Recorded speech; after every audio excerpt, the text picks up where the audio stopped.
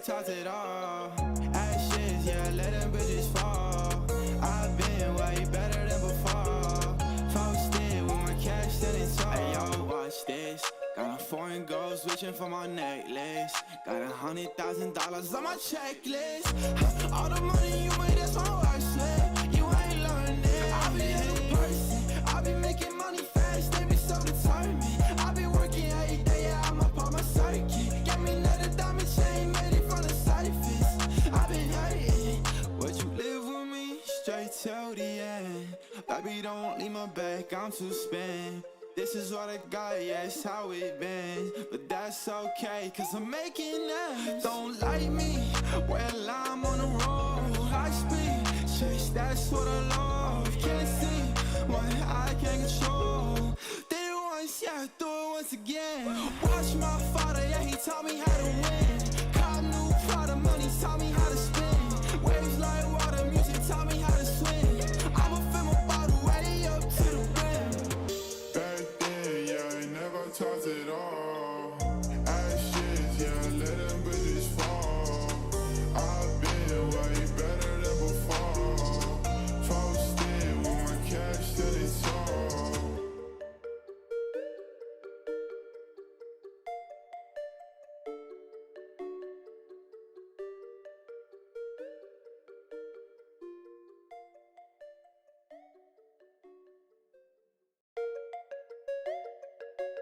Don't like me, cause I'm on the road, yeah. Alright, let's go. Don't like me, well I'm on the road. High speed, chase, that's what I love. Can't see what I can't control. Did it once, yeah, do it once again. Watch my father, yeah, he taught me how to win. Cop new product, money taught me how to spin. Waves like water, music taught me how to swim. I'ma fill my bottle way up to the rim. Back then, yeah, I never talked at all. Ashes, yeah, let them bitches fall. I've been way better than before. Posted with my cash standing tall. Hey yo, watch this. Got a foreign gold switching for my necklace. Got $100,000 on my checklist. All the money you made, that's my work slip. You ain't learning. I be a new person. I be making money fast. They be so determined. I be working every day. Yeah, I'm up on my circuit. Get me another diamond chain made it from the surface. I been hurting. Would you live with me straight till the end? Baby, don't leave my back. I'm too spent. This is what I got, yeah, it's how it been. But that's okay, cause I'm making ends. Don't like me, well I'm on the road. High speed, chase, that's what I love. Can't see what I can't control. Did it once, yeah, do it once again. Watch my father, yeah, he taught me how to win. Cop new product, money taught me how to spin. Waves like water, music taught me how to swim. I'ma fill my bottle way up to the rim. Talked it all. Ashes, yeah, let them bitches fall. I've been way better than before. Posted with my cash standing tall.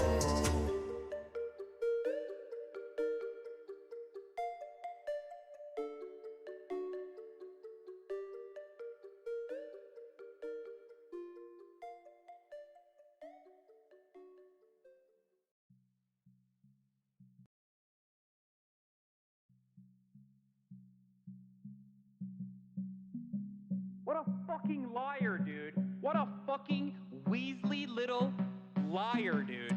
What a fucking Weasley little liar, dude. Holy shit, dude. Holy fucking shit, dude. Literally lying. Still lying to his audience.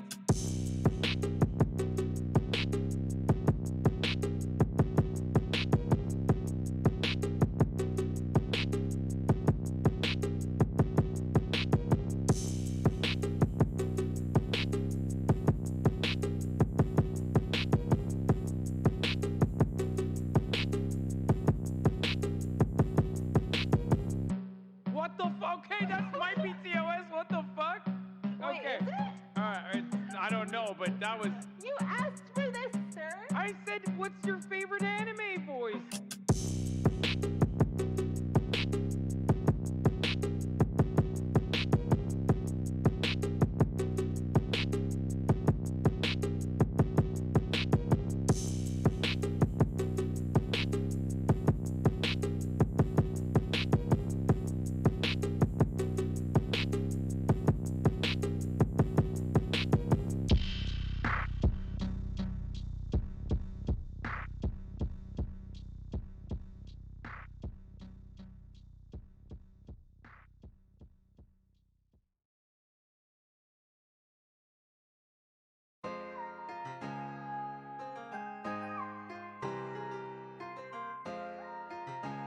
Jojo, not again. I'm trying to make my mama proud, yeah, that's for sure. Landed in the city, but my heart is on the coast. I don't wanna look back what my life was like before. I just took a red-eye penthouse, top floor. In the stew, I got a spazzo. Back up in my bag, get the rackets and I cash out. I've been running laps, I don't got time to relax now. I just took a chance, wasn't looking for no handouts. Oh, they like proud of how we do this. I've been with my brothers in the hills, we going stupid. I can't stop, I've been different, always knew this. Trying to turn them Bordens into Benjis, needing blue strips. Oh, Walking on the floor, it's certain no one protects me. Wanna show Shawty my heart, she wanna text me. All this love I felt was a curse, I wanna XD. Going crazy, all of my nerves, who does to check me? All this fun, baby, why you gotta leave me on? Had to drop a bag on her when she gone. But I'm running with my click, yeah, they got me till I fall. Playing it for bags, worth more than you love.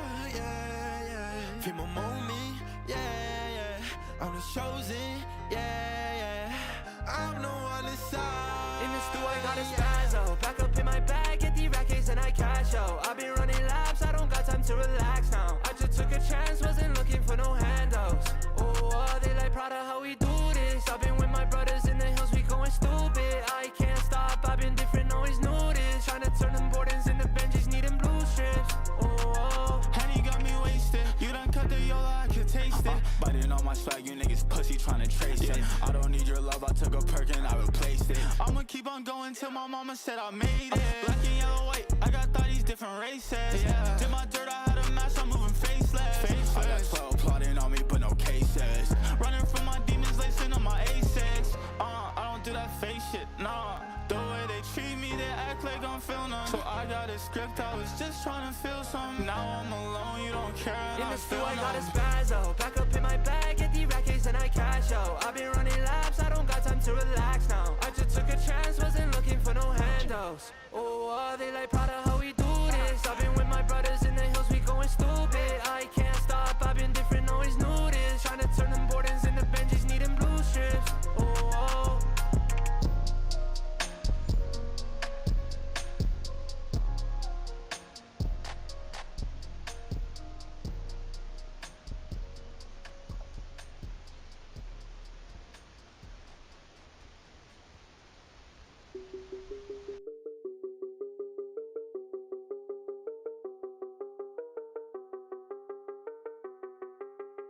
I took people's drop boxes. I was like, "Are you a conservative, ma'am?" And like an old lady would be like, "Yeah, I'm a conservative." And I would fucking deck her, take her ballot, and just rip it apart right in front of her face. I was like, "You, you're not allowed to vote this way in California." That's right, bitch.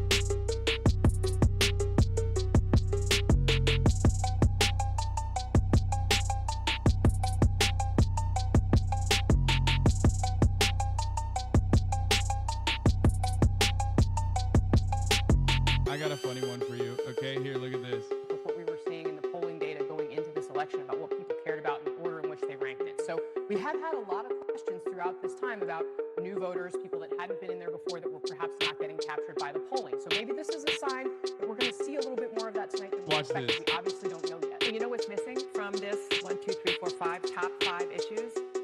Democracy.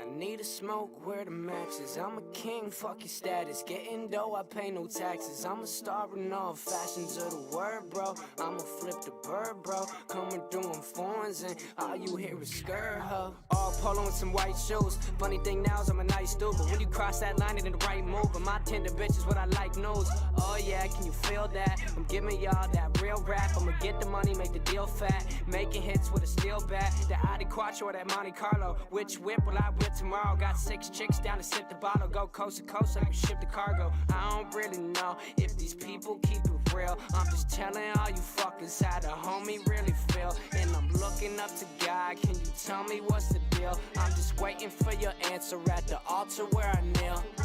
I need a smoke, where the matches. I'm a king, fuck your status. Getting dough, I pay no taxes. I'm a star in all fashions of the word, bro. I'ma flip the bird, bro. Coming through in foreigns and all you hear is skirt, huh? Let me get the money, I see you bitches acting funny, ha. Can't take nothing from me, nah. Rapping blunts like mummies, yeah. We freed the homie when he caught a bid. I roll around, you can't stop the kid. Truth be told, I'm hot as shit. Just say what up when you spot a kid. Real talk, I'm trying to speak the truth. I stay loyal, bro, it's in my roots. Since 15, I've been in the booth. At 16, I was on the move. Used to ride in that old Chevy. Now we out here show ready. I can see the bull, you're so petty. You can have your shine, my glow heavy. I need a smoke, where the matches. I'm a king, fuck your status. Getting dough, I pay no taxes. I'm a star in all fashions of the word, bro. I'ma flip the bird, bro. Coming through in foreigns and all you hear is skirt, huh?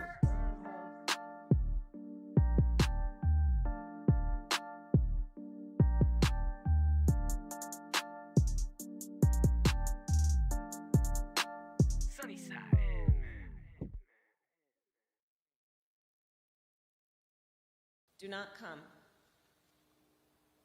Do not come. Okay, this is the most disappointing video I've ever seen. She literally attacked the 2 things that I like.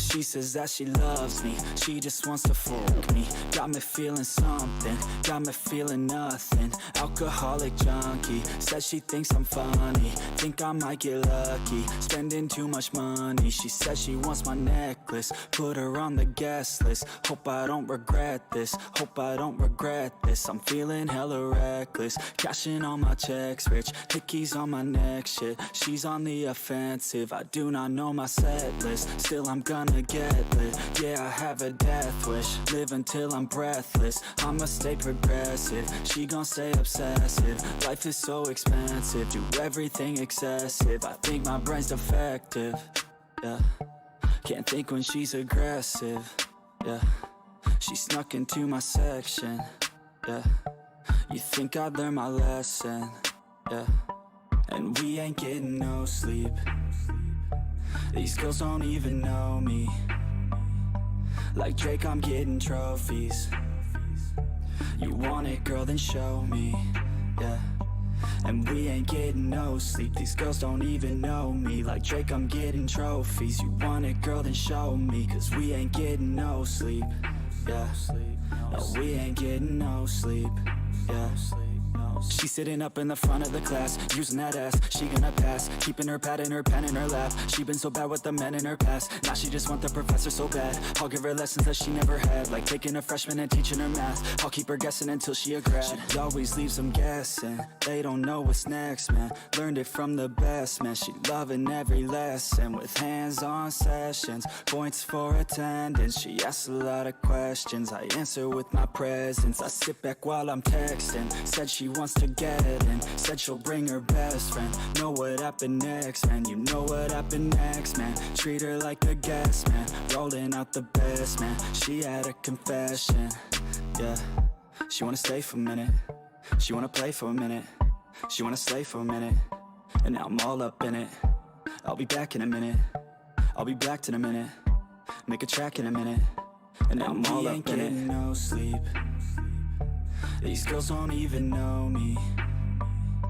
Like Drake, I'm getting trophies.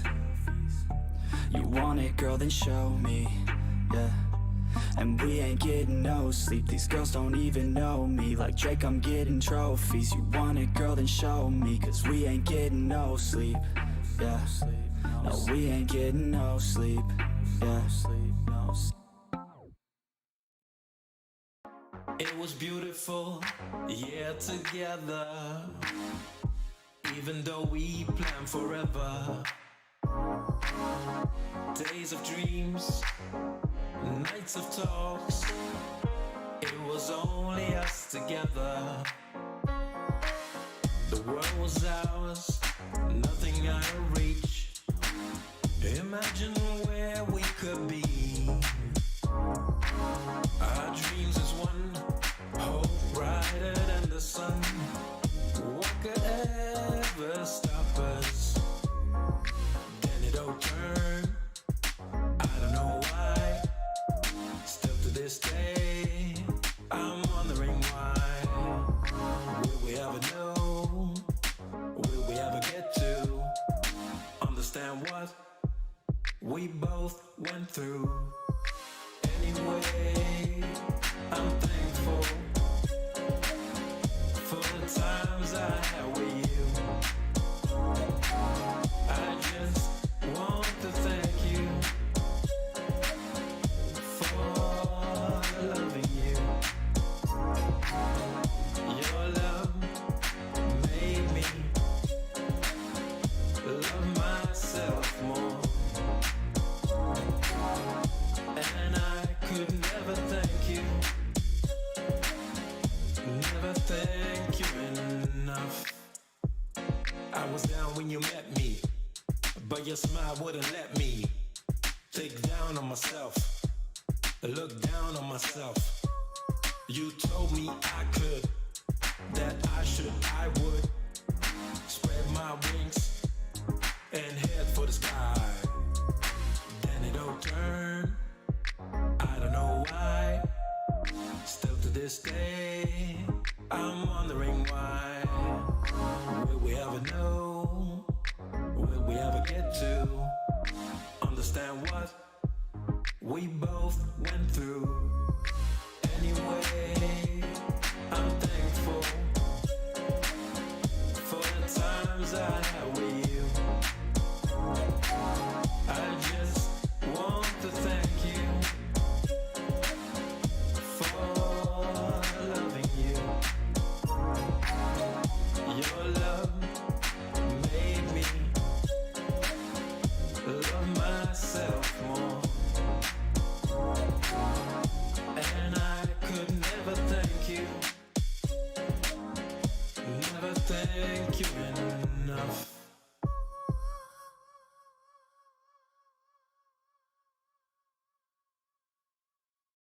They say, rock, rock, rock. You say, blah, blah, blah. Talk is cheap, homie. Talk is cheap, homie. Blah, blah, blah, blah. Can't be no one else but yourself. You the best at being yourself. Remember that and never doubt it. Stand up, hello world, shout it. Leave your mark, build your legacy. Make them words count, live your fantasy. It's your life, time to live it right. Show the world what you're all about. Let them haters hate, let them doubters doubt. They don't really know what you all about. Let the talkers talk while you walk the walk. They don't really know what you all about. You only need yourself and the one and only. Even when you stand alone, you're never lonely. Take the path, less travel. When you reach your true level, allow yourself to take your place on your space. It's your birthright. Let your work outshine the talk. Let your smile light up the dark. Let the haters hate. Let them doubters doubt. They don't really know what you all about. Let the talkers talk while you walk the walk. They don't really know what you all about. They say rock, rock, rock. You say blah, blah, blah. Talk is cheap, homie. Talk is cheap, homie. Blah, blah, blah, blah. Let them haters hate. Let them doubters doubt. They don't really know what you all about. Let the talkers talk while you walk the walk. They don't really know what you all about. We aren't better because we want to be. Because the road to hell is paved with good intentions. All the do-gooders in the world, whether they're doing good for others or doing it for themselves, are troublemakers. We white Anglo-Saxon Protestants, British, German, American, have been on a rampage for the past 100 or more years to improve the world. We have given the benefits of our culture, our religion, our technology to everybody. And we have insisted that they receive the benefits of our culture, even our political style, our democracy. You had better be Democrat, or we'll shoot you. And having conferred these blessings all over the place, we wonder why everybody hates us. Because sometimes doing good to others, and even doing good to oneself, is amazingly destructive. Because it's full of conceit. How do you know what's good for other people? We can change society. We can get enormous enthusiasm going out of the idea that there is a revolution afoot, and that this revolution is going to set everything to right. Do you know a revolution that ever set anything to right? Whether the revolution came from the left wing or from the right wing. When we have a great system, great power to put it into effect, there is always more violence, more bloodshed, more trouble. Diabolical things are done in the name of righteousness. We don't change.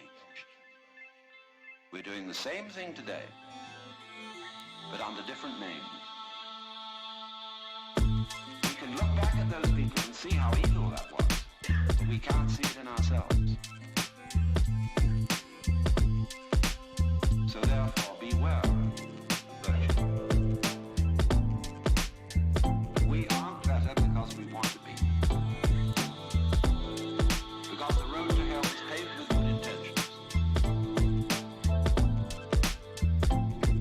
Because all the do-gooders in the world, whether they're doing good for others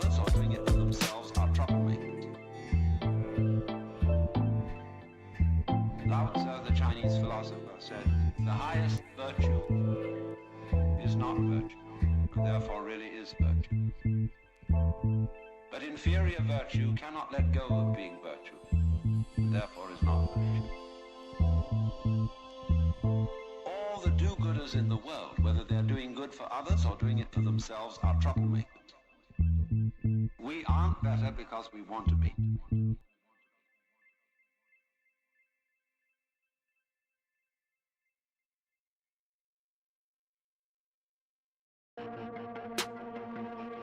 Look what?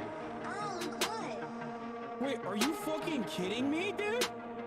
Oh my god, you are such a pathetic piece of shit. Shame on you. Shame on you, you fucking liar. You fucking filth.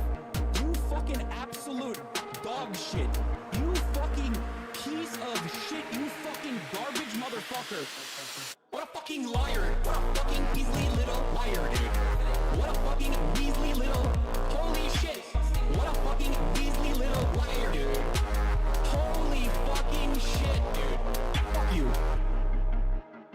You fucking piece of shit. You fucking garbage motherfucker. I cannot believe it. You fucking piece of garbage. You know these motherfuckers are such liars, dude. I despise these people so much. God, why are you such a fucking horrible monster, dude? Shame on you, and shame on your fucking parents for literally bringing to this world such pathetic, filthy spawn. You disgusting, vile piece of garbage. What a fucking liar. What a fucking Weasley little liar, dude. What a fucking Weasley little... Holy shit. What a fucking Weasley little liar, dude. Holy fucking shit, dude. Fuck you. Oh my god. Oh, this is disgusting. So fucking disgusting. What a pathetic worm, dude. Shit, dude. I just, fuck you, dude. Fuck you.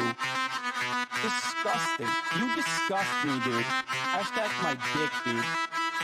Lying for clout ass motherfucker, dude. What a fucking liar. What a fucking Weasley little liar, dude. What a fucking Weasley little... Holy shit. What a fucking Weasley little liar, dude. Holy fucking shit, dude. Fuck you.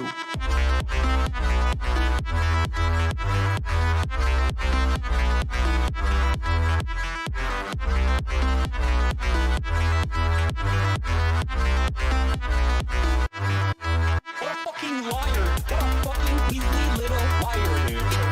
What a fucking Weasley little... Holy shit. What a fucking Weasley little liar, dude. Holy fucking shit, dude. Fuck you.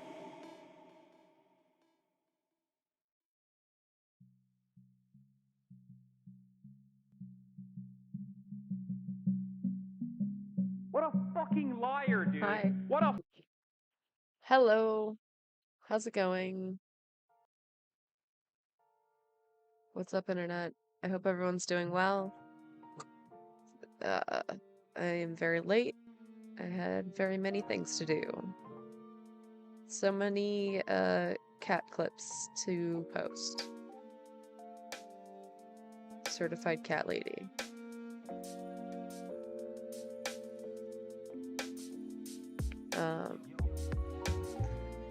I'm like pretty tired. I planned so much, but like I don't know how much of that I'm actually gonna get through. Oh my god, I'm so tired.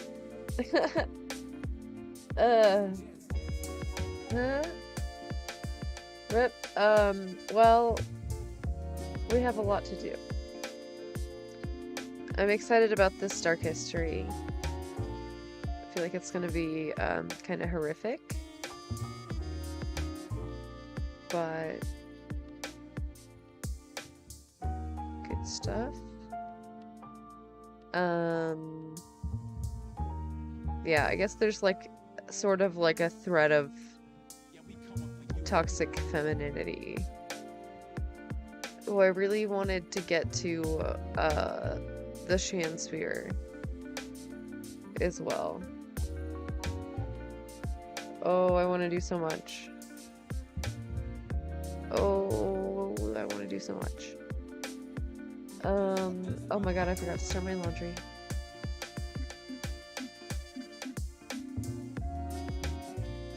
Give me a second.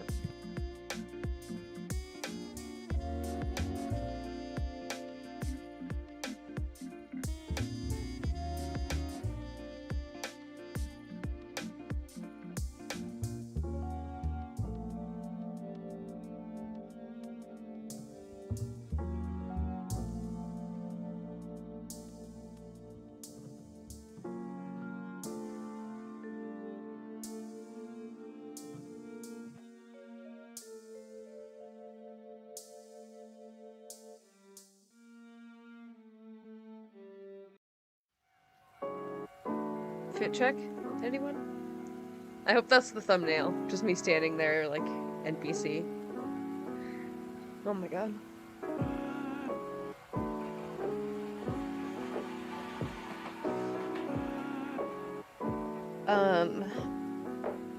God. There's so much to do. There's a lot of video essays, which is why I wanted to get through some of them today. I know it's not Sunday, but you know what? It's gonna be okay.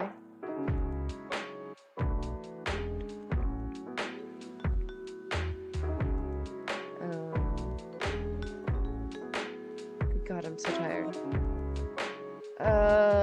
That's all I got. That's all I got. I'm sorry. Not very exciting news or anything. Just surprised Lainey is tired again. Shocker. Who's shocked? Not me.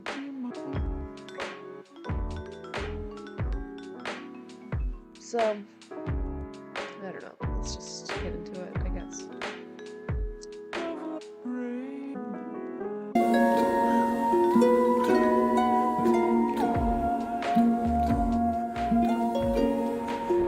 Hi friends, how are you today? Are you having a wonderful day? I hope so. My name is Bailey Sarian, and I'd like to welcome you to my study and to my podcast, Dark History. Now, if you're new here, this is a chance to tell the story like it is and, I don't know, just share the history of stuff we would never think about. I do all the thinking at like 2 a.m., so don't worry, I got you covered. All I need you to do is sit back, relax, and just let me ramble on. I was worried I might have to think about all the stuff I learned, because it's filled with so much hot, juicy history goss. History is juicy. It really is. They just overcomplicate it, right? They make it so complex so we don't understand it, but then when you break it down, you're like, holy shit, I've had a lot of coffee today. Anyway, so let me tell you about today's episode. Now, I heard about this story a long time ago about this guy who married this woman, right? As one does. The two of them decided to have kids, so that's exactly what they went on to do. And after one of the babies was born, the man looks at this child and then looks at his wife and then looks at himself, you know, in the mirror or whatever. And he's like, what the hell? This baby's ugly. This baby is ugly. And I know, I sure as hell know he did not get it from me. So this guy, he immediately accuses his wife of cheating on him because there's no way in hell that he could have fathered, he could have made such an ugly child. This is facts, I'm telling you, okay? It turns out his hunch was right. Like, no, she wasn't cheating. She was actually hiding something. She had a big old secret. You see, he ends up suing her. He takes her to court, and that's where he finds out that before the two had ever met, his wife had plastic surgery. So not only was the child ugly, it was naturally ugly. The horror! What? Having a naturally ugly child, it was too much for these people to handle. Unacceptable. Now, here's the fun part. There's a hot debate whether this story is true or not. If you search the web, you'll come across this story, but you can't ever figure out if it's factual. I don't know. But Sure. All this plastic surgery talk just led me down a rabbit hole. You know, I mean, I'm sure there's something there if you just go looking, so I did. And I was shocked to find out that plastic surgery has actually been around for a long time. I personally, I guess, thought plastic surgery was newer, you know, new-ish. But boy, was I wrong. Like, I'm sure Jesus was getting plastic surgery. Probably. Let me tell you what I learned. Great. Probably. Joan, are you okay? Joan got breast implants, as you can probably tell. She did need them. No shade. But you were a little flat. Look, I have to keep you in your place. You're becoming too gorgeous for this show. It's going straight to your head. God damn it, Joan. Is that where you're spending all your money? On tits? How are you gonna fly with tits? Okay, look.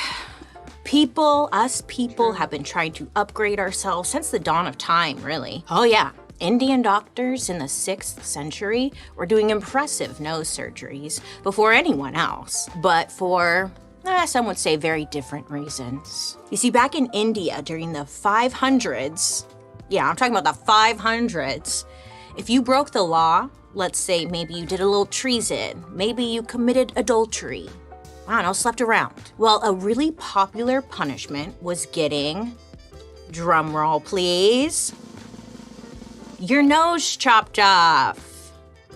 Yeah, that was a punishment. You would get your nose chopped off. It was pretty effective, I guess. I'm not sure, but I imagine, right? So there are a lot of people wandering around this time with no noses. I never saw Harry Potter, but I'm being told it's giving like Lord Voldemort. What's his name? Him. It's giving him. I guess he doesn't have a nose. I don't know. So you don't know? You don't know Voldemort? You had to have heard that name. Criminals will get their noses chopped off, okay? And not only does this signal to the world that, like, you're a criminal, but the recovery period was pretty brutal.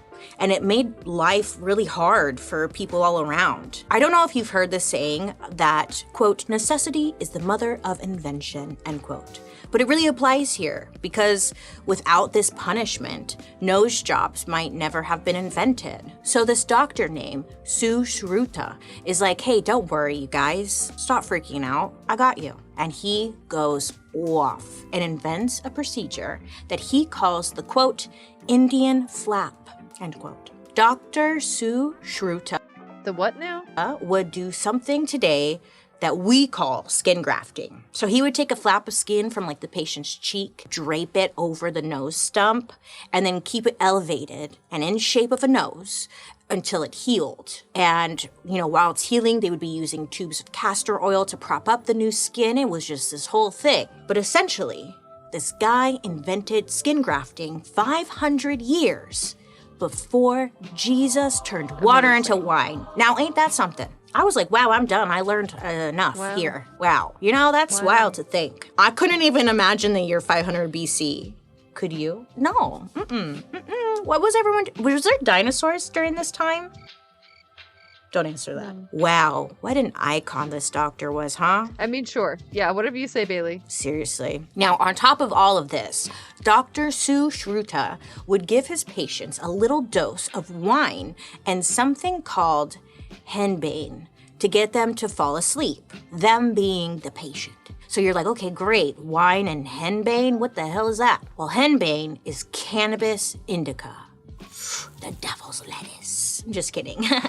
But yeah, so they would get high and they would get to drink some wine and then they would wake up with hopefully a new nose, you know? Now, all of Sushruta's methods were written down in Sanskrit, which is an ancient Indian language that not a lot of people outside of India were speaking. So all of his medical achievements were totally unknown outside of India. But word of mouth spread, and by the 16th century, Italian doctors started performing similar reconstructive techniques. But things didn't really hit until the 1700s, when India and England were at war. That's when some British surgeons heard a story that left them shooketh to the core. There are these 4 men that were captured, okay?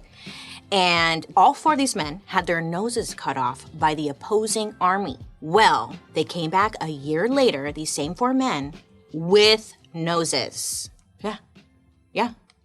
Yeah, it had people all sorts of confused because everyone's like, I know a nose does not grow like a lizard tail. So they decide to investigate. And that's when I wish, though. That would be pretty fucking dope. Soldiers came across an Indian surgeon who was still following Sushruta's techniques. Now he's laying layers of gauze with a quote-unquote cement mixture on top of that new nose, which they shaped with wax, and then they slowly wait for it all to harden. The patient has to lay on their back for about 5 to 6 days after the operation to make sure, again, gravity helped keep everything in place. But this procedure, according to the doctors, was, quote, always successful and looked nearly as well as the natural nose, end quote. Honestly, I saw a picture. They kind of look like Squidward afterwards. You see it. If you don't, Squidward. But hey, it had... Oh my god. It does, though.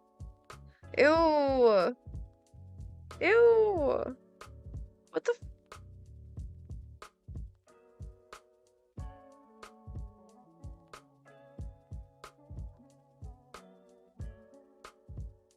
Bro, that's straight up horrific. What is this for anyway? I forget what this was like. Just like the first nose job, I guess. I think that's what it was.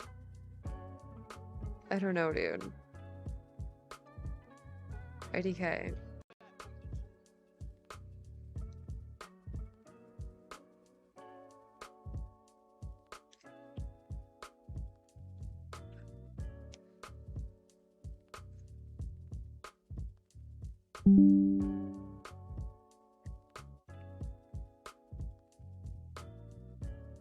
Squidward afterwards. You see it. If you don't, Squidward. But hey, it had to start somewhere. You know, like, hey, you know, it worked. And it was better than nothing, I'm sure. And it made them feel better, I think. And look, the procedure itself was just really advanced for the Hi, welcome in. time. And the Sure.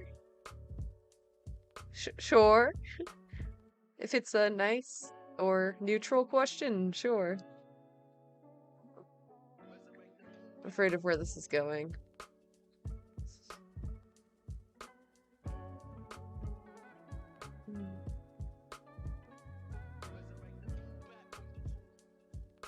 British were blown away, okay? Now, especially back in England, a whole lot of people are noseless at this time, but not for the same reason. They're noseless for a different reason. Yeah, people got missing noses during this time. Just everyone's nose was missing for some weird reason.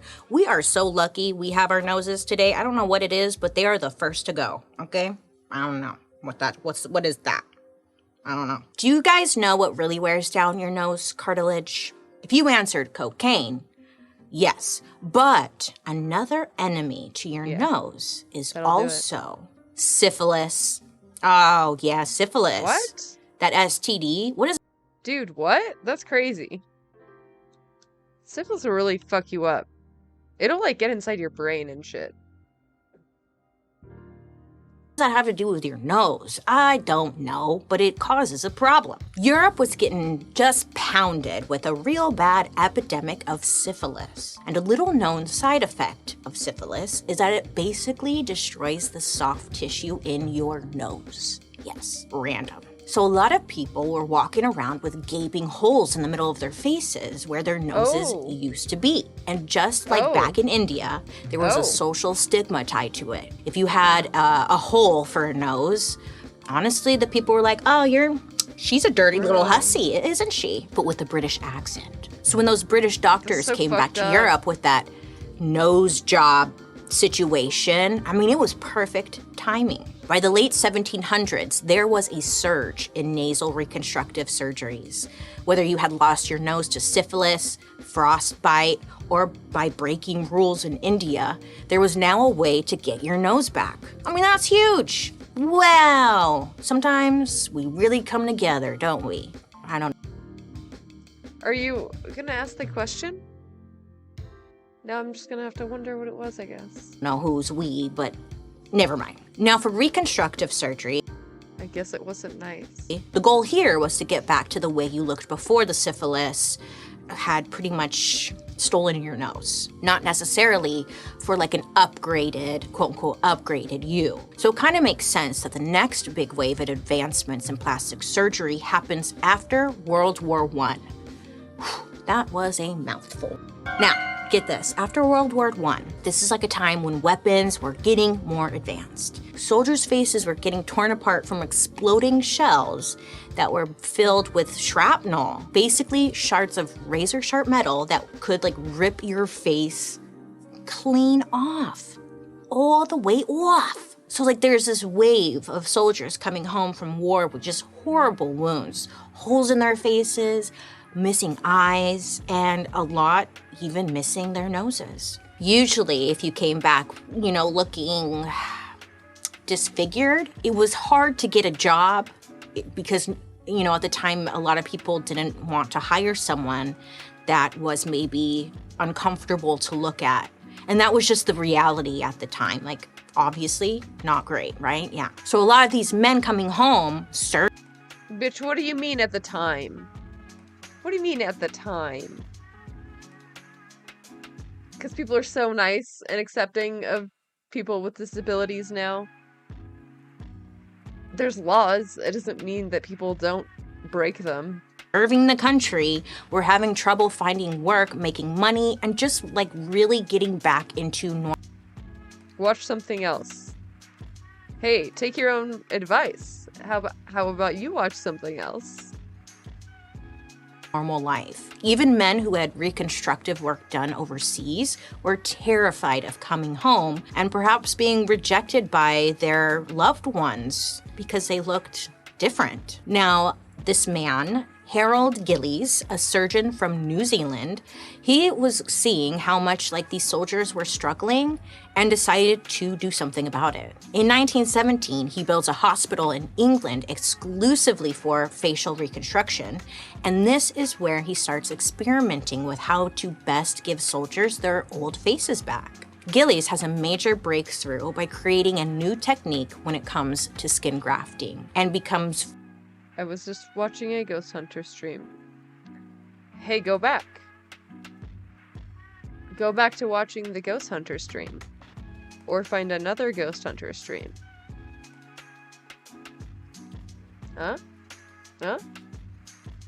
Famous, pretty much, as the father of plastic surgery. Now, he was doing something no one else was doing. And from this point on, I mean, it was like the dawn of plastic surgery as we know it. Pretty soon, doctors and even non-doctors are realizing there's a pretty penny to be made in the market of facial and body reconstruction. They were putting all kinds of things in people's bodies to try and fill war holes and patch those shrapnel wounds. If you were getting reconstructive surgery in the early 1900s, your wounds could be packed with anything from wool, yes, wool, ox cartilage, sponges, polyester, ivory. The one that I got hung up on was glass. Yeah, they would use glass as like a filler. Oh, could you imagine? Like, don't run into any hard corners. It's over for you. They even used ground glass? Imagine having glass in your face? Look, this is horror. Up rubber from time to time. A lot of trial and error, honestly. But eventually, their doctors are like, hey, this looks pretty good. Eh? And because Dr. Gillies had been doing such great work with soldiers, he was making cosmetic surgery not only well known, but socially acceptable. Now, this next thing is not technically considered plastic surgery. It's kind of like a workaround to plastic surgery. And it's something that many thought was invented in the modern day, but it's much older than you think. And I'm talking about fillers. Yeah. Fillers are something you inject into your skin to smooth out or add volume to an area. And when fillers enter the chat, the lines between plastic and cosmetic procedures, yeah, they get a little blurry. Traditional plastic surgery was all about getting the patient back to how they looked and functioned before, like those soldiers and syphilis patients. And it was related to your health. But now for some people, it was seen as an option to do something cosmetic, AKA, this is now your opportunity to take your looks to the next level.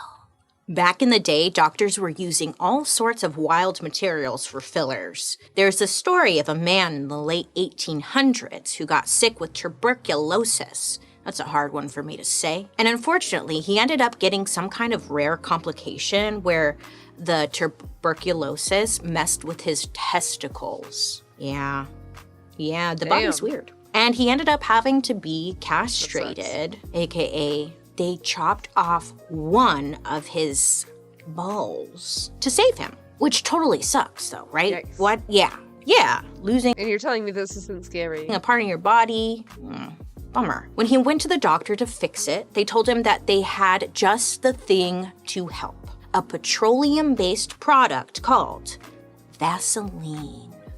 Yeah, Vaseline. Now the doctor's theory here was that the Vaseline would be injected as a liquid, and then once it adjusted to the body's internal temperature, it would turn into the perfect ball-like consistency. Now my mind was like, oh my God, that sounds nice, like a stress ball. Just a ball of Vaseline, that sounds nice. Like I could see where they thought, they were onto something. I would squeeze that ball. And get this, No. it actually, it worked for a while, but the Vaseline filler didn't seem to stay in place. Apparently, Vaseline back then would melt. I'm sure it would just go everywhere. Oh, it's so gnarly. At a temperature of 65 degrees. Our body's internal temperature is 98 degrees, like the boy band. So it wasn't gonna work out. I mean, they couldn't figure this out before they injected it into a human testicle. Well, I guess that was them finding out. They gotta learn somewhere. Well, anyways, the Vaseline, it wasn't gonna work. So doctors had to figure something else out. And that's when the 1920s rolled around and doctors pivot to another petroleum-based substance that seemed much better than Vaseline. They switched over to something called paraffin. Now, if that sounds familiar Dude, they were just trying whatever. to you, it's probably because you've been to the nail salon and they're like, do you want your hands all smooth and stuff? And they do that paraffin wax treatment. And you could dip your feet in, your hands in, and then it hardens. And then you take it off and your skin's so smooth. Yeah, that stuff. Look, I mean, plastic surgeons thought they struck a gold mine, okay? The melting temperature was supposed to be higher than Vaseline, and paraffin injections could help even more medical issues, like painful hernias. But the reason paraffin was popular wasn't because of hernias, let's be real. It was because it was also, for a while, an effective cosmetic filler. Women were now seeing doctors to get fillers in their cheeks, breasts, and noses. And men were even coming in to get filler in their penises to make them larger. Yeah, they were getting dick filler. Hot. Doctors and patients reported amazing results basically right away. What the fuck? And paraffin dick filler? Ain't no way, dude. Injection was the most popular technique for the first 20 years of the 20th century. And there was just one catch, of course. The paraffin, it was basically poison for your body. Yeah, we bathed in it. Whoops. Again, you gotta learn somehow, I guess. There was this woman named Gladys Deacon, a French-American duchess, whose life was ruined because of paraffin fillers. Now, Gladys was a babe, allegedly. Men loved her. She was known for her beauty, her wealth, her status. And when she was in her 20s, she wanted to have a little procedure done to make her even more beautiful. But naturally, right?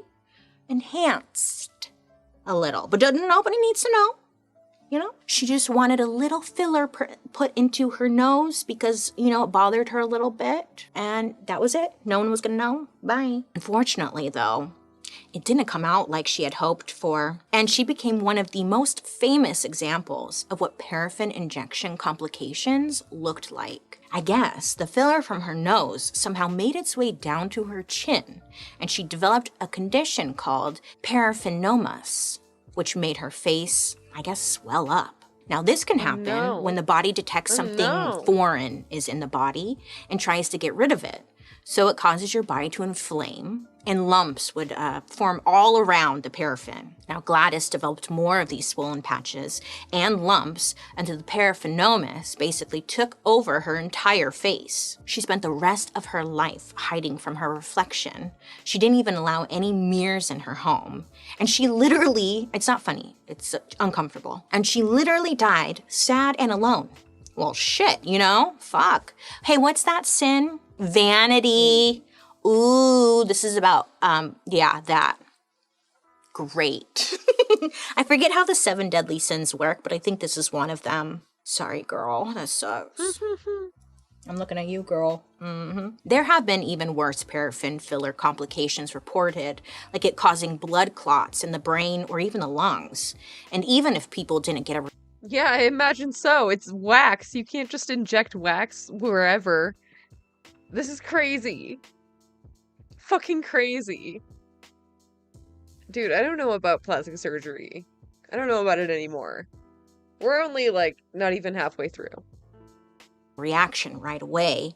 They might get a deadly infection later on. Back then, there was really no way to get paraffin filler out of your body, so you just had to sit and deal with it. But still, thanks to all of the horrors of World War II, plastic surgery perseveres. Plastic surgeons don't only cater to the duchesses of the world, they also helped change people's lives. Like, for example, a man named Dr. Maxwell Mates. When Dr. Mates was just an intern at a hospital, he had an experience that would shape him for the rest of his professional life. You see, what happened was he was helping out with like the delivery of a newborn baby. When the parents first laid eyes on their newborn, they were shooketh. The baby was born with a cleft lip. A cleft lip is a gap or opening in the front lip area. Now, the parents were devastated to see this. Now, back then, people genuinely thought that babies who were born looking different than everyone else, it was actual evidence that God was pissed at you for sinning. Even if it was like a sin from 20 years ago,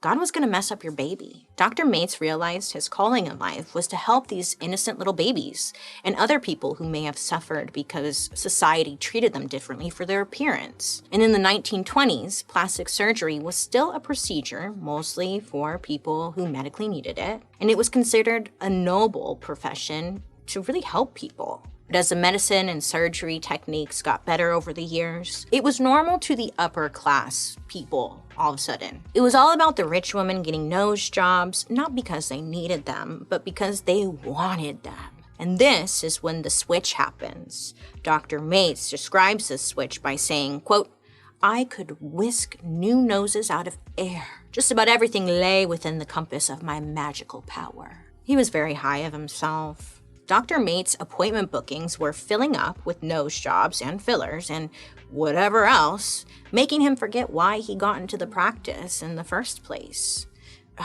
It's always because money ruins everything. Once people start... True! Oh my god, is it Bailey's anti-capitalist arc? Finally? Money does ruin everything! You're so right, queen. Making tons of money, it's like... He's like, man, fuck what I was gonna do. I'm gonna do this now. I don't blame him, but like, it still sucks, you know? At this point, like, people were going from, I wanna look, quote unquote, normal to I wanna look perfect. More everyday people were starting to get interested in the procedures, but were feeling a little hesitant. So plastic surgery kind of got a little rebrand. People started referring to plastic surgery as beauty enhancements. And this terminology made it seem less extreme and more like putting cucumbers over your eyes and just relaxing in the sun. Another doctor, his name was Dr. John Howard Crum, took everything one step further and started telling women that facelifts were the new it thing to do. Everyone needed a facelift. And honestly, they shouldn't be afraid of it because the procedure was, quote, no big deal. Dr. Crum wanted to prove this to the people. So on May 26, 1921, Dr. Crum performs a facelift procedure to the public. Oh yeah, I would watch for sure. This was the first public facial surgery. Public surgeries, that's so wild that we did that. Like, what? Why? Ever. There was a full-on audience. Like, it was a major sporting event.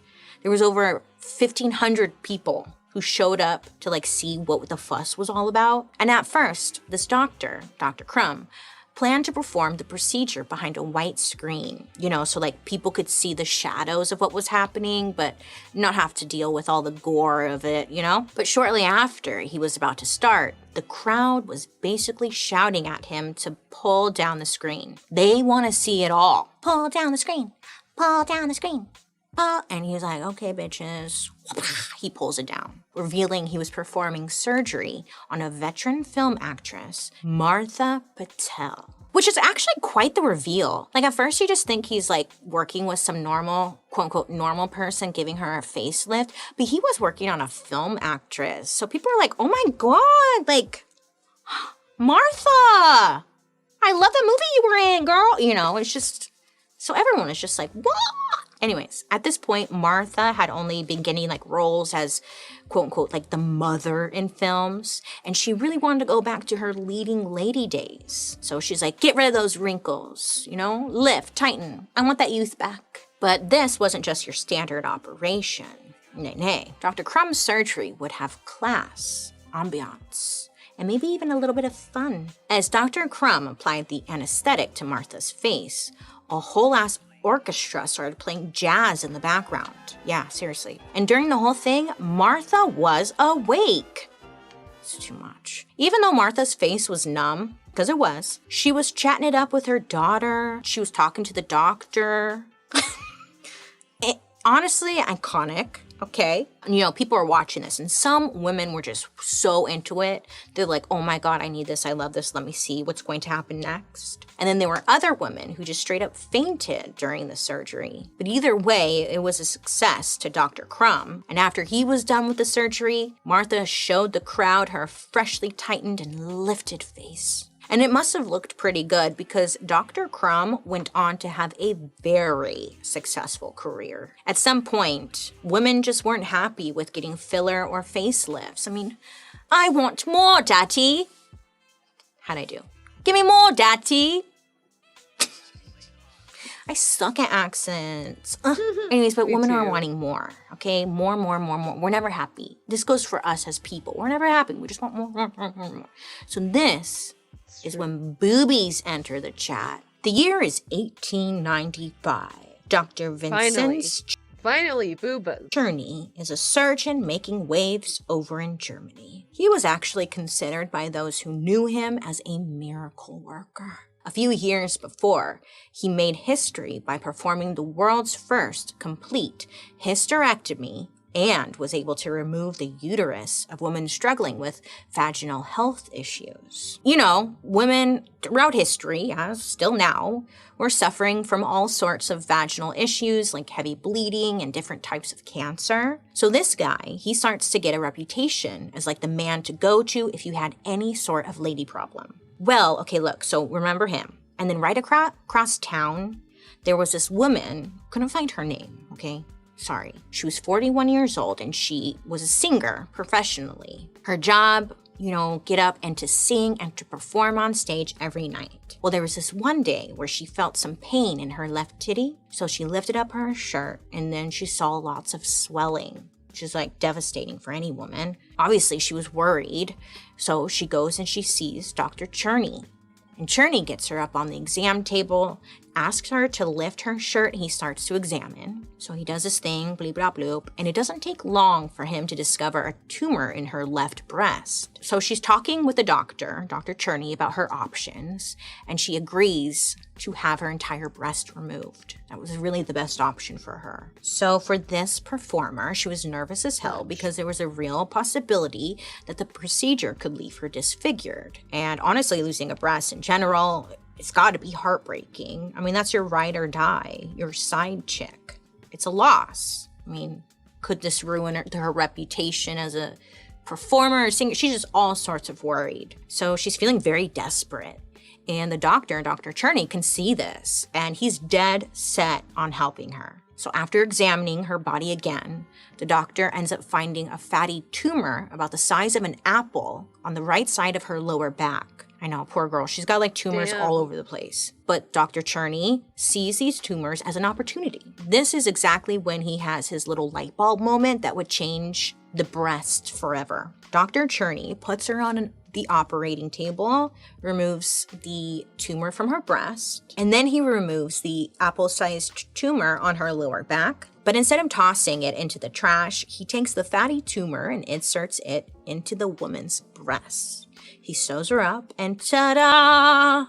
Brand new titty. I know it sounds bad because it's like, wait, did he just swap a tumor for another tumor? Like, that can't be good. But the lower back one wasn't cancerous. It was just a fatty lump. So the doctor concluded it wouldn't hurt her. And this idea of using actual body tissue to reconstruct a breast was groundbreaking. It was the first documented breast augmentation surgery. This was so groundbreaking that Dr. Cherney was nominated for the Nobel Peace Prize. Yeah, Not dude. once, but What an interesting idea. We'll just take it over from over here, put it in your tit, it'll be fine. What? What? 3 times in the early 1900s. But sadly, his important work in the field of boob jobs was overlooked. For some reason, he just kept losing to people like the guy who found the cure for syphilis. Or like, there was another guy who invented some big cure. Boo.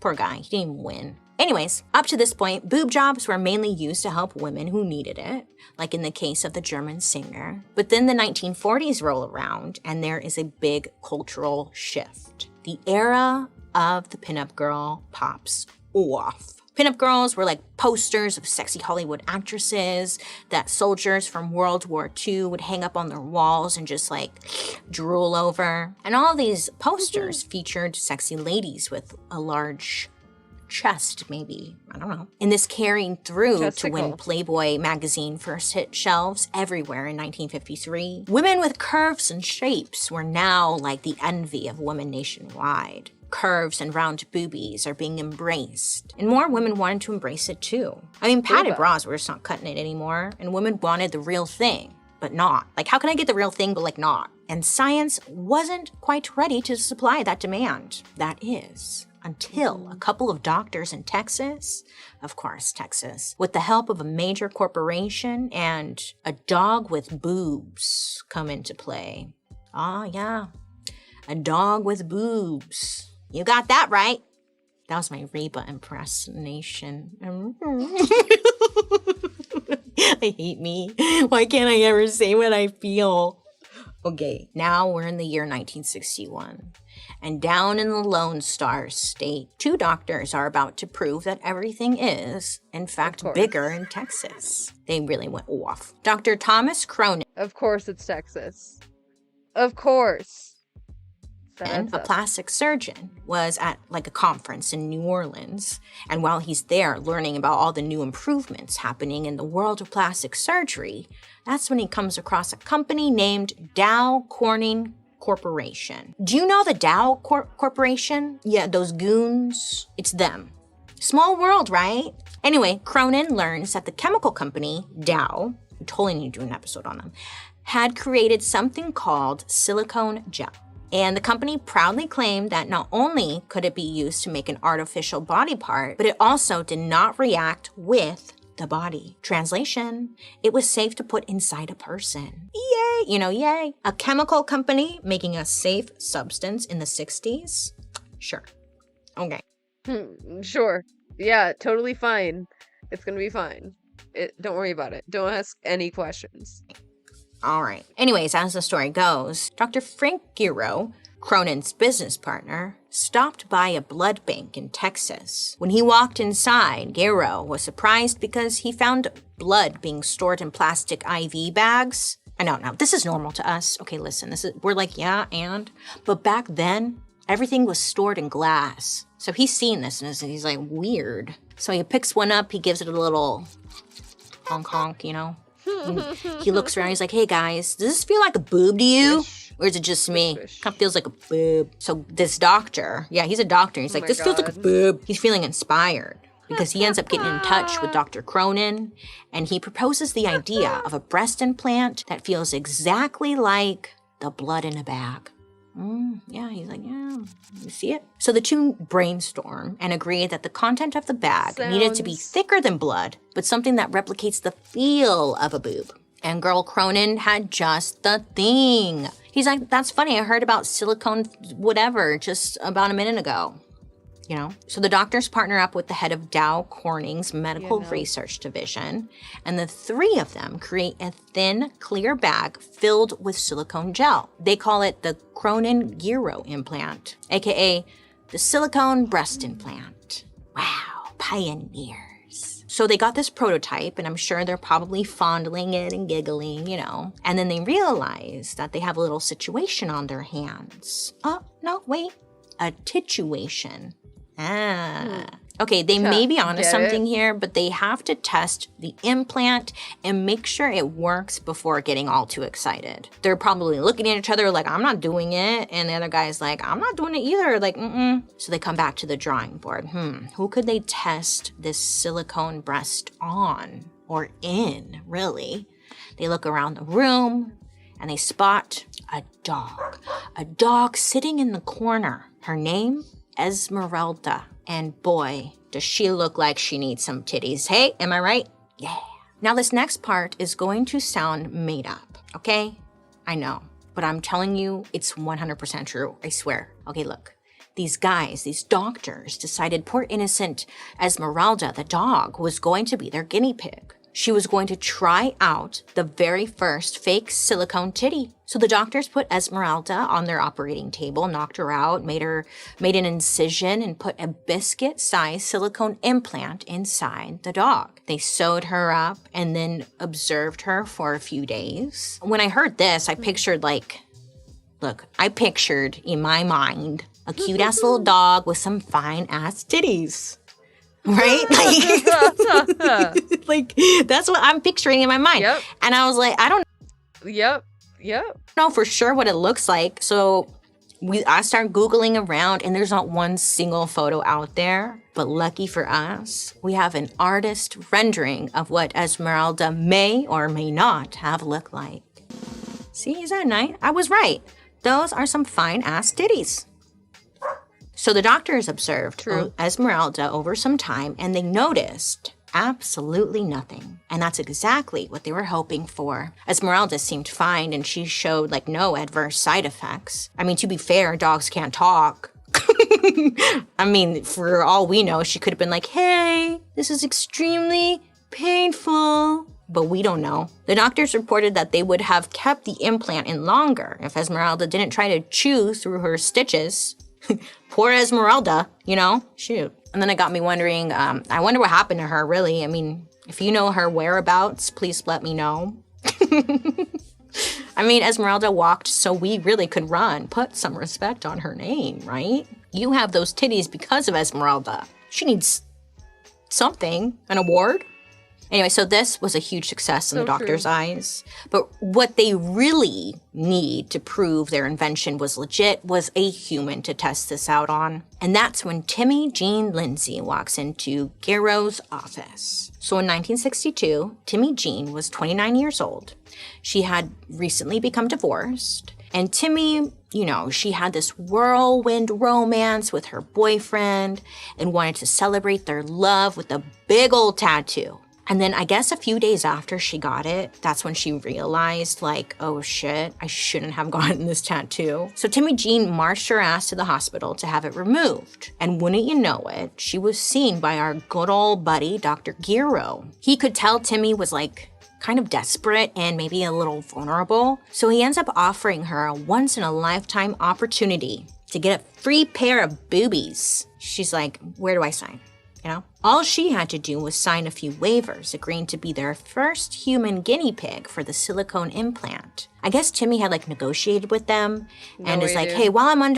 Ain't no way. Ain't no way. Imagine being that fucking brave. Yeah, I'll be the first one to try it ever. No. Could not be me. Can you do my ears too? Pin them back, I think.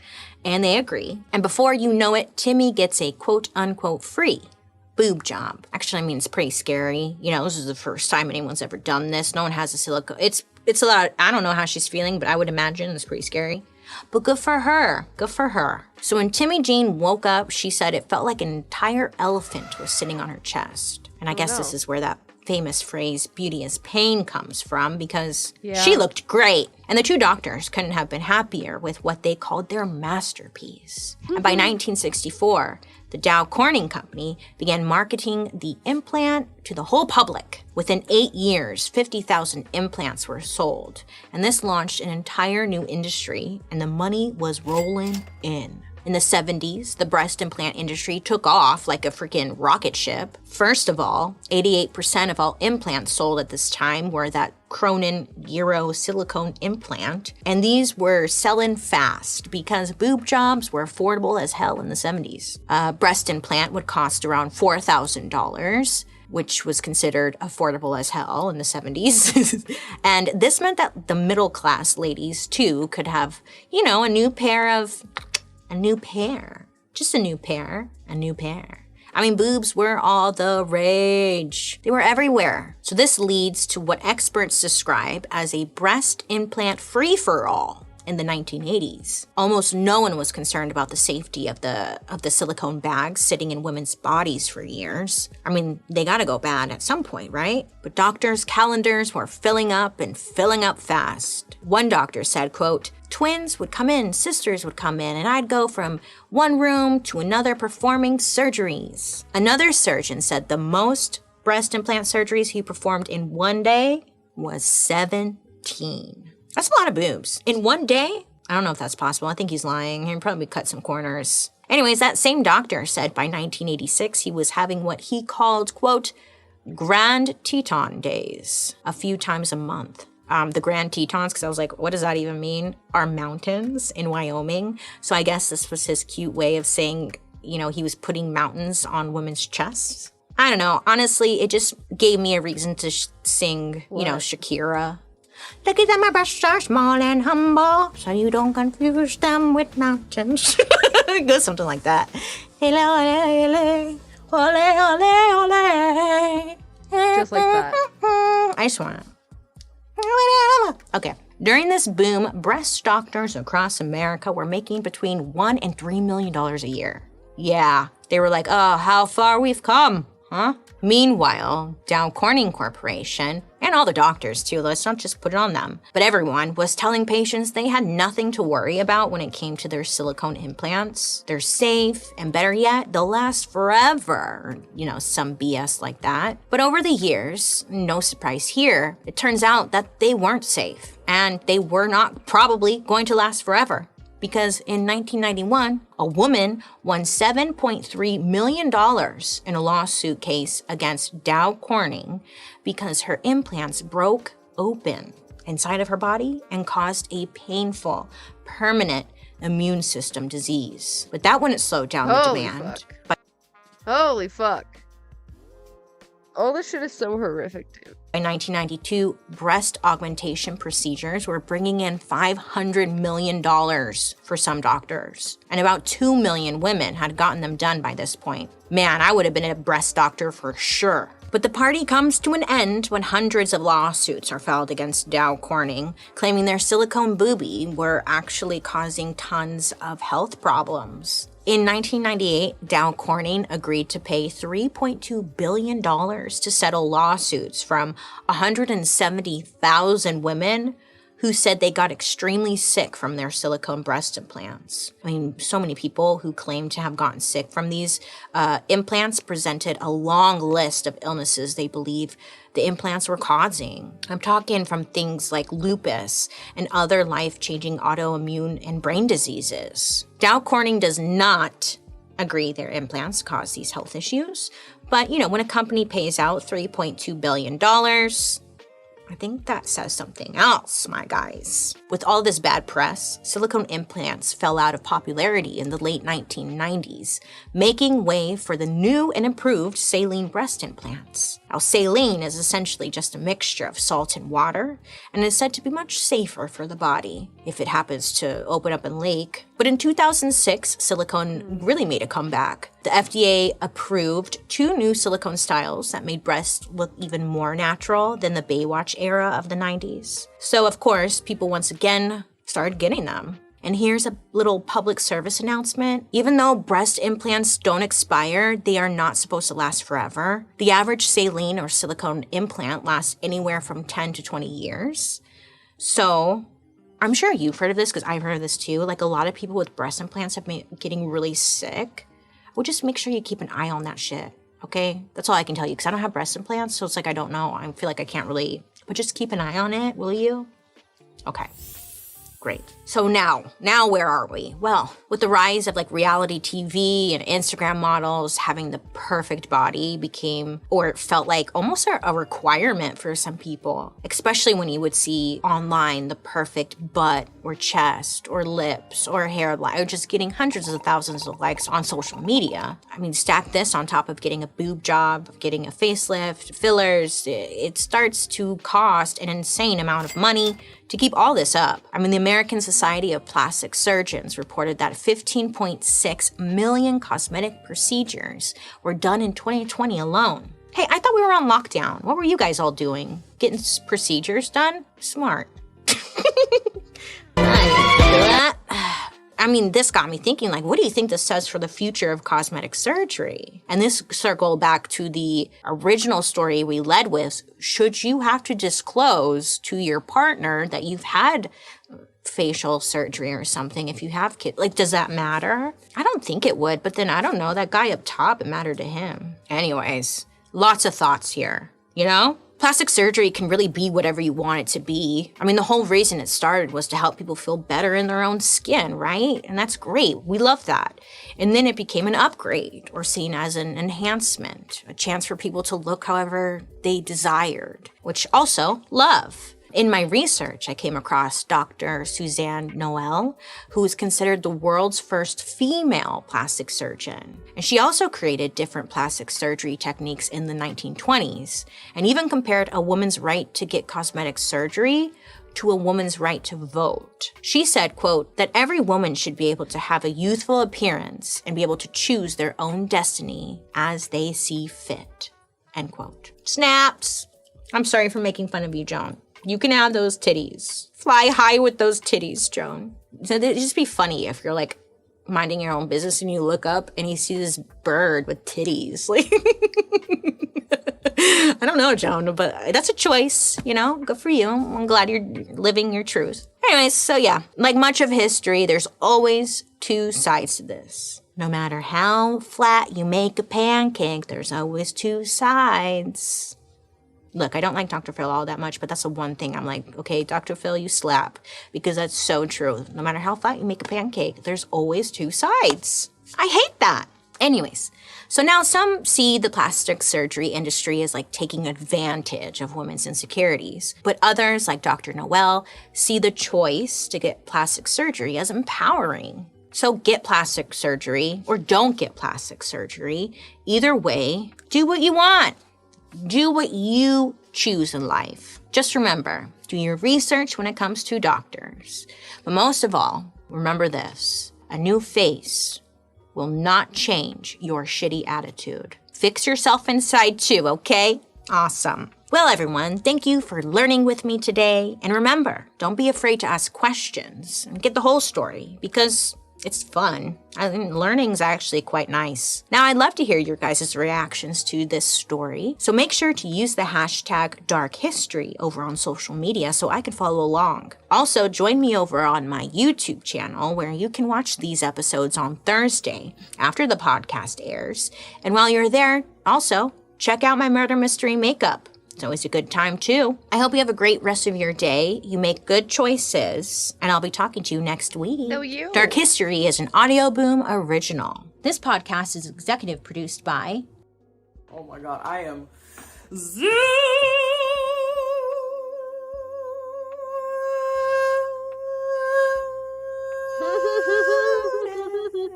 Mezzo di voce? It's a singing warm-up. Make sure you're supporting yourself. Okay, focus. Jesus. Thank you, Nick Lachey, for keeping me employed, because this seems to be a series that I'm doing on all the shows the Lachays are involved in. First, I talked about The Ultimatum, And then I talked about Love is Blind. And here we are, some 3 months later, talking about Perfect Match. And Are You the One, low-key. But before we get into all that, bonjour, come hi. My name's Khadija. Nieces, nephews, nibblings, aunties, uncles, siblings, y'all know what to do. But if you're new, feel free to take a look around, suss out the vibe. I just chill in my living room, talk about whatever I want. This is athletic tape. That's why my arm looks crazy. Anyway, and today we're talking all about the perfect match. But before we get into that, we gotta give a shout out. So Netflix's The Perfect Match is a dating reality competition show that's a mouthful, but it is all of those things, that stars different cast members across the Netflix reality TV Nick Vanessa Lachey multi-universe. So you got 10 of these singles in this tropical villa being fed all the alcohol and none of the food. Like, I don't remember seeing anybody eat, but I did see them drinking. And they have to compete each week to see who is the... Every time. There's always plenty of alcohol. Not a lot of food. Most compatible. Whoever wins the game that week or that episode gets to go into the boardroom, and there they get to decide to bring in 2 new singles for the rest of the couples that are deemed less compatible, or they can get a date for themselves if they're not really feeling their partner or they want to see more options. Now, there are only 5 bedrooms. And depending on which episode it is, there are either more guys or more girls. So the couples have to pair off, and the 2 people that don't get chose have to leave single and alone. Unless they decide to bring them back. Or I guess unless your name is Bartice and everybody wants to keep bringing you back. Sorry, this is not gonna be a Bartice hate video. At the end of the series, a couple is deemed the perfect match and they get a all expense paid trip to anywhere in the world for 1 week. I don't know what those stipulations are, but they couldn't even run a check. That's wild. The amount of money Netflix apparently might have, anyway. But let's get into the themes since I know that's why y'all are here. Shows like this off rip operate off the basis that we are all expected to want to be in a relationship. We're all expected to want to prioritize romantic relationships. We're all expected to want to be somebody's person. We want to be chose. We want to be that everything to someone. That's the expectation. And if you're not like that, you're weird. Why don't you want to be in a relationship? Oh, you just haven't found the right one. Oh, you're just not mature enough. Blah, blah, blah, blah, blah, blah, blah, blah, blah. And everyone that comes on the show is like, oh, I guess I suck at dating. Oh, I guess I suck at relationships. Oh, I guess I'm damaged. Oh, I guess I'm this. And it's like, yeah, those things could be true, but also you might just not need to be in a relationship for a certain time. And you see this in the house with people trying to force connections with people. And that's fine. Like, let people be single if they want to be single. Like, don't pry. People that you know they have no business being with. But I guess they just wanted to still be on the show. They were maybe actually optimistic and hopeful that they would find somebody because they felt like they needed to. Like, some of these people hadn't even been single for that long. I think Shane had said that 8 months before that was when he got left at the altar by Natalie. So it's like, girl. Shane James Jansen, do you take Natalie Nina Lee to be your wife? I do. 1,000 times over. You're my best friend. Natalie Mina Lee, do you take Shane James Jansen to be your husband? I don't. Don't you need a bit more time? Listen, I maybe don't. I'm just one of those weird people that like needs a bit of time between sometimes. So you're in this environment where everybody is already operating under the premise of we all need to be in relationships, or we all know we just want to be on another Netflix show, but we also maybe want to be in relationships. So we're gonna do this. We're gonna stick this out. I'm gonna try to date these people even if I barely like half of them.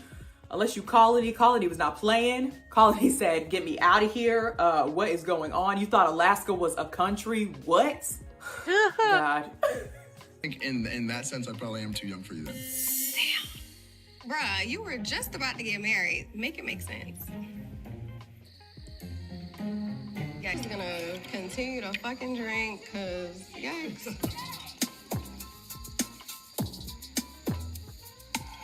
I'm noticing everyone is just pretty like matched or clicked up.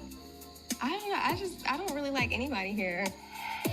And I really wanted to meet my perfect match, but I don't think that person was here for me.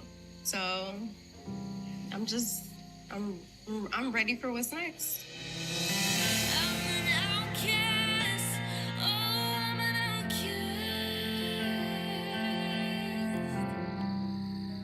But something that pops up in a lot of these competition dating reality shows when you're meant to find a perfect match or the one in shows like this and shows like Are You the One? There's always this one person that everybody wants to be with. In The Perfect Match, that person was Francesca. And I'm not gonna sit here and try to tear her down. She's pretty. I didn't maybe get the hype because I'm the kind of person that if everybody is after someone, I'm like, okay, but are you all really after this person? Are they really that special and attractive? Or are you just into them because other people are into them and you want to be the one that gets them? And I think she also felt a sense of that too, of when she was talking about Damon and how is his name Damon? No, not the Vampire Diaries.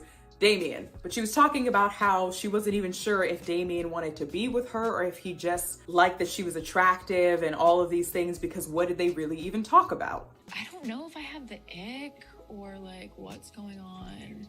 Damien's ex said that he was bad in bed, and part of me thinks he's trying to pursue me so heavily in the bedroom because he wants to redeem himself. So I don't know what part of this is real. Do you actually want to date me, or do you just want to fuck me and prove to the world that you're actually good in bed? I don't know. She's not stupid. And it's so interesting because to me, it's sort of a reflection of how a partner privilege works in the real world, where sometimes I don't know if we examine our dating preferences enough to think, okay, do I actually want to be with this person because I'm attracted to them? Or is it because, yeah, I'm attracted to them, but I like that other people are attracted to them. I like that other people think they're hot and I'm the one that got them. I'm the one that's with the most beautiful person when they walk into a room and everybody wants to be with them.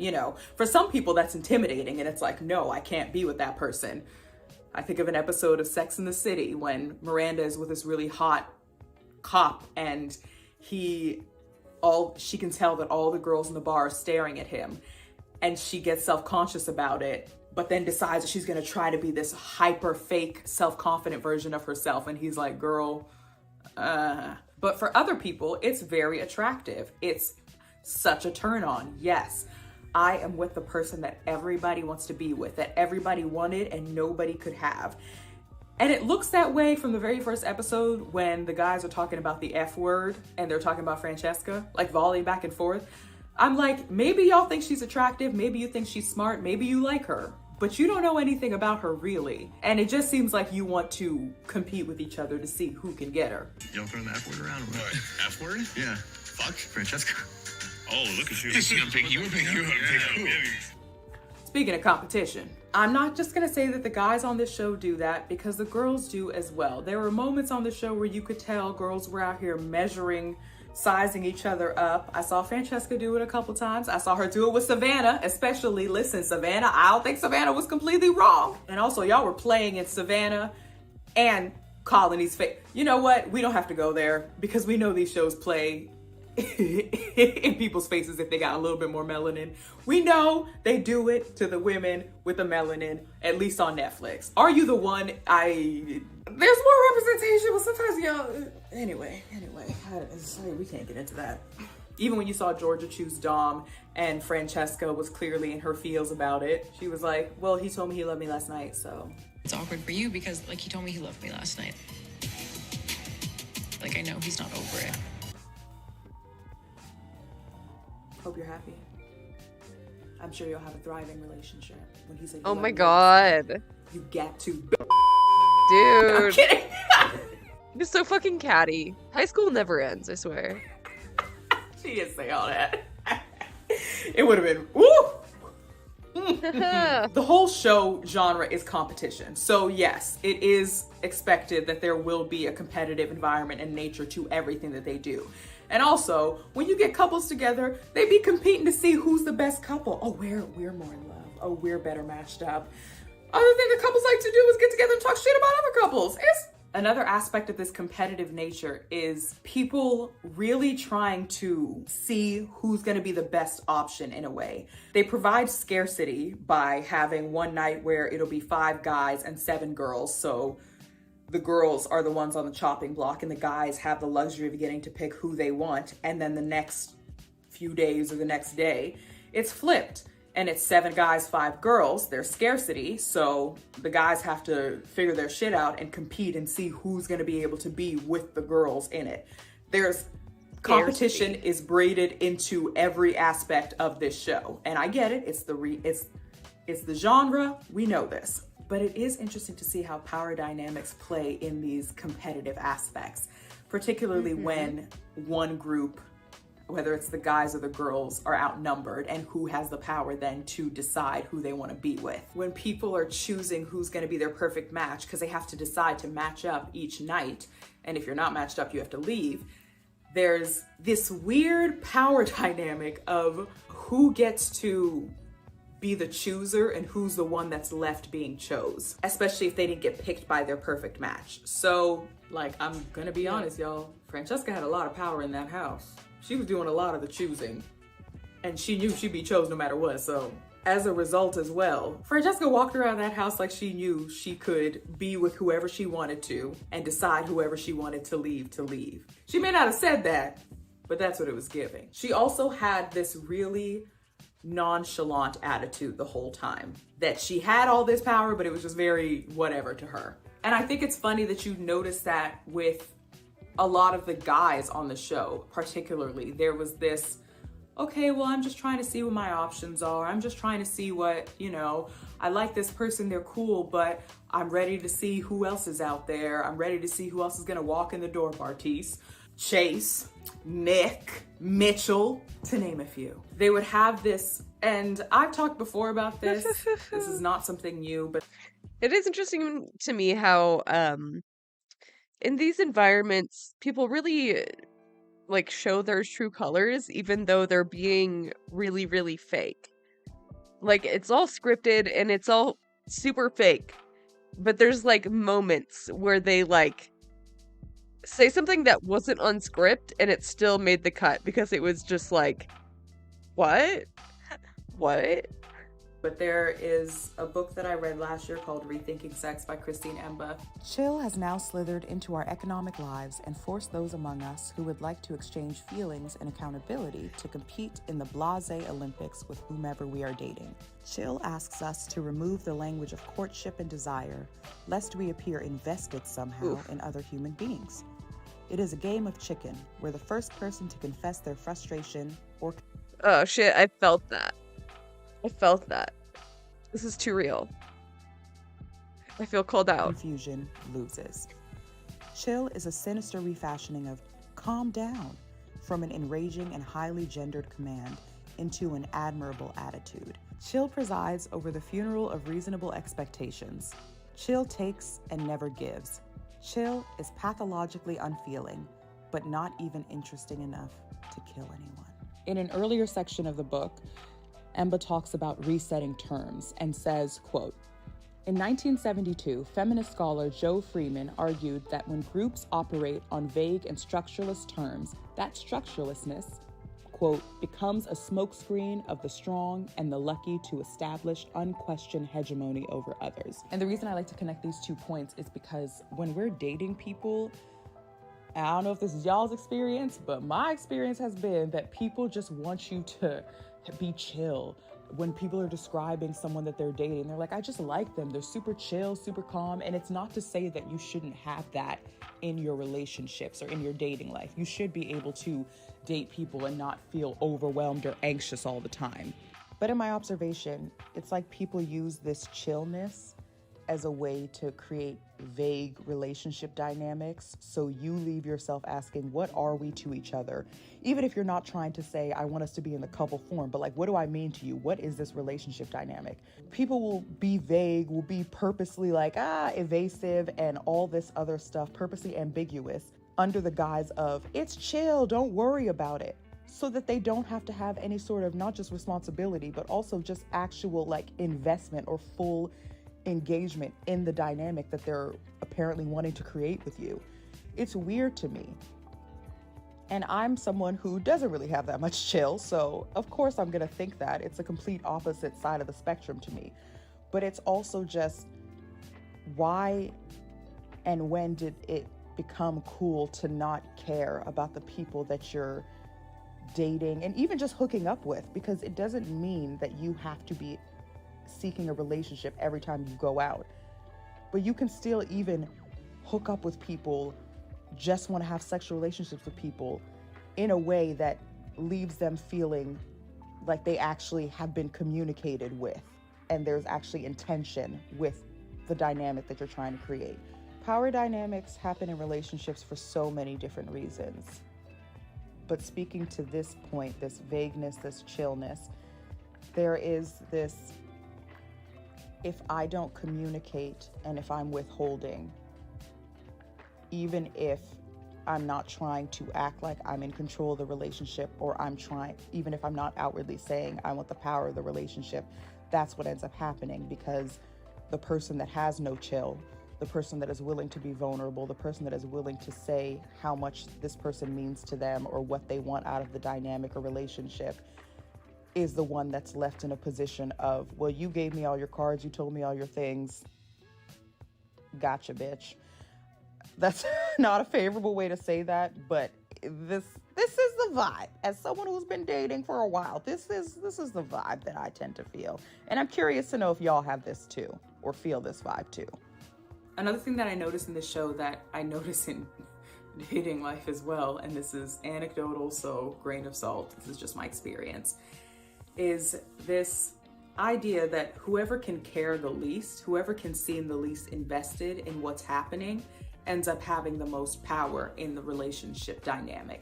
And like I was saying about Francesca, you could tell that she walked around like she knew.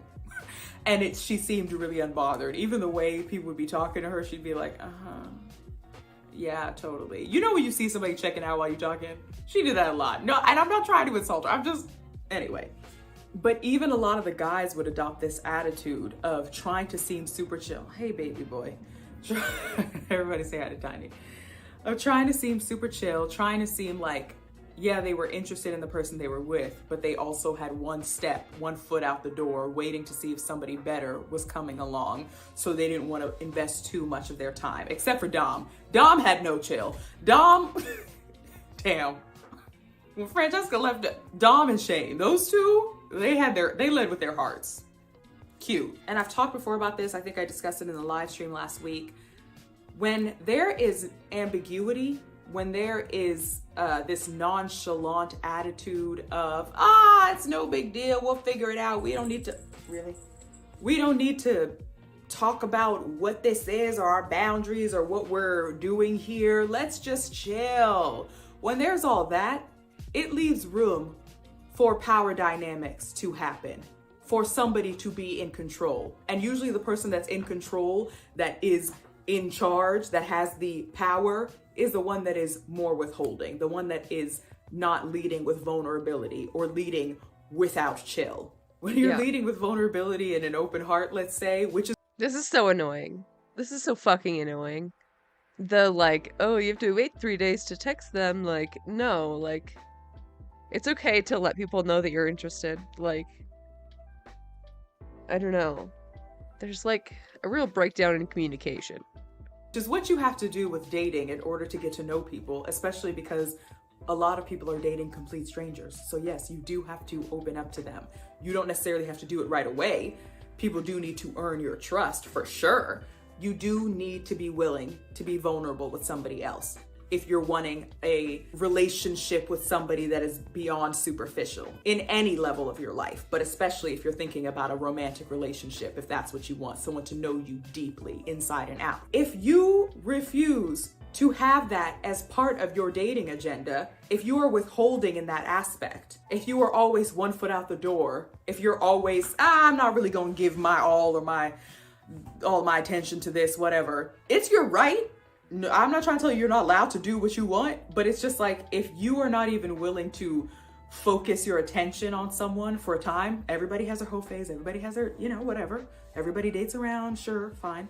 If you're not willing to, it's, how do you expect to have meaningful, deeply intimate relationships? How do you expect to have that partner that's gonna be your quote unquote ride or die that all y'all are talking about? The one that's gonna be with you through thick and thin, that just gets you, that can look at your face and see what you're feeling. I don't know, like all the stuff that people describe of their ideal person. Here I fucking go. Nobody wants to do the work to get that ideal person.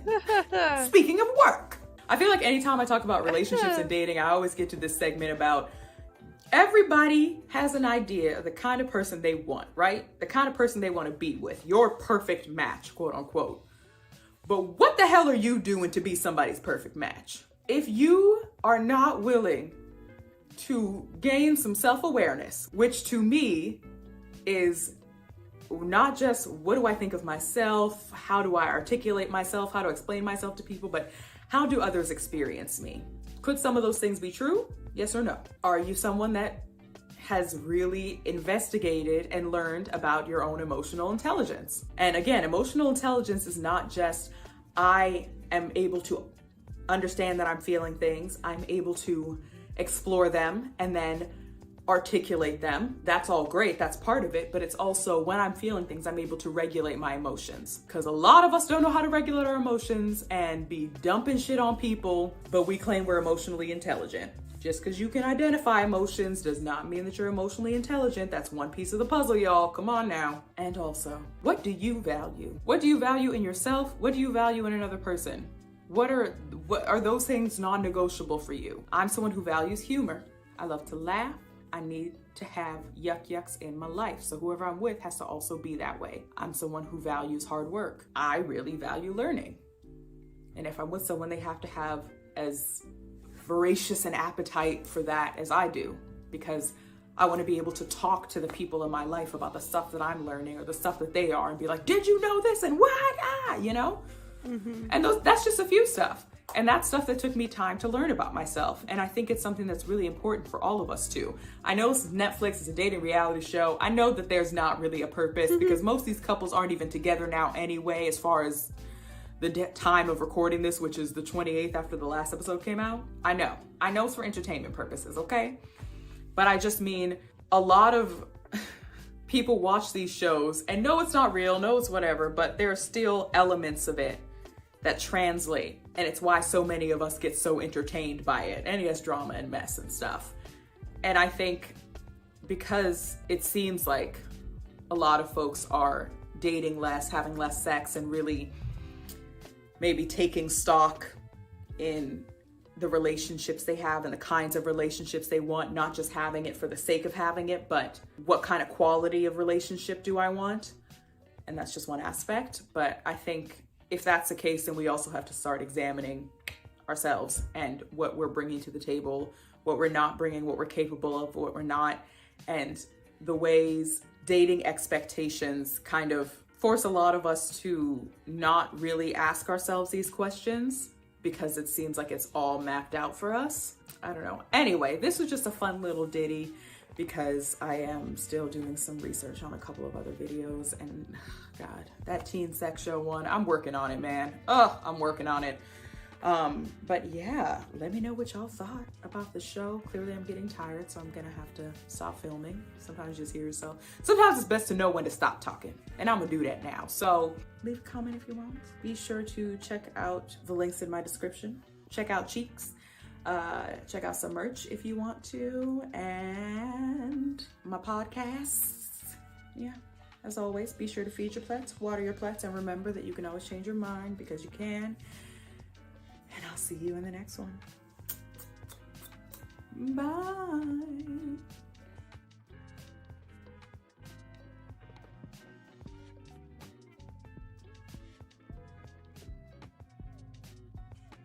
I love Khadija. They are so good.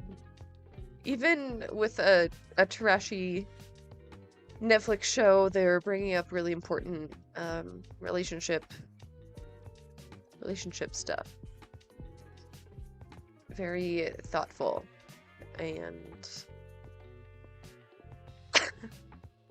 well read. This building is what used to be. Oh my god, I forgot I had to turn it up for Khadija. the Westminster Palace Hotel, the site of which the Women's National Anti-Suffrage League had their first meeting in July 1908. The League's aims were to oppose women being granted the parliamentary franchise, but it did support women voting in local and municipal elections. Spoiler, they did not achieve their goal. No, not the sad trumpets. No. Us pesky little females can now get our grubby little mitts on the ballot. It's political correctness gone mad.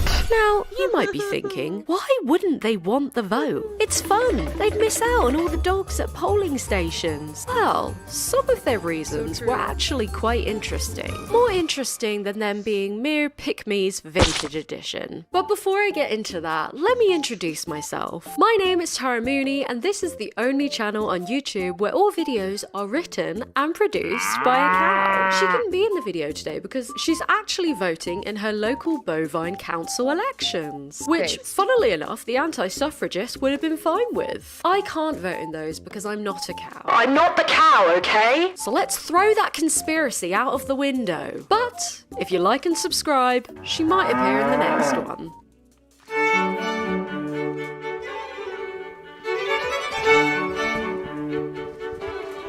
Today, I will be focusing on the women who fought against the rights that I enjoy today. But as it is International Women's Day, I do want to give a quick shout out to the Equal Franchise Act of 1928, which allowed women over 21 to vote. There was also the Representation of the People Act in 1918, but we don't count that because it was only for women over 30 who met certain property requirements, which is lame and not based, and I wouldn't have qualified, so we don't count it because it's my channel, so it's about me.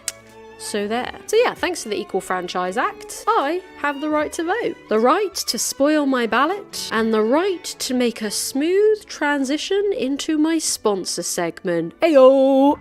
The other day I was According to American suffragist Carrie Chapman Catt, the enemy to suffrage was not men, but resistance to change. I mean, it was also men. They didn't help matters. Funnily enough, I found an archived article in The Atlantic from September 1903 called Why Women Do Not Wish the Suffrage by a man called Lyman Abbott. Who needs a woman to write it when Lyman can just tell you what women want? Briefly, I believe it is because woman feels, if she does not clearly see, that the question of woman's suffrage is more than merely political, that it concerns the nature and structure of society, the home, the church, the industrial organism, the state, the social fabric. In short, he argued that for women to vote and take part in political office would be against their nature. They'd be imitating men and therefore bastardizing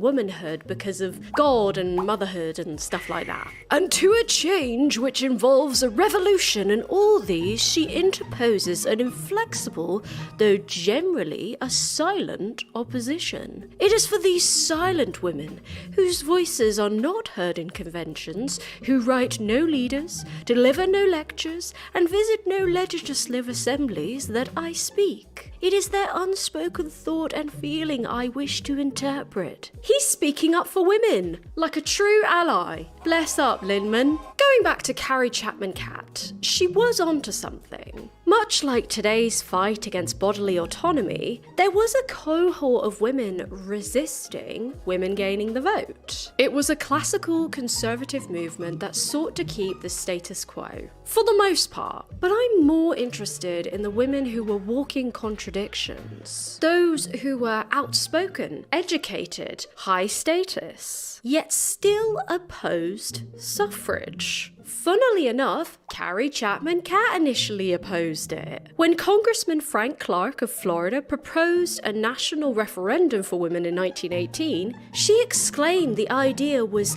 unconstitutional and pointless. But thankfully, she changed her mind. Same goes for... What the fuck? The Constitution sucks. and pointless. What the fuck do you mean? Susan B. Anthony, or Anthony, how do you Americans say it? Anyway, she opposed it in Washington State in 1871, claiming that women's condition of servitude made them unable to see the issue clearly. Now, it is also worth noting that she also changed her mind, but for white women. Ew. Good rule of thumb is to assume that pretty much everyone involved here was racist. The suffragettes were racist, the suffragists were racist, the anti-suffragists were racist. Just wanted to put that out there in case your school is not allowed to say that their historical faves were racist. Now, back to the question of this video. Why would educated women oppose their own suffrage? Anti-suffragists included the likes of Caroline Corbin of Illinois, who co-founded the Association for Advancement of Women and became the president of the Illinois Antis. Agnes Irwin, the first dean of Radcliffe College. Mrs. J.B. Lippincott, who promoted scholarships for women, but then became the leader of the Los Angeles Antis. And Annie Nathan Meyer, a founder of Barnard College, who remained so even up until her death in 1951, so big L for Annie.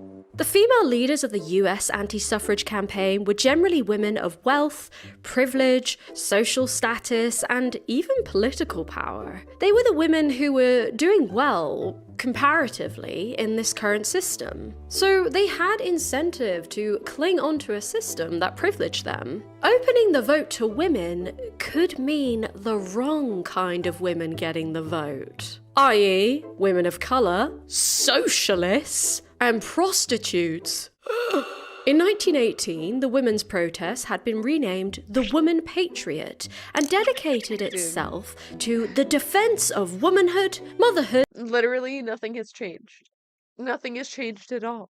The family and the state against suffragism, feminism, and socialism. Where do I sign up? They feared that prostitutes would be much more likely to vote than other women, in order to keep corrupt local politicians in office and protect their own livelihood, God forbid.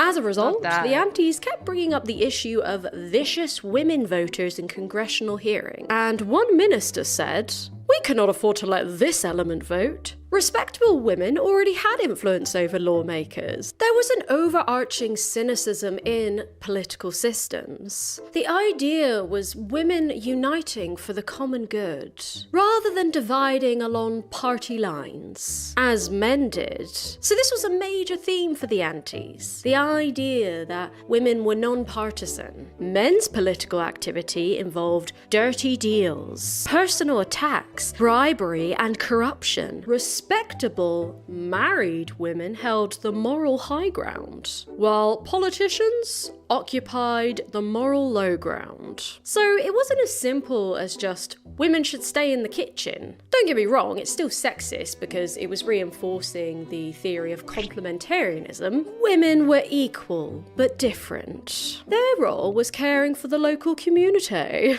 And as previously mentioned, members of the Women's National Anti-Suffrage League in London in 1908 were all for women participating in local elections, just not parliamentary ones. For a small minority of anti-suffragists, you could argue that they were approaching the issue from a more progressive standpoint, like anarchist Emma Goldman, who saw the electoral system as a tool of the powerful, and Beatrice Webb, a founder of the London School of Economics, who was an early advocate for the welfare state. In 1889, she signed a petition against women's suffrage in Britain, believing that economic emancipation was more important than the right to vote. She later changed her mind and campaigned for equal pay and women in academia. And, I can kind of sympathise with this standpoint. I feel like it's parallel with, today's fraction of people who opt out of voting for political reasons, as a form of protest against the corrupt system. However, I don't think those people would say, because I don't want to vote,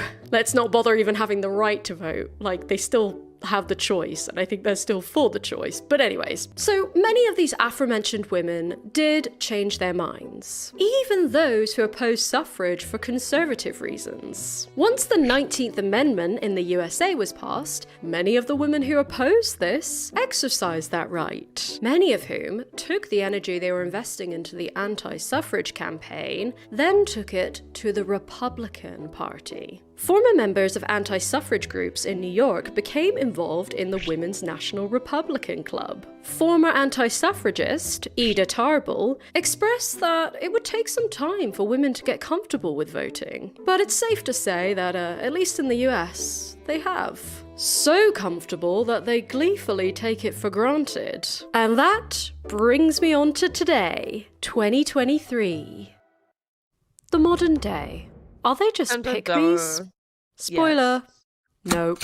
So, what about women in this day and age that espouse that women shouldn't have the right to vote? That's even more peculiar than the anti-suffragists. In my opinion, anyway. They were facing the uncertainty of the future. Progress can be scary when it's the unknown. But what about people who want to reverse progress? They're a fascinating species, aren't they? Because we've got the right now, so what they're advocating for is taking it away? Personally, I am for women keeping the right to vote. If you've got the right to vote, to take it away would take a lot of unnecessary faff. And as I've said, I love seeing dogs at polling stations. So what's happening here? Are they just being pick-me's? Begging for ultra-conservative men to accept them? I think of women back then not being able to vote and having the whole one house, one vote thing. Why would you marry a man who wouldn't vote in your best interest or you wouldn't agree with politically to begin with? Teehee.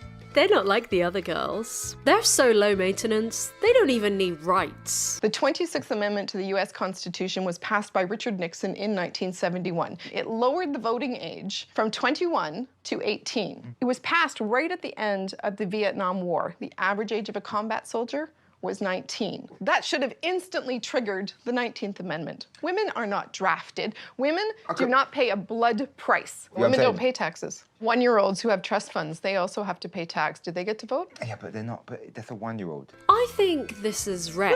The women who genuinely believe this are so lost in the... A trust fund baby? Do they... What?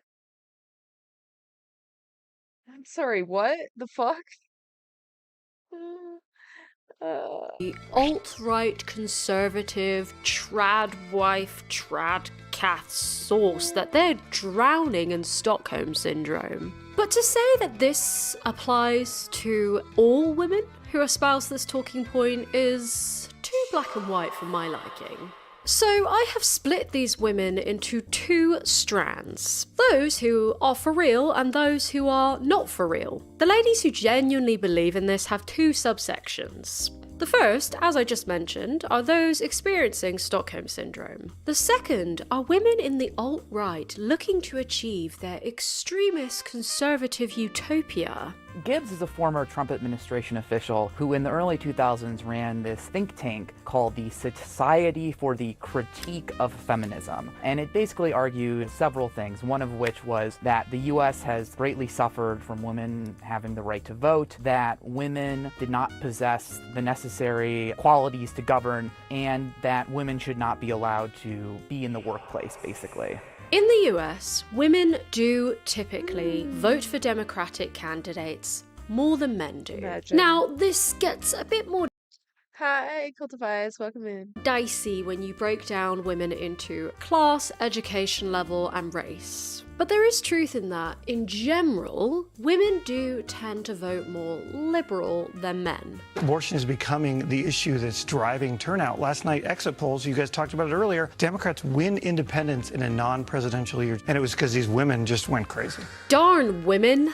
So I can see the logic. Who will If you stop want them? your Yeah, I loved her too. Republican, conservative, unseasoned, white bread utopia, removing women as voters could help. That being said, women are no monolith. Women who are white and conservative are more likely to vote Republican. It was women that got Trump elected. In fact, if you compare white women voters voting Republican to black women voters in recent elections, holy smokes, the difference is staggering. I do not support all women. Some of you bitches are very dumb. Why would you alienate a significant proportion of your voter base by saying that they shouldn't be able to vote? That seems counterintuitive, right? Here's my thing. Yeah. They know that ain't gonna happen. The fuck? They need women to bulk up their numbers. Because women turn out to vote more than men. It's a fake talking point. This brings me onto the second category. Those who are not for real. A very academic title, I know. I think most of the people, i.e. reactionaries, who make this argument know that what they're saying is ridiculous. They know full well that this is an unachievable goal. In countries where women have had the right to vote for a very long time and are in government and blah blah blah blah blah. But yeah, they don't genuinely believe it. We live in an age now that in order to win in conservative politics, you've got to be even more over the top and provocative as your predecessor and or rival. And this brings me onto the first subcategory. Reactionaries who want to trigger the libs. Personally, and this is where people take me out of context and say I don't think women should vote. Personally, if I in 20 I'm so fucking tired of this fucking woman. I'm so tired of her face. I'm so tired of everything she has to say.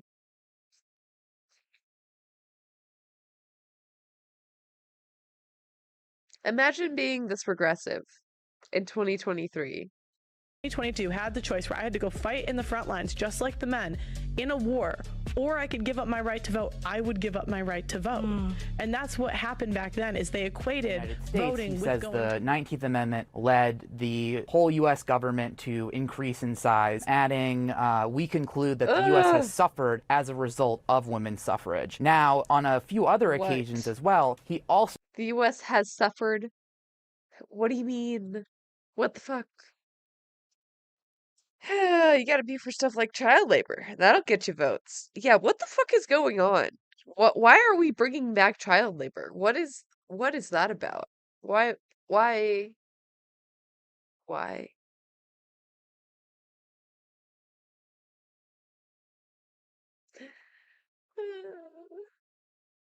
also praised an organization that was actively trying to repeal the 19th Amendment. His own website that he maintained called this organization great. He even wrote them an email that they then... The children have a right to support their families. Oh my god. Oh my god. I hate it. I hate it.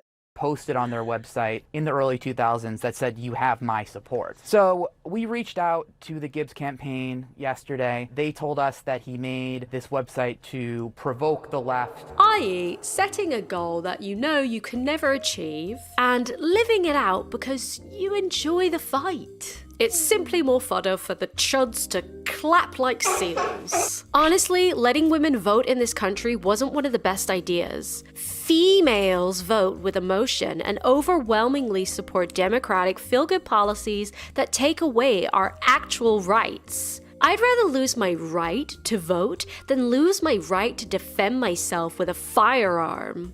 Lots of emotional responses to this tweet. As always, thanks for proving my point, everyone. Now, this subcategory does have some crossover with the second subcategory, which I'll call recruiters. Saying inflammatory things like, women shouldn't have the right to vote, makes you stand out, and it's a tasty morsel to attract a reactionary audience.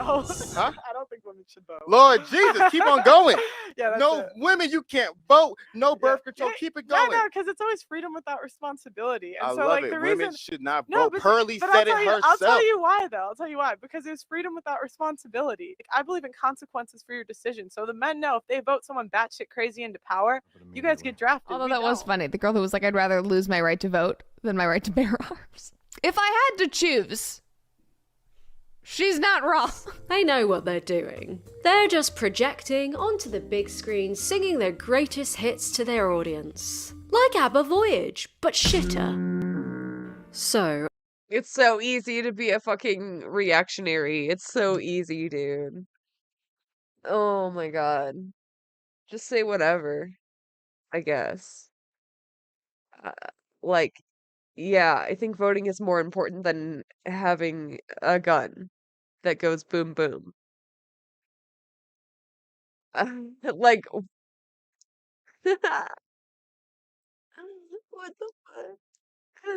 I have asserted that women's suffrage isn't under any serious threat, at least in places like the US and the UK, my primary audience on YouTube. It's important to bear in mind that in some places, the right for women to vote is relatively new, and also having the legal right to vote does not necessarily mean that voting in practice is realistic, even in the US and the UK. Voter repression materializes in insidious ways, like ID requirements, lack of accessibility to polling stations, not accommodating people who speak different languages, having police present, etc., etc. International initiatives like the United Nations Programme on Women's Political Participation focus on removing barriers so women can vote. These barriers are a lot more complicated than just, do women have the right to vote? Because apart from the Vatican City, technically every country in the world grants women the right to vote. However, issues like illiteracy suppress women's votes. Nearly 2/3 of the world's illiterate adults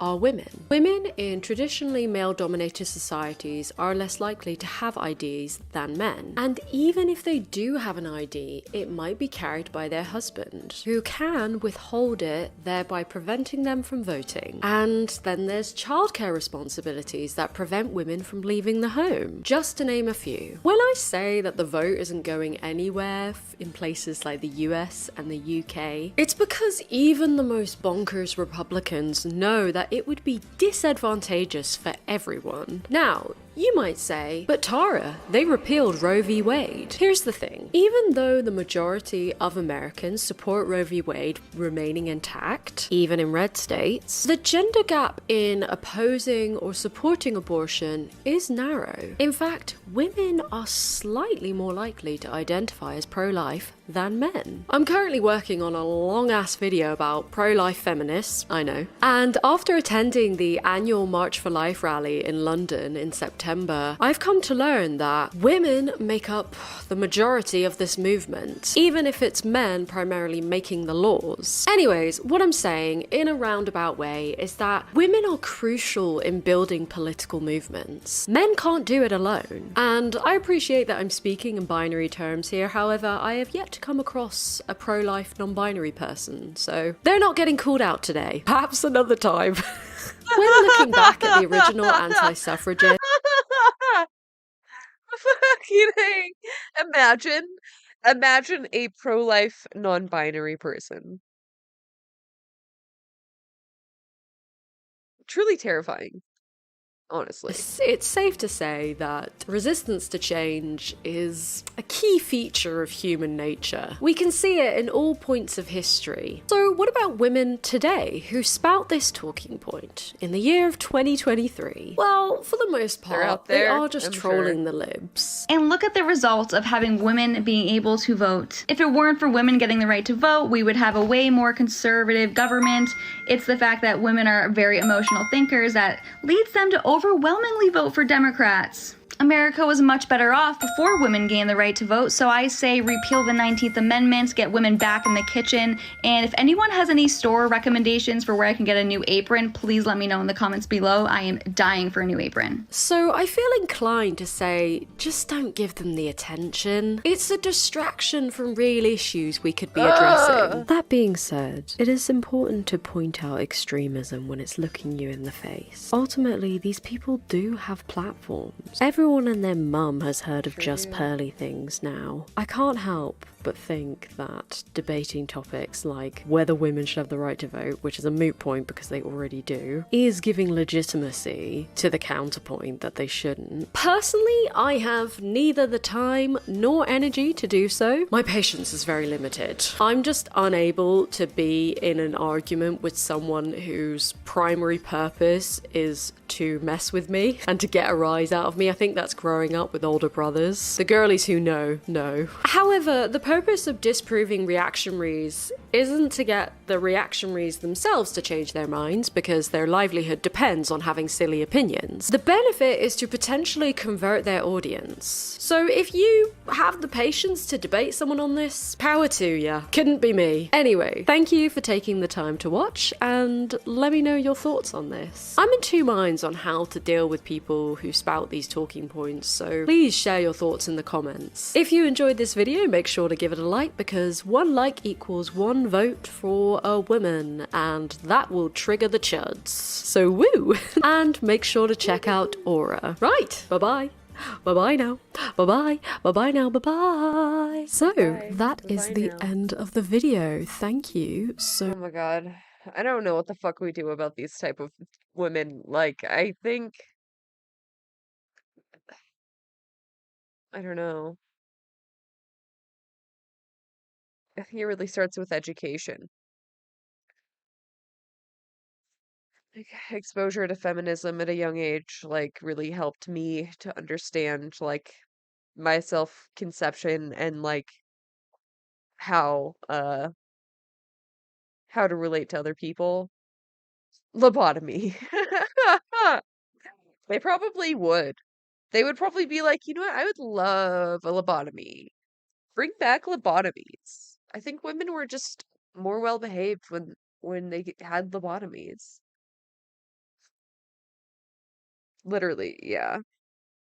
They just want the pep pills. And the downers. They had some pretty good drugs.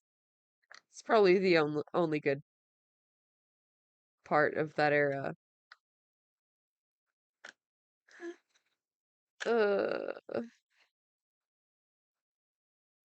Just like Quaaludes and Dilaudid, like crazy. Staying sexy is an all-day job. And for some of us,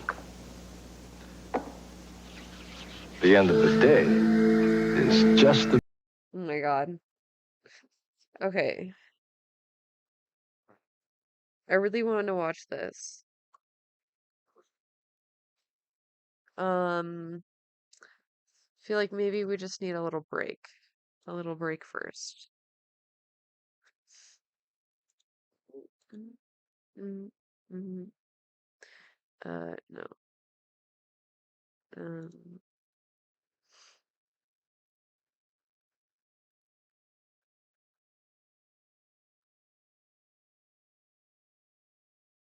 This one.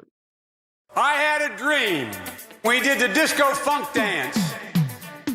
If you entrust me with the presidency, I will draw on the best of us.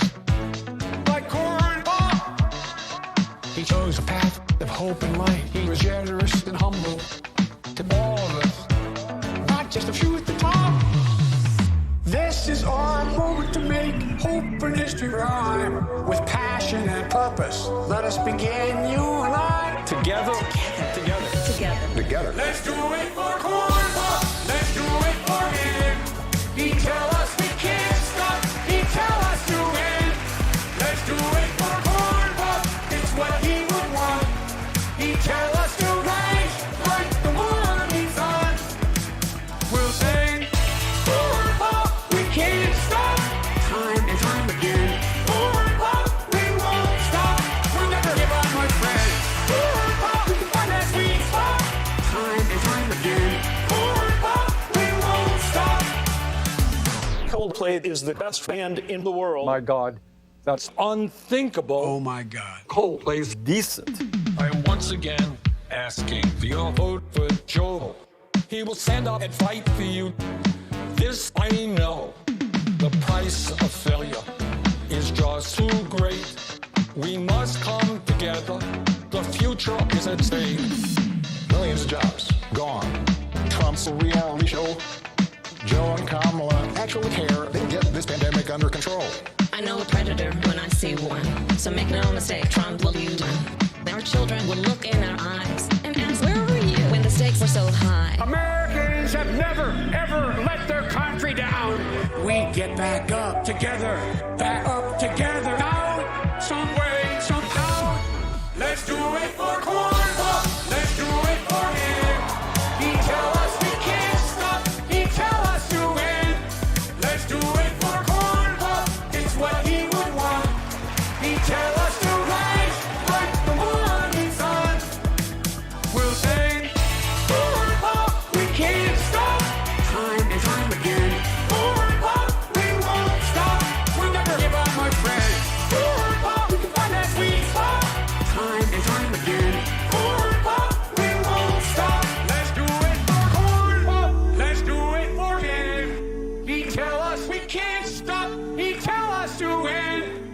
Let's do it for Corn Pop. It's what he would want.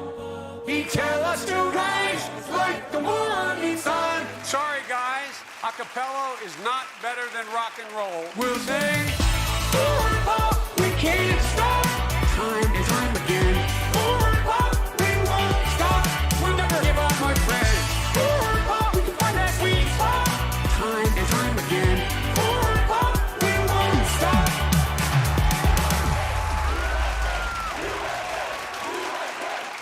Corvettes are better than Porsches. Yo-ho! And as always, have a great day and a great life, or at least a decent day.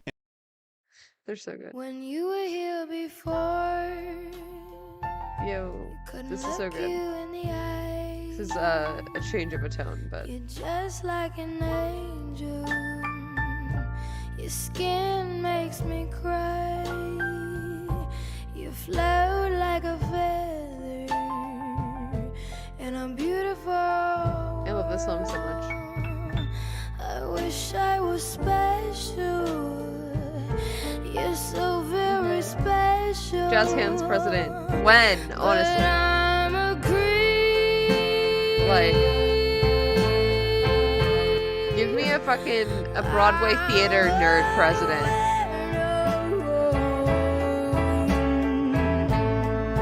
What the hell am I doing here?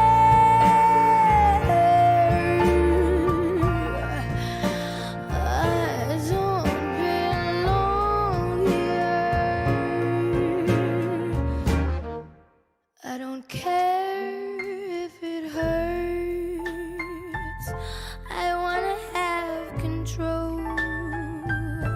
I want the perfect I love her voice. want a perfect soul, and I want you to notice when I'm not around.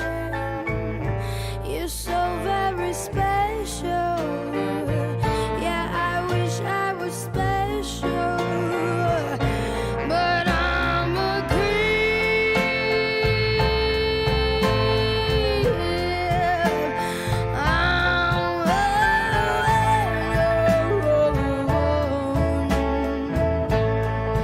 What the hell am I doing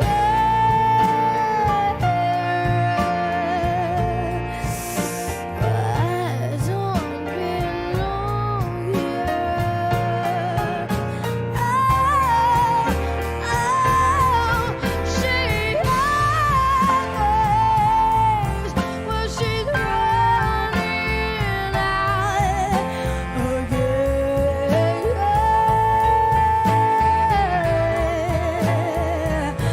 I said she. Chat, I need more cigarettes.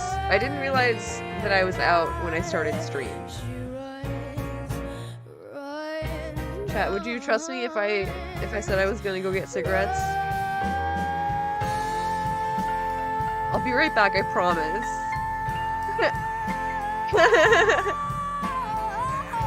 The vibe, dude, for real.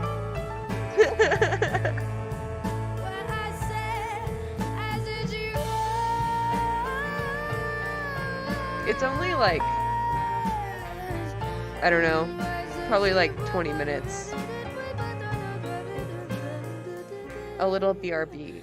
Whatever makes you happy, whatever you want. You're so very special. Yeah, I wish I was special, but I'm a creep. Dude, they're so good. I highly recommend. I'm a weirdo. Chill. What the Okay. hell am I doing here? I don't belong. I'm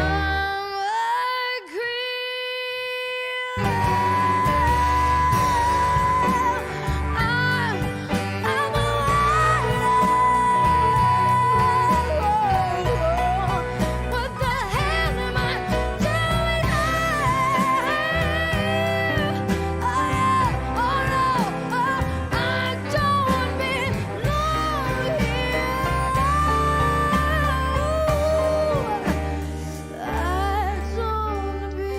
Okay, I'm gonna leave this playing. It's gonna be on shuffle. Shuffle's on. Repeat. Repeat is on. Hello? Is it on? No.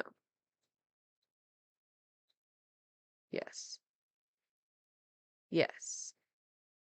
There's some weird ass shit on here. Physicians monitor everything about a president, including his cognitive ability. Most presidents don't I'll be back talk ASAP. about that, of course. But this president was happy to, in great detail, when asked by our Dr. Siegel. Watch. I asked the doctor, I said, is there some kind of a cognitive test it's so good, I don't want to that I leave. could take? Like you'll go person, woman, man, camera, TV. Could you repeat that? Person, woman, man, camera, TV. Could you repeat that? Person, woman, man, camera, TV. Could you repeat that? Person, woman, man, camera, person, woman, man, camera, TV. And they said, wow, that's amazing. The first questions are very easy. The last questions are much more difficult, like a memory question. Okay, now he's asking you other questions, other questions. And then 10 minutes, 15, 20 minutes later, say, remember the first question? Not the first, but the 10th question? Give us that again. Can you do it? And you go, person, woman, man, camera, TV. Wow, that's amazing. Person, woman, man, camera, TV. Could you repeat that? Person, woman, man, camera, TV. Could you repeat that? Person, woman, man, camera, TV. Could you repeat that? Person, woman, man, camera, person, woman, man, camera, TV. And they said, wow, that's amazing. They said nobody gets it in order. It's actually not that easy. Person, woman, man, camera, TV. But for me, it was easy. That's not an easy question, and that's okay. If you repeat them out of order, it's okay. They ask it to you, they give you 5 names and you have to repeat them. But then when you go back about 20, 25 minutes later, and they say, go back to that question and repeat them. Can you do it? And you go, person, woman, man, camera, TV. Wow, that's amazing. Person, woman, man, camera, TV. Could you repeat that? Person, woman, man, camera, TV. Could you repeat that? Person, woman, man, camera, TV. Could you repeat that? Person, woman, man, camera, person, woman, man, camera, TV. And they said, wow, that's amazing. What the fuck, bruh?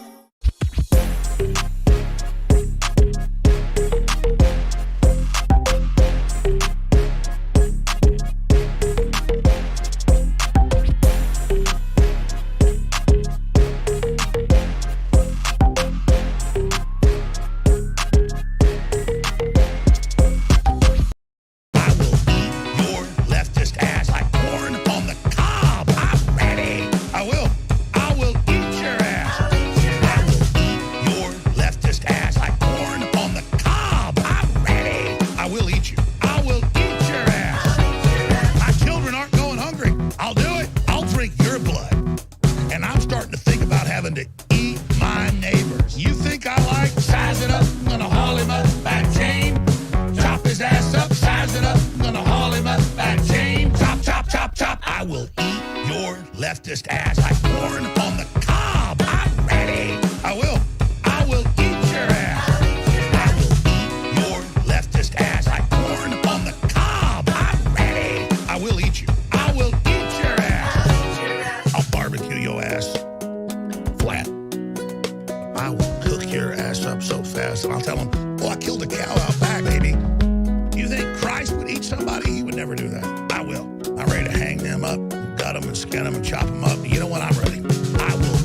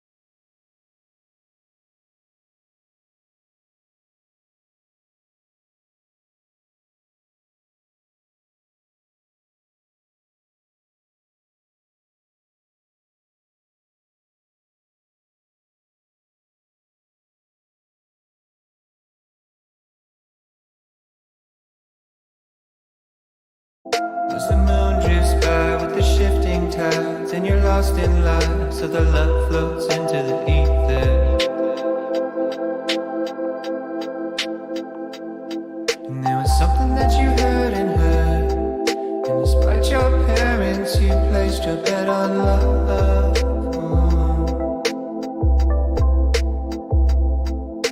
And even though it made you hurt, you always tried to make it work, 'cause you believed in us.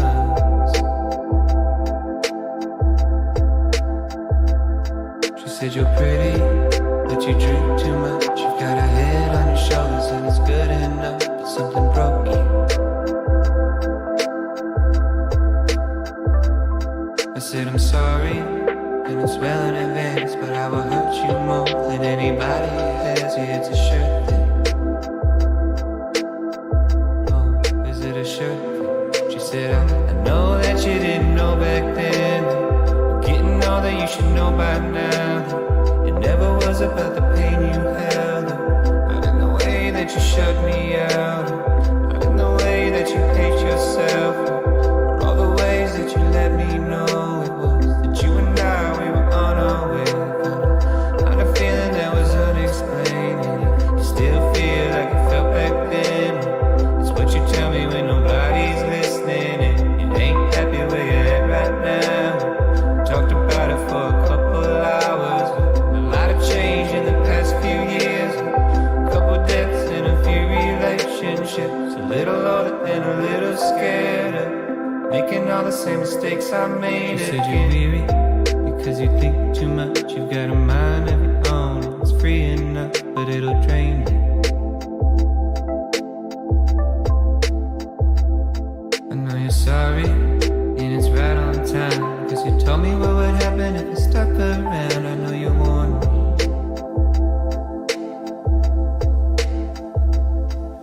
There's something that you're asking that was never in question.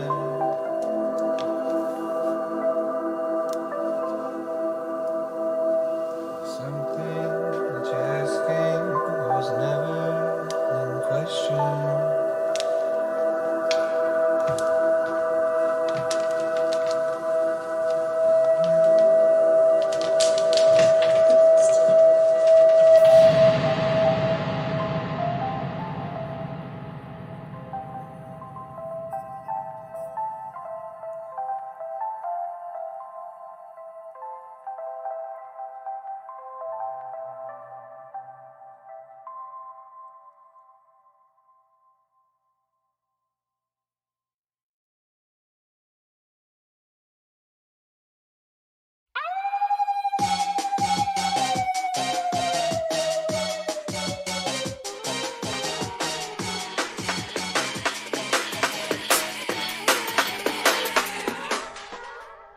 I think I need a little wiggle room to move my body and to go to Zoom.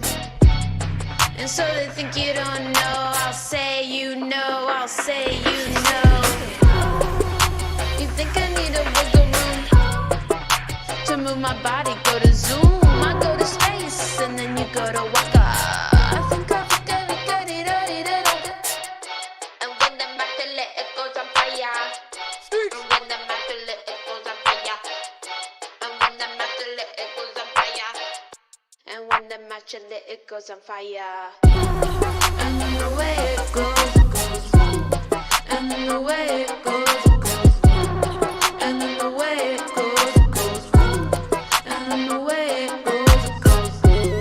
And then the way it goes, it goes. And then the way it goes, it goes.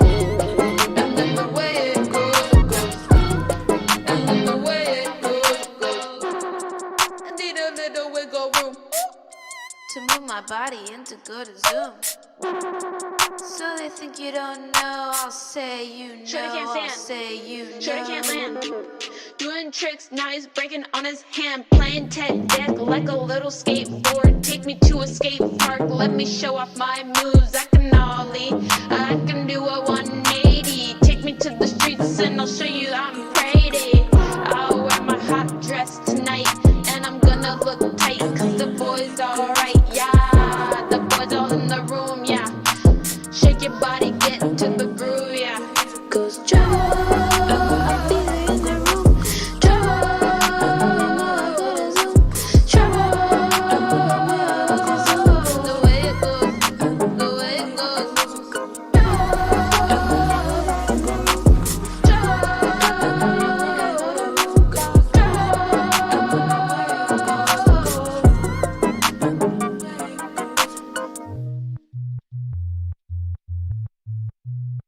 And when the matcha lit, it goes on.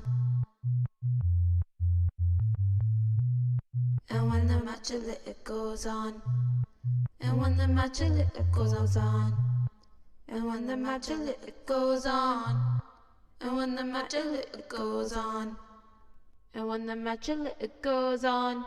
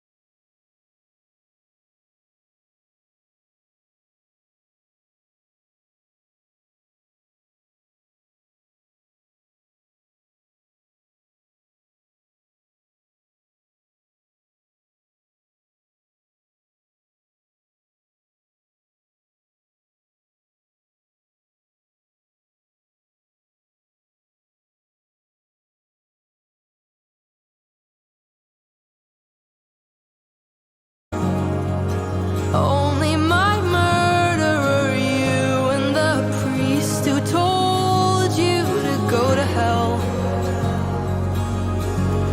And the funny thing is, I would have married you if you'd have stuck around. I feel more free than I have in years. 6 feet in the ground.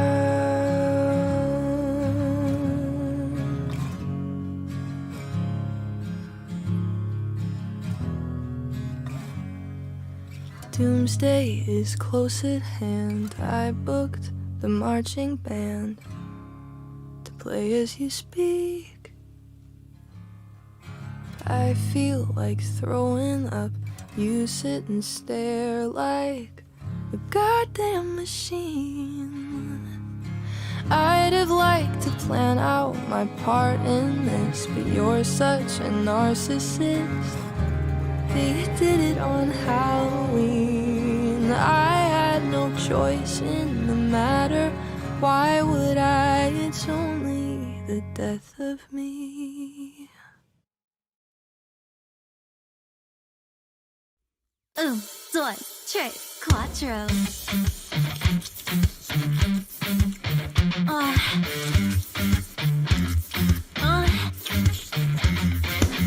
thick head in my bed, I can't have that. Want that long neck, not talking giraffe neck. Ain't no laying down, man, we about to have late fun. I'm about to make your balls stick up like space buns. Want your dick soaked? Place it down my throat. Tongue tickle your dick, but not telling a joke. Pedal in this pussy, that's how you rock a boat. It get live in this pussy, I'm not talking Periscope. In the sheets I am a bully, get more head than a hoodie. Every time you make me come, it looks just like vanilla pudding. Sit on your face all day till you say they hurt me. Then I turn around and give the dick more kisses than Hershey's. Yo, dick brick hard like a metal. I got 3 holes for it like a pretzel. Tight as a virgin, boy, don't get nervous. I'm here to serve you customer service. I save dick by giving a CPR. I save dick by giving a CPR. Put my mouth on it like CPR. Let's make porn and watch it on VCR. I think we should fuck up in every zip code. It would make a pussy wetter than a fish bowl. Pussy a kitty cat, I pet it like a cat. I fuck doggy style so much I need to go to the vet. Hot box more like a scorching pussy. Open this coochie up like a fortune cookie. Peel banana in my mouth, watch my tongue go 8. You'll dick getting more blows than a birthday cake. When I'm near it, no I don't fear it. Licking on the penis like a letter when I seal it. Today way better than my past vlog. And if you unemployed, I can give you an ass job. Pussy already wet, don't need no lube ointment. Dick twisting in my stomach like food poisoning. That's how you know when you hit the spot. I'll make your pants unzip more than Ziploc. Yo, dick brick hard like a metal. I got 3 holes for it like a pretzel. Tight as a virgin, boy, don't get nervous. I'm here to serve you customer service. I save dick by giving a CPR. I save dick by giving a CPR. Put my mouth on it like CPR. Let's make porn and watch it on VCR. Anything goes when you open my hole. Dirty panties from the sex, yeah, I got me some loads. Listen, I'm the most explicit. Long stick inside my river, but we not going fishing. Know what to do every time you have a horrible day. I'll eat that sausage all day like it's Memorial Day. I'm talking barbecue sauce and mustard on it. And the mayonnaise comes when you bust right on it. Name anything freaky and you know I'm about that shit. Only time I'm not on the dick is when I'm about to shit. Pubic hair's all in my mouth, not again. So when I suck your dick now I use bobby pin. Who need a gym when you got dick to work you out? I want my face to lose weight, so stroke my mouth. And anytime my pussy wanna be hairy like Harry Potter, Becky with the good hair is what you could call it. Let's get it. A little faster. A little more. Right there. Give it to me now.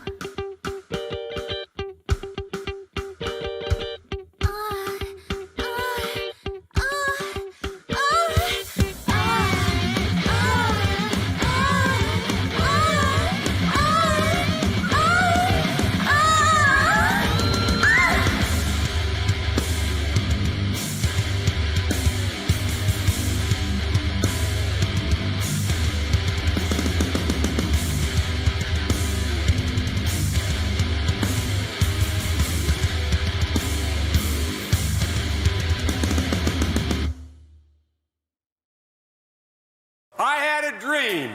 We did the disco funk dance. If you entrust me with the presidency, I will draw on the best of us.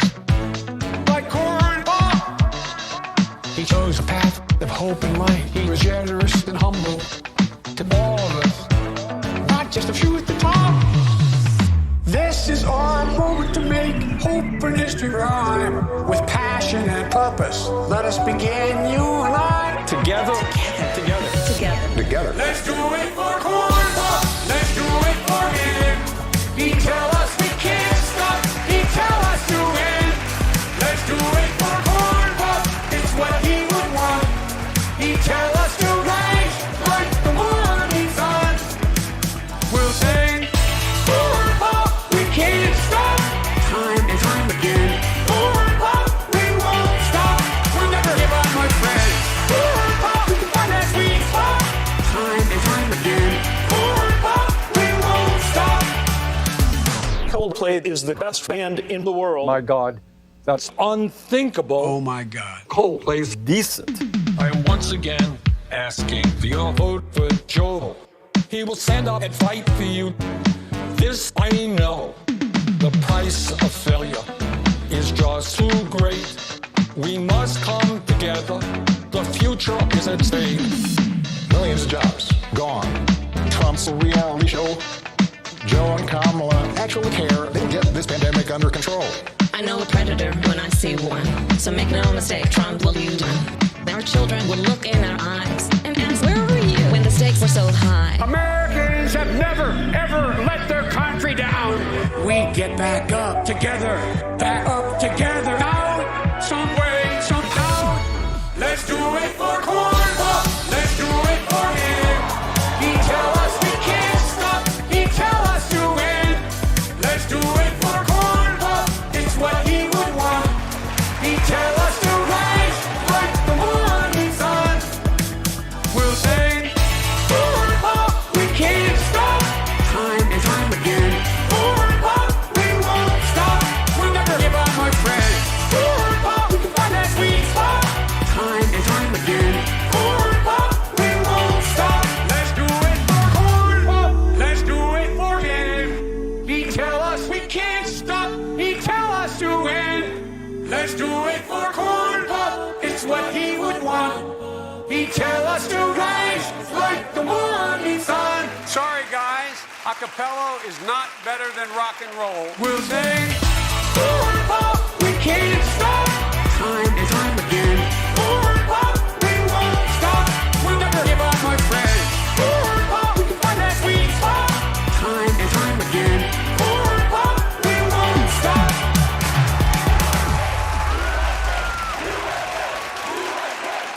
Corvettes are better than Porsches. Yo-ho! And as always, have a great day and a great life, or at least a decent day and the best life in the world. My God. Do it now, lick it good. Suck this pussy just like you should.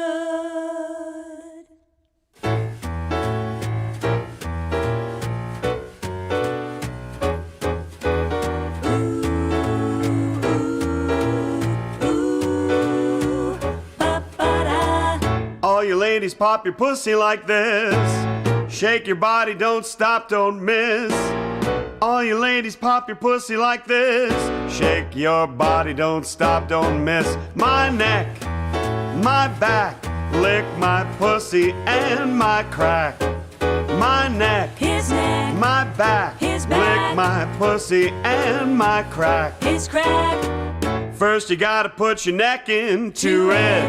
Don't stop, just do it, do it. Then you roll your tongue from the crack back to the front, and then you suck it off till I shake and come. Make sure I keep busting nuts all over your face and stuff.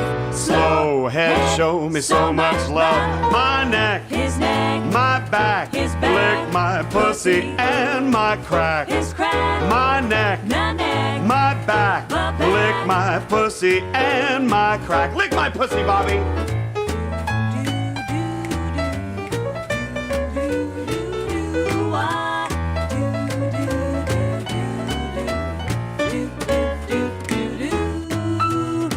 You might roll dubs, you might have G's, but fuck that, get on your knees. Try me, I'll make you see. Your bitches ain't got shit on me. My neck, my back, lick my pussy and my crack. My neck, my back, lick my pussy and my crack. My neck, his neck, my back, his back, lick my pussy his and pussy, my crack. his crack. My neck, his neck, my back, his back, lick my pussy and my crack.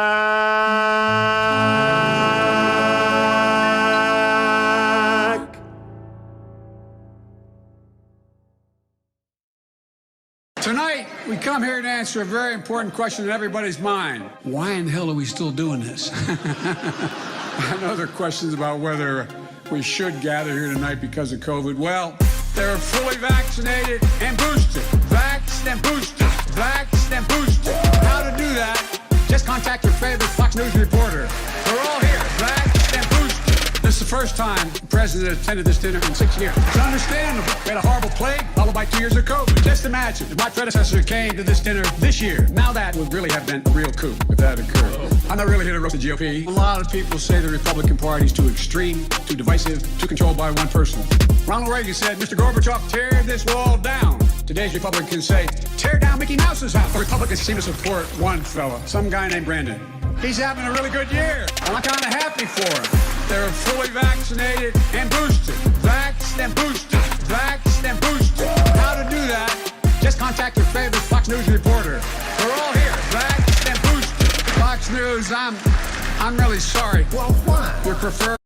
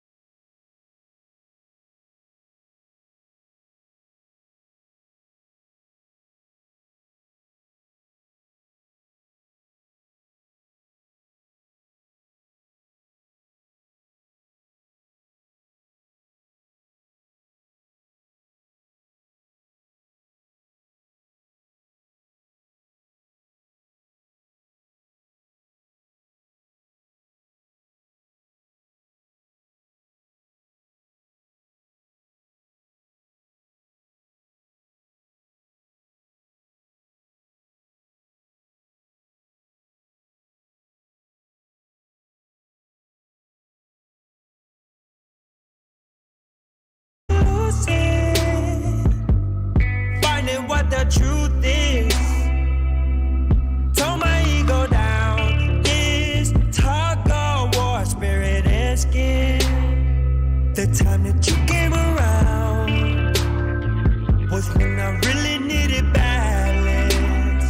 Turn up the TV right now, 'cause you're the one with all the talent. All I ever do is try hearing you out when you got a problem. You know that you can speak it to me. Tired of 9 to 5, too much time is regular, like been taken from me. I gotta slide when a lawyer coming like medication for me. I take a ride, I am so over this week. Lately I've been going through shit. All the things I love seem to defeat me. I don't wanna do shit except smoke weed, sex and watch TV. I've been feeling stupid, but it's hard to make great things look easy. I don't wanna do shit except smoke weed, sex and watch TV.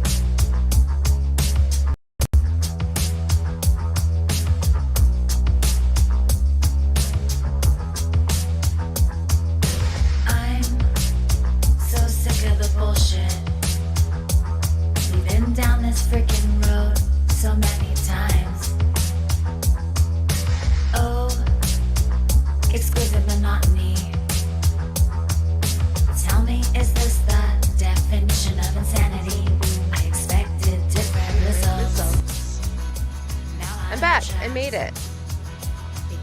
See? I didn't leave you. I'm better than your father.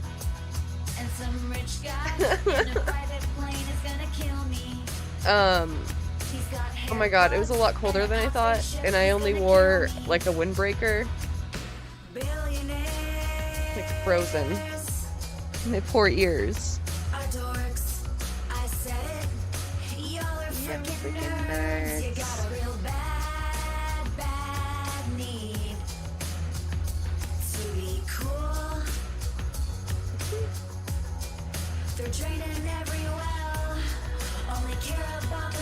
Thank you.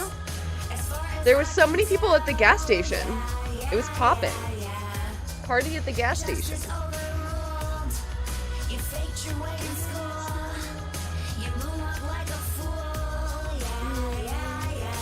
What is my hair doing? What is it doing? What is this? What is this?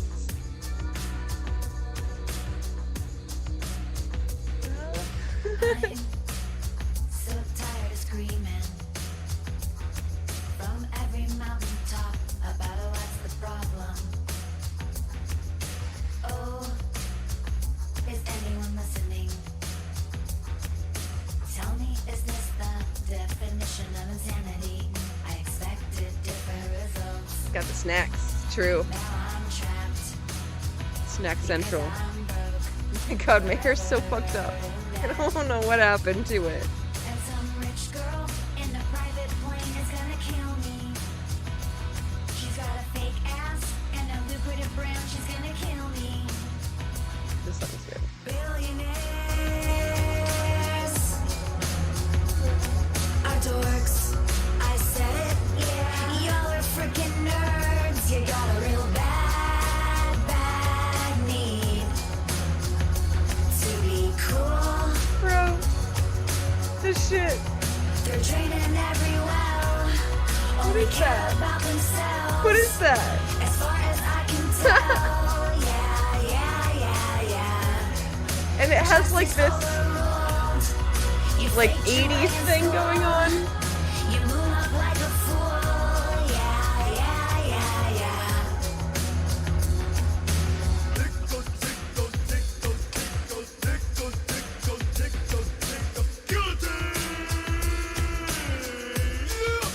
I don't know what to do with it. I don't know. I don't think it can be saved. And I'm gonna be real with you.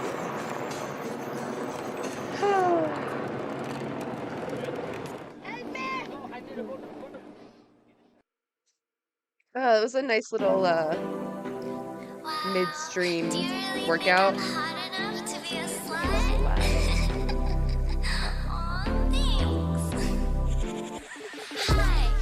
I'm a slut. Slut. Any sluts in chat? I don't give a fuck. Post a titty, make a sip nut. Proud bitch, I smile when I suck. Hi, I'm a slut. Do what I want, I don't give a fuck. Doesn't matter if your dick's cut. Always swallow, I heard it's good luck. Hi, I'm a giant whore. Got boys and girls always at my door. Fuck everyone till I'm sore. Threesome, foursome or more. Yeah, I'm a world-class hoe. Get dick down everywhere I go. I like it fast, like it slow.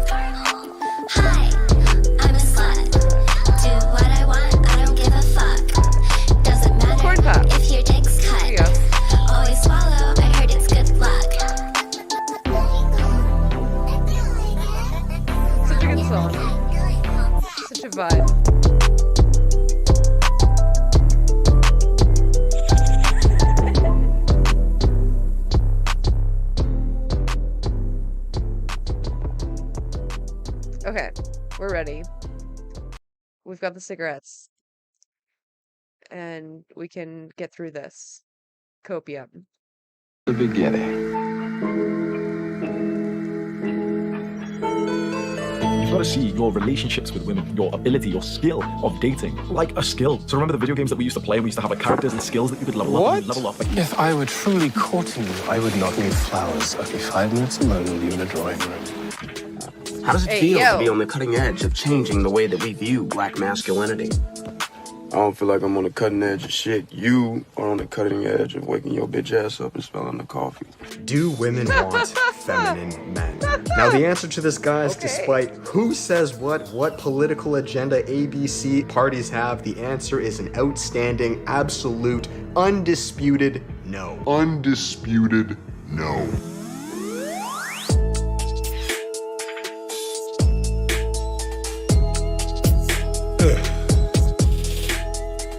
So being a content creator is great. I have zero complaints, zero whatsoever. However, if I were to complain about something, it would be that the process of like doing this and editing and watching your videos over, etc., it forces you to look at yourself a lot. And for anything that you don't like about yourself, that you want to change about yourself, or anything that has changed maybe for the negative, it is impossible not to notice. And so one thing that I've noticed since before I had 100,000 subscribers is that I may have gained a little bit of weight. At my age, with my health background and my family's health background, this is just not healthy to keep doing. So I have gotten back. I honestly didn't notice. I don't know. Maybe because I like watch all of his videos. It's hard to like notice change when you see a person like often. I don't know. I think he still looks great. Back into exercising. And while I've never been a stranger to working out in the traditional sense, I just find myself completely bored doing cardio and lifting weights and curls or deadlifts or whatever the new shit is. Dude, speaking of working out, that little jaunt, my little speed walk to the corner store, I got out of breath pretty bad, so I probably need to work out more. I'm gonna be real. So going into the end of 2022, I figured I'd trade in my traditional gym membership for a dojo in the world of kickboxing. So for 2 days a week for the past few months, barring a break for the holidays, COVID, or fighting YouTube to get a video done on time, I've been trying to learn the basics while getting healthy. I've always been interested in martial arts, and while it's not fun kicking a hard-ass bag with my shins, it is a new challenge, and the feeling of learning a skill helps drive me through any and all feelings of how bored I might get exercising or the ways I would often feel running on a treadmill for 30 minutes. And it can't hurt that I'm hopefully shrinking this fupa down a little bit.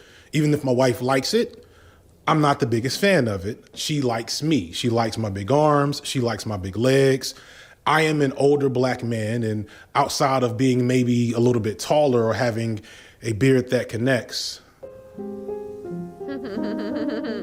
I feel pretty confident that I embody a pretty desirable body. However, this doesn't mean I am immune to the insecurities of how I look. And an easy reminder of how insecure you can sometimes get is when I first got in the presence of my kickboxing coach. Now, again, I feel pretty good about the way I look, but please believe when looking at Coach, I may have been a bit envious. My coach looks like Idris Elba's older brother. He is a Nigerian-born Brit who plays some Hey, yo. basketball in the UK and then switched to kickboxing later in his life. And a lifetime of athletics has built him into what most people imagine when they think of idealized physical black masculinity. It's impossible not to measure yourself up with other men. I think that's just a part of being human. And often when I run into men like my coach, I feel that pang of insecurity, but I also find comfort in thinking, well, you know, my wit and intelligence are the things that make me special and make me stand out. But then I heard my coach talk. Your value isn't premised on the way you look. No matter what society teaches you, no matter what the feedback you get back from people in society, men and women, you must understand that basic truth that my value, my intrinsic value as a human being, as a man, it really isn't dependent on how I look. Because at the end of the day, this is something I remind myself of all the time, that this is just a shell. And it's just like, yeah, like some brothers got it. It is. That's so fucking based. Yeah, we are a lot more than our body, you know? It changes over time. It's not like a fixed thing. And yeah. It's like so shallow. Like it's not all that defines you. Is what it is. So there's a minor intimidation factor when in the presence of guys who either through nature or immense effort both look and maybe sound like my coach. That said, I've never let it affect my opinion on who I am and what I'm capable of.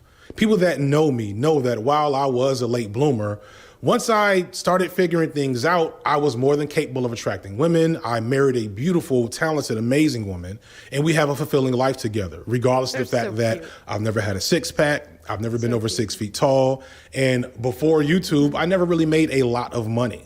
I was successful and respected in my career path before YouTube, but that did not define who I was, nor did my looks. It was the entirety of who I was that made my life fulfilling in the ways it was before micro celebrity on YouTube. I say this to point out that I did not need the commercialized image of the alpha male to find happiness as a man or security in my own masculinity. The commodified image of the alpha male is mythological and really has never been a real thing. It's actually quite funny, in fact, to look at the current landscape of so-called self-help for men and see how bizarre some of the images are of what constitutes an alpha male and what constitutes desirability. And then when you weigh them against reality and history, it gets even more weird. It makes sense that many of the audience members that consume this type of content are boys and young men who just really don't know any better and probably haven't had much luck attracting women, because if they did, then they would probably know that the things that they're consuming that are supposed to help them attract women aren't really all that helpful. Guys like Myron Gaines and Andrew Tate and Sneeko will definitely be able to attract women and are in some way desirable. But what does that mean? And is young douchebag who works out a lot the only way to attract women? If you are not a child, then you know, of course, that's not the case. The reality is that desirability for men is a complex and deep concept that doesn't have one specific archetype or look. Anyone telling you that you have to look and be a specific way, a way that they also just so happen to be selling you, is lying. And one of the reasons I wanted to talk to you, because you remind me of one of my homeboys. It's so funny, you just said your slam poetry era. So like now I know you was a hoe. Hey, yo, But like, man, he would get stopped every 10 steps by a woman to say, hey, his name was, hey, what's going on? Hey, I saw your performance. Hey, you know, and I would be like, nigga, what are you doing? See? Yes. I'm crying. Hey, yo. Sometimes it just be like that, though. No, there's a specific. He's calling him out so hard. Oh my God, roasted. Big energy and persona that I think some dudes have that is absent from any type of like explicit physical presentation that attracts women. I want to say it's soft boy non-derogatory, if that makes sense. Like when you give off a vibe somehow, you know, maybe it's the shortness, maybe it is the like being a little broader, maybe it is the soft-spokenness or the wanting to be in touch with something as feminine as writing, which like is kind of a misnomer anyway. But like that profiling like makes women, I feel, more inclined to engage. The app that I most prefer is called Hinge, and Hinge is just an app like Tinder or Bumble where it allows you to put specific prompts and answers. Like you can select a prompt that'll be asking you a question, you can answer it in a funny way or whatever, or you can answer it by adding a photo with a caption, and you can do that like a few different things like that. But the most matches I have ever, it was like a voice prompt where it asks you a question and you can answer with a voice message, right? And by far the most matches I've ever gotten is from that prompt of me I'm like kind of just joking around, making up some situation. I don't even remember what the prompt is about. Like, because I've experimented with different photos, like, photos of me looking, of my body, photos of me, what I feel like is most attractive, other photos that I don't feel like are as good, but I just put up there because you have to have a certain number.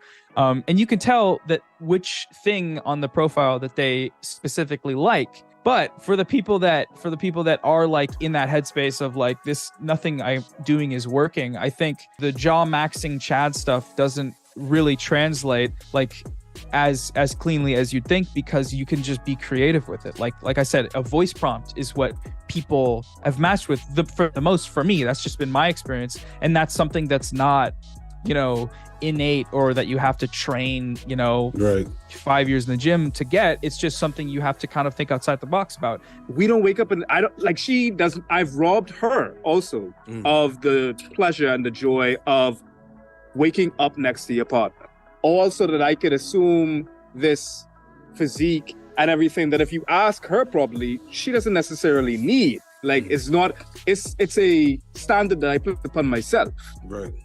And a lot of these things are internalized to the point like where we're no longer doing it to cater to the demands of people itself, like, or to be desired. We're doing it to cater to an avatar that we believe people desire.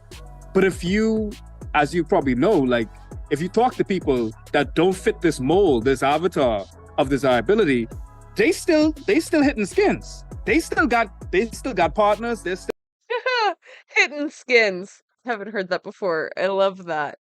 They're still hitting skins. They, in fact, a lot of them are getting a lot more, sex and things like that than fellas like me. I was, when I grew up, I had a very unstable sense of self-esteem and self-worth. And, I was very hard on myself and very perfectionistic, and I kind of had the mindset of I need to live life perfectly. And there was just various experiences through high school where I kind of came to realize it's more about living the most of life instead of the best life possible. So it was a bit of a slight mindset shift. And it made me take myself less seriously. I started to, practice mindfulness. I got really into philosophy. I was traveling. I was kind of just doing things out of their intrinsic worth instead of, anything else. And for a while before this, I was going on those forums and just very looking back, I'm gonna cringe. Everybody does this, I guess, when they're younger. But I read the pickup artist book. I don't remember the name off my head. Look, we've all been on some cringe forums here and there, right? Am I right? The Game. I read The Game when I was in my early 20s. Yeah. And nowadays it's even more the manosphere and stuff like that. People could find Andrew Tate or Sneeko or even Peterson kind of to kind of tell you you need to. These are the correct ways to be a man. So my idea of what the right way of living life was specifically, how can I be a good man? So it was very gendered from the beginning. Mm-hmm. So then when I adapted more of this kind of is why I got into Camus a lot, where it was this kind of absurdist, kind of existentialist take of just kind of not taking things so seriously. Biggest mistake I ever made, honestly. It's not good. It's not good advice. None of it is good. Consult a real person or a therapist or, I don't know, your parents. They were theoretically in a relationship successfully at one point. Ironically, is what allowed me to then achieve a lot of the stuff that I was valuing beforehand. You do become more desirable if you don't reek of desperation. If you just genuinely talk to other people because you want to, you go do things because you genuinely want to. That is a very attractive quality. For this video, I'm defining desirability as a mask-presenting person's ability to embody and perform traits that those who are attracted to men find appealing. This is a somewhat nebulous and flexible definition because the reality is attraction and masculinity is a nebulous and complex thing. But in general, basically it's you're a dude, and what is it that you do that makes people that are attracted to dudes attracted to you? Right? Makes sense? Now, you might want to write this broad definition off as lefty overthinking to pander to my audience of Gen Z, they, thems, but then you'd be an idiot and probably not even watching this video in the first place. So I'm not going to spend a lot of time trying to convince you otherwise. But it does bring up the first major thing that I want everyone who's watching to consider, which is how warped and inaccurate our understanding of male desirability tends to be, greatly because of the things we see and are told as boys and men, namely that it's almost always those types of reactionary conservative men that are dictating the conversation when they are not the people that you're trying to be desirable for. Or are they? And I don't say that to insinuate like this homoerotic nature of some of these spaces, but to consider why is it that it's other single men that are giving you all the secrets and information that you're supposed to have on how to attract women. That just genuinely doesn't make a lot of sense. First and foremost, understand that gender presentation and what is considered masculine and attractive for men has constantly changed throughout history. I don't care what your Alpha Male podcast folks told you 10 years ago, 20 years ago, 40, 50 years ago, they would have told you something completely different. I could go back centuries to show you no shortage of images and art for men in a variety of presentations being depicted as being desirable while wearing what we consider today to be dresses and skin-tight pantaloons and even high heels. Bring back skin-tight pantaloons for men. Look at this. That's hot as hell. Why aren't you wearing this? Why aren't you wearing this? Show me the goods. For just a few years ago, and Regé Page-Jean embodied this desirability from that old time, completely driving the girls wild just by licking a spoon. And then just 30 years ago in my childhood, we saw a persistent image of gender non-conforming men being balls seen as the height of desirable, whether it was the glammed up images of Aerosmith or Poison, or maybe it was Tupac, a hip hop icon and a sex symbol. But if you look at the way Tupac was presenting from today's sensibilities, you see that Tupac wasn't giving you this classic super thugged out image. It was actually, I'm just saying, when you put your hands like this, that means something. There's a lot of leather involved there. So that may be a reach, but one undeniable. Wait, what? Did he just call Tupac gay? Did I just like blacked out. What just happened? It was actually, I'm just saying, when you put your hands like this, that means something. There's a lot. Does that mean something? I don't know if that means something. Of leather involved there.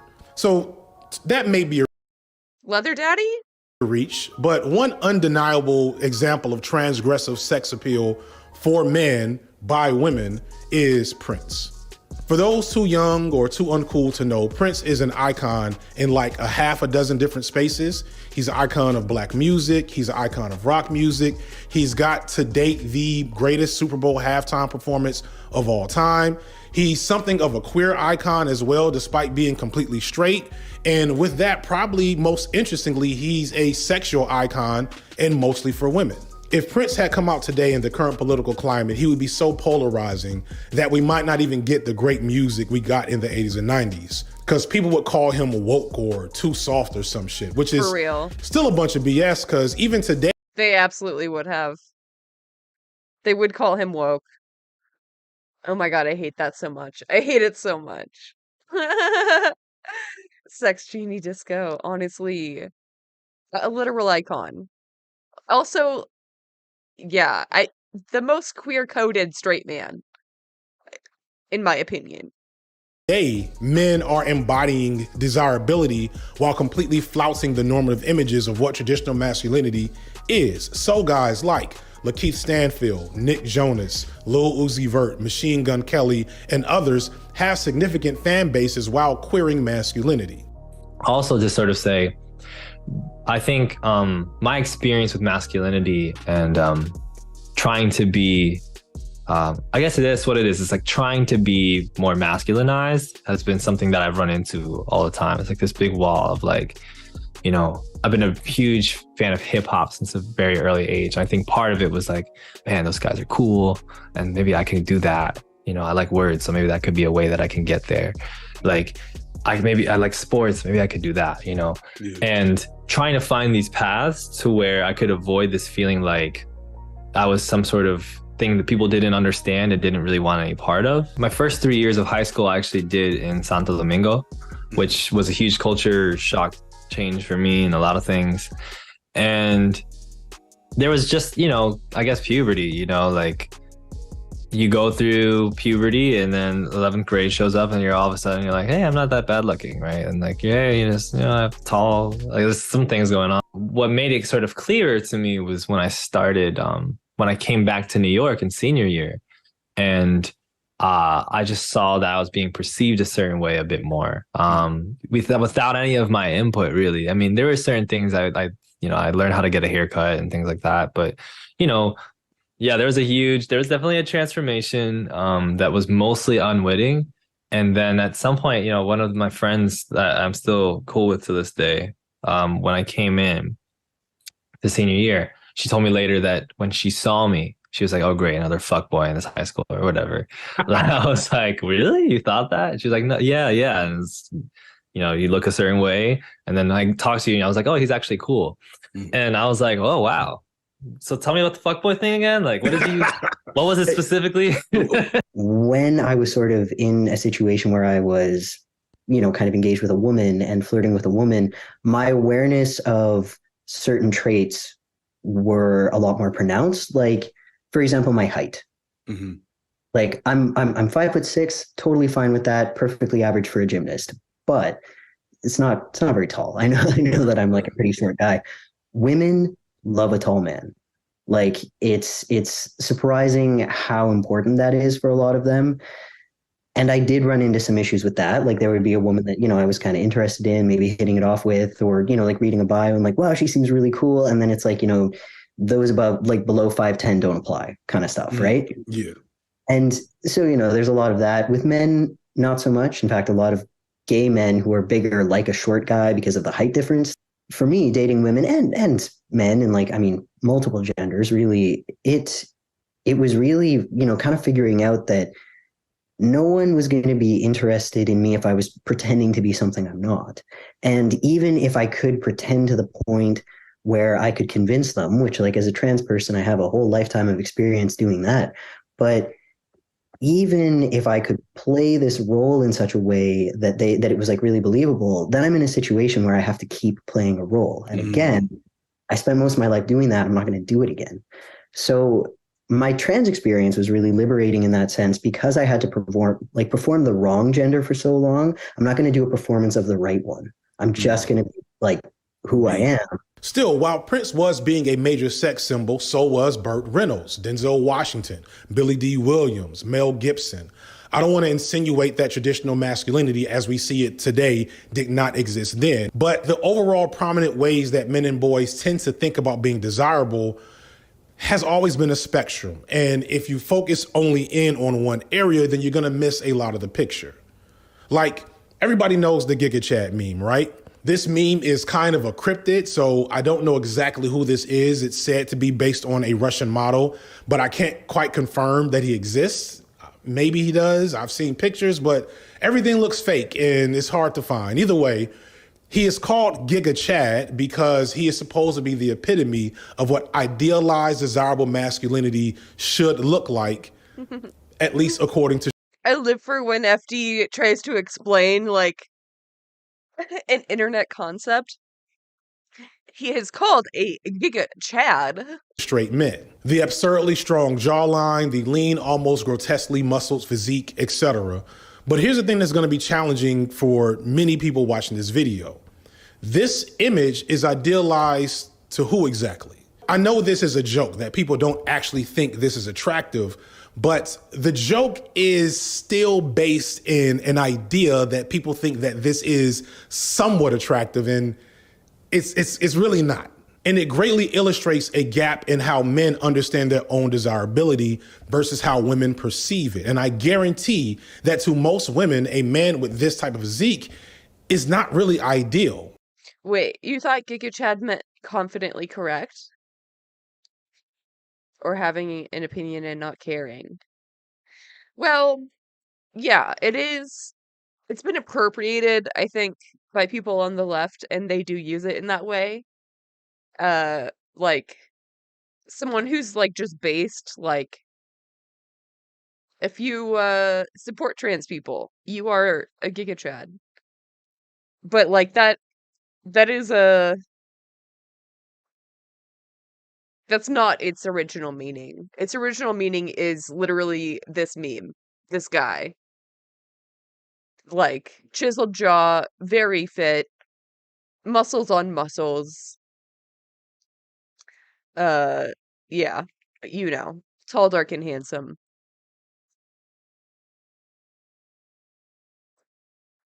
But yeah, like I would say like feminists and people on the left generally use it like a lot more loosely. Like I use it like all the time.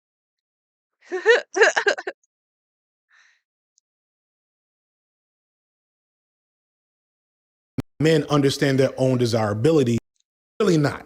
And it greatly illustrates a gap in how men understand their own desirability versus how women perceive it. And I guarantee that to most women, a man with this type of physique is not really ideal. The idea for this video came from a TikTok I saw a while back where a guy was trying to figure out why he wasn't getting matches on online dating. The simple answer is because their photos suck. They may think they have good photos. In fact, quite often they do. Maybe they were taken by a professional photographer, but it doesn't mean the photos don't actually suck. Like this guy. So he emailed me and he was like, dude, I am convinced that Tinder doesn't work for anyone who's not a Giga Chad because I'm not getting any matches. So we took a look at his photos and this is what we saw. We have one photo where he looks like a hitman. The second one, we can barely see his face. The third one where the lighting is insanely creepy and he looks superposed. And the fourth one, which has this These pictures are all kind of creepy. I'm gonna be real. They're all kind of creepy. same exact issue. Now this guy is definitely above average looking, but he's getting zero results again because his photos are bad. So here's where we have the first. Yeah, photography is everything. For the love of God, please get a homie to take pictures for you. Go somewhere nice, maybe at like sunset or something. You know, get some good lighting. Get some good angles. It'll be okay. Major disconnect. A lot of men and boys center their perception of masculine desirability on what other men define as such. This guy in this picture looks like an axe murderer. The Giga Chad meme is grotesque looking, to be honest. It feels. It is. I wonder if this was made with AI, honestly. There's like too many veins.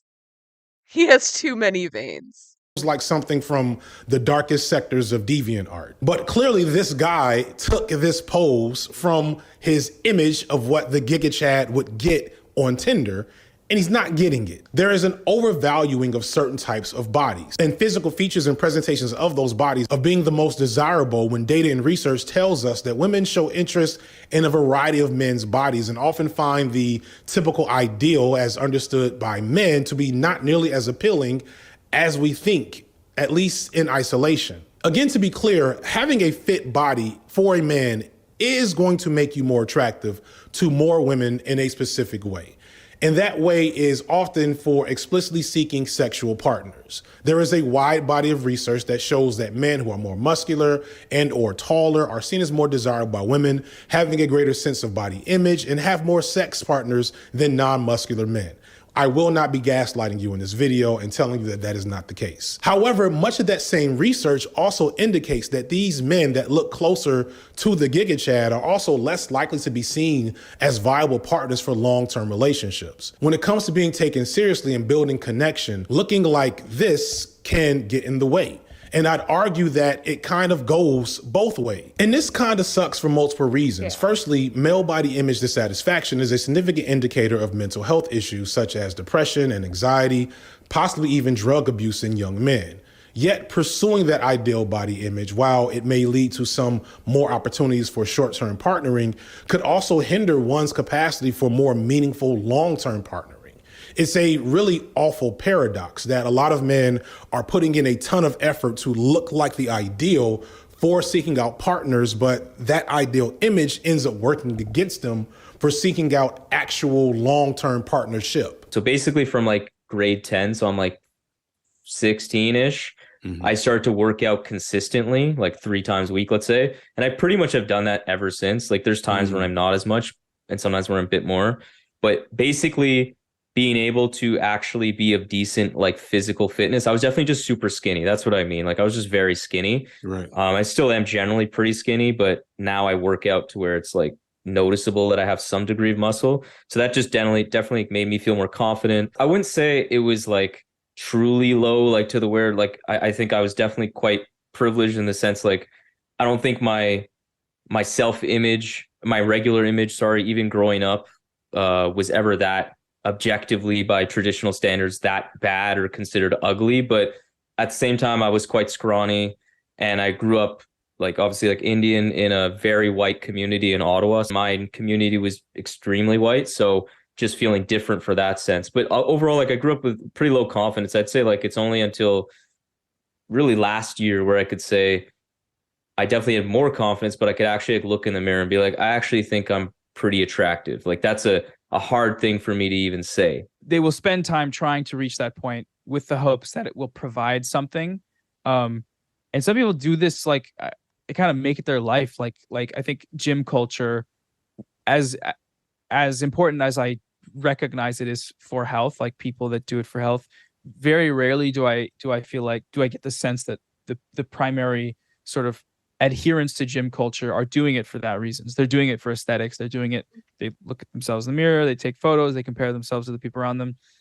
It's the pursuit of this body that when it is tied to that value, will never be enough. It will never be, you'll never get to a point where what you've worked for is satisfactory in all the ways that one might think. Like for some people, it's like they like being ripped and that's fine. But you know what I'm talking about like there's the guys that like enjoy working out and like doing stuff to their bodies.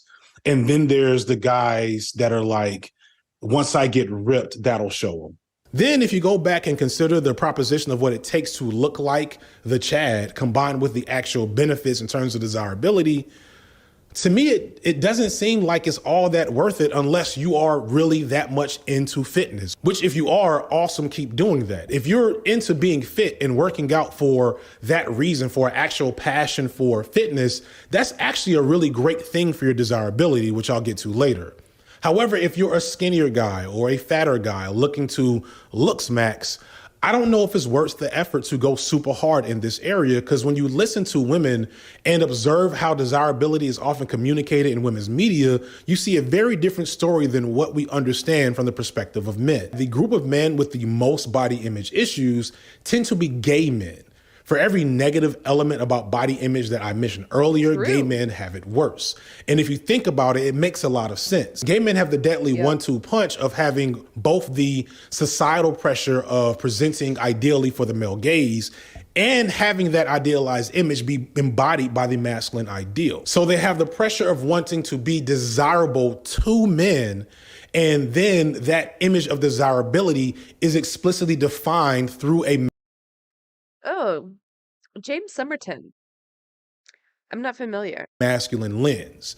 And I'm bringing this up not to like, again, do some weird, you guys are actually gay stuff, but to kind of point out that the image of masculinity that men most see as appealing is actually one that's most appealing to other men, whether they be straight or gay. And what that should tell you is that straight men, on the other hand, might want to be the masculine ideal, but as I explained here, what that ideal looks like from the perspective of women can be very far from what the ideal looks like from the perspective of men. I already mentioned the they-them mass desirability that has always been around. A low-level analysis of the images of men created for and by women is a huge hint as to what women actually desire in men. The annual Sexiest Men Alive issues of People magazine, while not a perfect indication of what women like, clearly seeks to present an image of men that is warm and caring and engaged. These are still traditionally masculine men who are attractive and handsome in any traditional sense, but what they're presenting to be seen as actually desirable is not these chiseled physiques. Oh, wait. I watched his video on Black Swan. That video was so good. Yeah. Yeah, he's very good. Awesome. I thought I subscribed. I don't know why. Physiques, but those chiseled physiques that they're presenting as desirable are hidden behind comfortable clothing and gentle smiles, not flexed out muscles with sweat and veins popping out their necks. If you tie that to gender, it's from my argument is that you can be super masculine if you want to be aesthetically. You can perform that way because yes, some women are attracted to a rugged guy who's like really muscular and stoic and stuff, but you can't be that. That can't be your end all be all. There has to be a little bit of emptiness, a little bit of space for growth or nuance, adaptability, because, taken to its extreme, that sort of gender fundamentalism or identity fundamentalism, especially with masculinity, could be harmful to other people. If you overtly want to prove that you are innately masculine, you could end up, causing some form of domestic abuse. You could end up, pathologically sleeping with a lot of people, becoming like a fuckboy, kind of not outliers. We want, at least for that first interaction, we want somebody that's pretty like plain, pretty like safe and secure, especially. And then I think you pair that with guys are probably not great with taking photos because they're not socialized to rely on pure aesthetics. They're supposed to rely on kind of competence and performance, and women are socialized to rely on aesthetics. So you're engaging in a platform that really favors people that are good at aestheticizing. Right. Sisyphus makes a really good point here about how boys and girls are socialized differently when it comes to aesthetics and beauty. There are many more consequences for not being physically attractive for women versus men, and thus women and girls begin to figure out aesthetics and beauty at a very early age, and entire industries are built around aesthetics for women, while men are openly discouraged to learn these skills, and thus many go through life never having had a great grasp on how to. It is interesting to me how people are always saying how men are very visual. Oh, they're just very visual creatures. That's why they just think with their pee-pee, because they're very visual. But when it comes to making a Tinder profile, they can't take a good picture to save their lives. Riddle me that.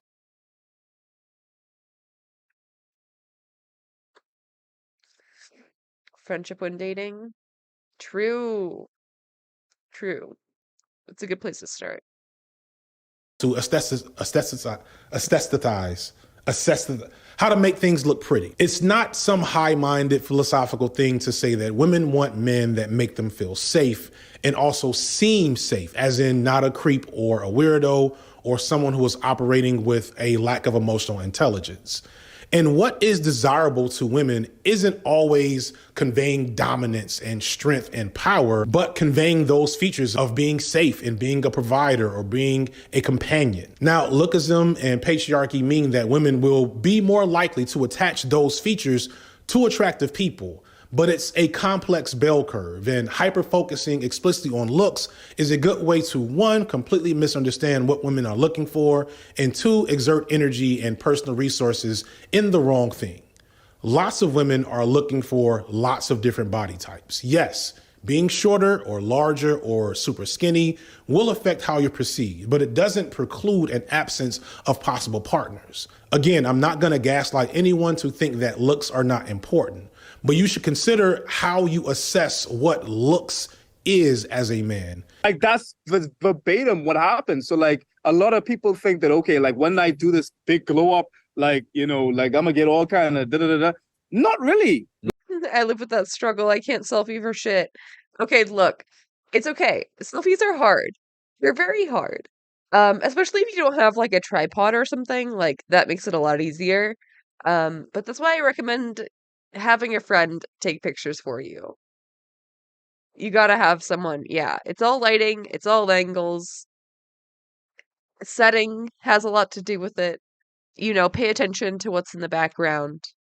Um, you know, look at like, let me think. Let's go to Instagram. Instagram. Um, do.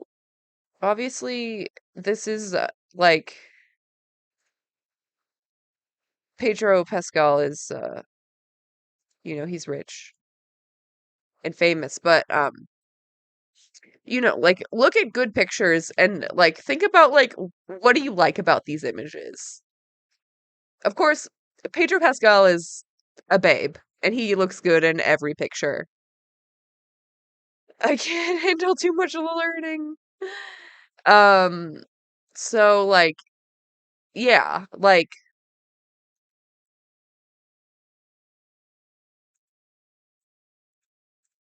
get inspiration,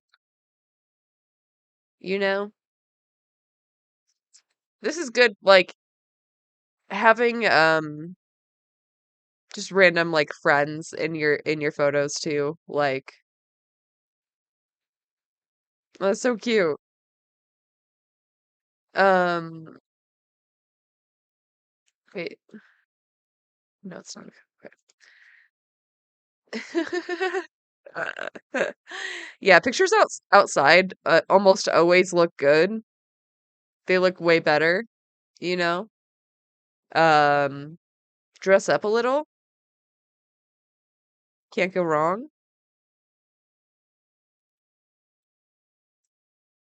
Mostly it's like getting someone to help you. That's like 90% of it.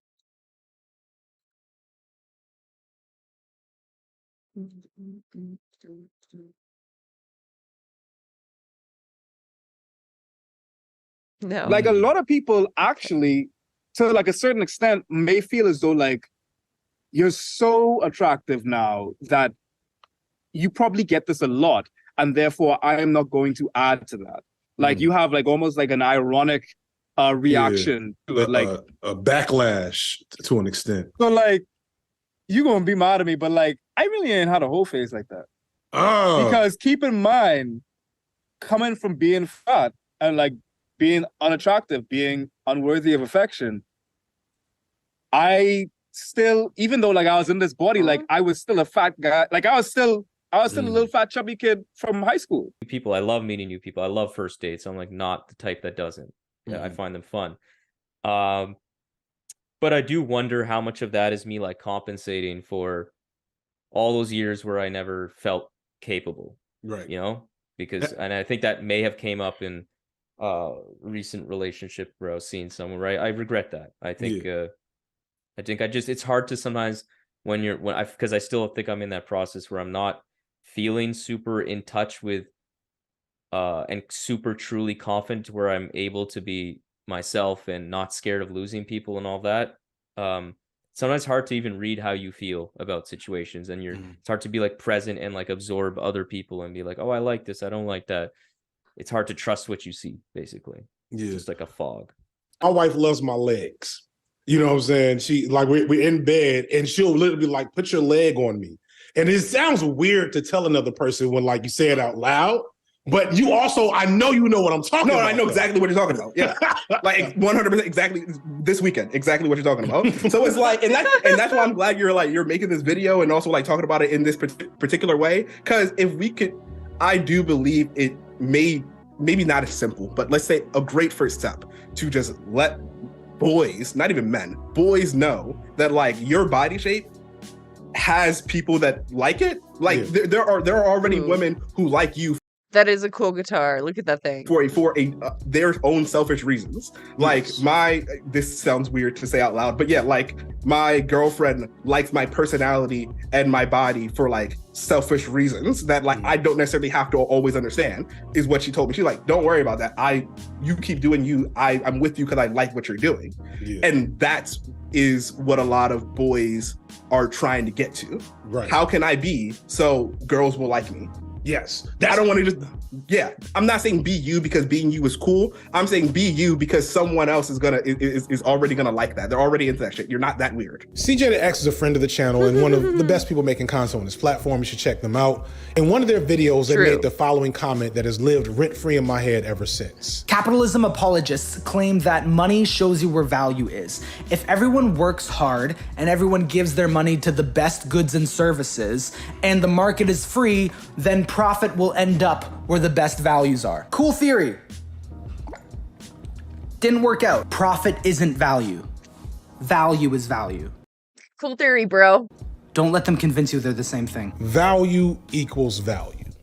I will avoid getting too deep into my leftist bag to break down why this statement is so profound, but I will point out that at least in the West, we have been conditioned to conflate value, a rather nebulous and abstract thing, with explicit concrete things like money. I fucking hate like the dating marketplace. Like, I hate it. I hate it. I hate it so much. Why did we have to commodify dating? Like, it's so fucking just brain broken. Possessing an ideal body, having nice material possessions, and from that we have developed the concept of being a high value man. I don't really know when this term became popularized, but I first heard it from now deceased manosphere juggernaut Kevin Samuels. Our value has been with us forever. There's always been a ranking system, irrespective of race, culture, period of time. You will see. If I'm not mistaken, if I have my internet lore correct, and I think I do, I think this phrase actually came from the subreddit female dating strategies. I think so. I think it predates this Samuels. I don't know. I'll have to fact check that real quick. Fucking FDS is such a fucking disaster. I wonder if that's still going, is it? Actually.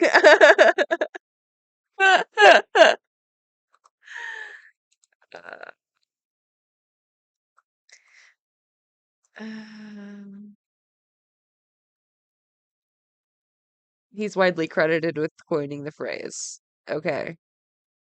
I don't know. I don't know, dude. I think it was Reddit. When was that?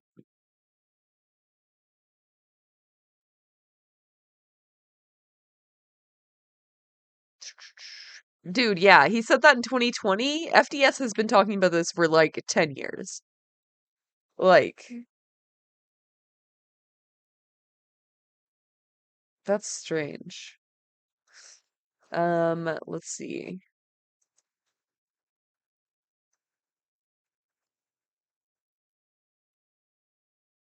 Yeah, like on my first Google, there's FDS, a question, what is a high value man in 2019? Before Samuels was talking about it. I was right.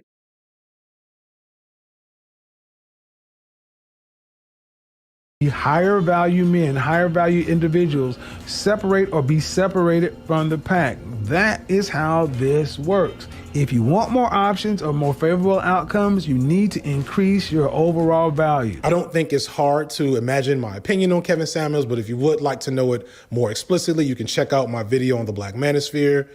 That said, in brief, I would often hear Samuels discuss this concept of a man's value in response to men watching his content who sought certain types of women but lacked the perceived value to get them. And since then, I feel like that phrase has been a staple of certain self-help oriented parts of male interest media to purportedly teach young men and boys how to really be high value men. So some of this is...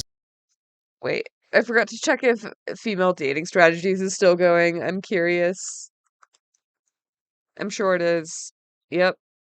Female dating strategy. Oh God. Oh God. Pin discussion. The pros and cons of marriage.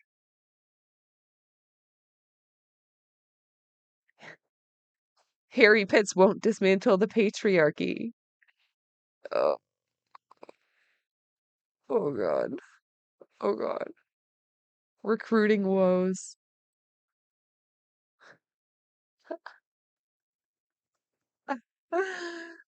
Oh god. Oh god. Oh god. It's so terrifying. Throw a grenade in there, start asking about the toilet seat. Oh my god. Oh my god.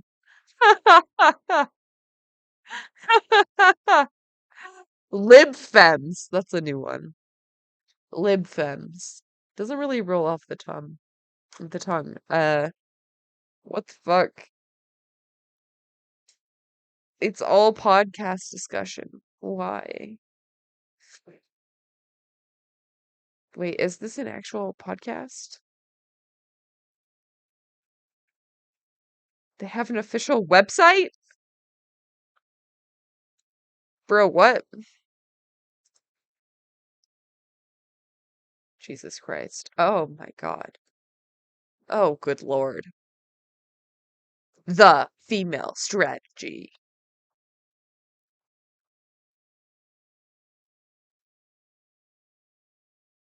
Jesus Christ. Run by tradwives. Yep. Yep, it sure is.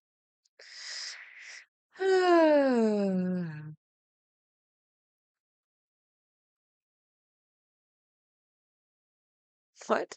He's just not that into you is a phrase that only applies to some men. Here's why. What? Patriarchal projection. Why it's them and definitely not us. What? Why are they talking about patriarchy? I'm curious. You got my click. Wait, this is lies men tell. Wait, what's happening? Tell tell me the lies. Give me the article. Uh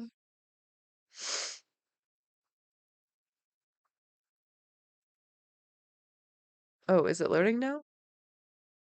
Oh, okay. Last year I was sitting butt naked in a German sauna with various men of various ages and sizes. I was at my local gym. That evening, the swimming pool was inaccessible, as there were women taking aqua aerobics classes there. One man complained about this as we sat in the sauna. He mocked the women, trying to draw chuckles from us. He said they needed to be assisted in moving their asses. Yikes. Where is this going? Oh god. Oh god. I don't know if I wanted to be let in, actually. I'm having regrets. Um, he insinuated they were infants or physically disabled and in need of guided care. What in the actual fuck? I saw them as mothers and women with weight problems taking one damn hour for themselves to work on their health. They deserve those classes, that space in the pool, and that self-care. I looked over at the man carefully because I didn't want to look like I was staring in a sauna and cause people to get the wrong idea. I don't want to stare because I don't want them to think I'm gay. Uh, and saw he was overweight. I had to bite my tongue not to blurt out, "Hey, you look like you need such a class, buddy." Okay. All right. Then I realized most of the time I've heard of a woman being criticized or ashamed about her weight. It's nearly almost a man doing it. And not only that, he's been overweight himself or struggling with this issue. Psychologists describe projection as one person projecting their feelings, desires, and opinions onto others as a defense mechanism. Within patriarchy, mediocre men project on women they encounter. Ain't that the damn truth? There's always a nugget of truth in radicalized spaces. It's true. Fast forward to a few months ago, I announced I was pregnant to a relative of my partner. He chimes in almost immediately with, haha, how did you, how are you going to manage with that weight in the summertime? Haha. He might have seen it as a friendly dig, but It was not only a lip-fisted attempt at humor doused in misogyny, but also I saw he was actually speaking about himself. I wanted to ask him how he manages his huge beer belly in the summer heat, but settled for cutting off contact. I've been gifted with being skinny all my life. Okay, brag. Jesus. Even pregnant, I resemble a watermelon thief with my skinny arms and swollen belly.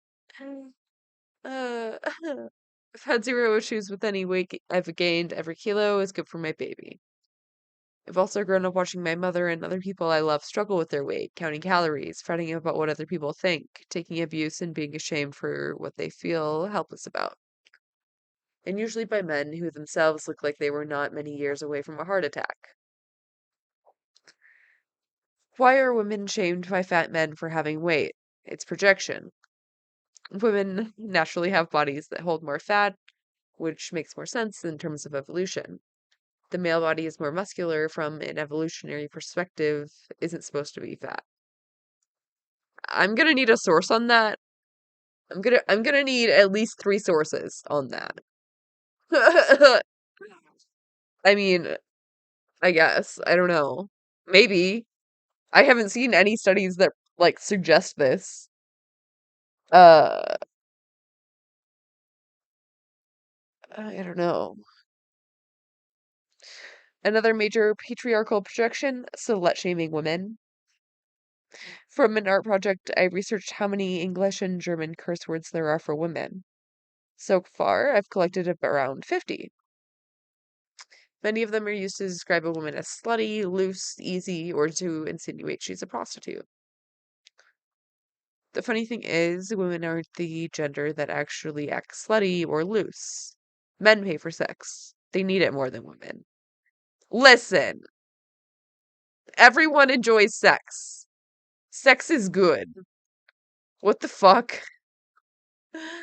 Hi, welcome in, Luda Christian. This is an article from Female Dating Strategy. It's it's silly. I don't really know what they're doing over there.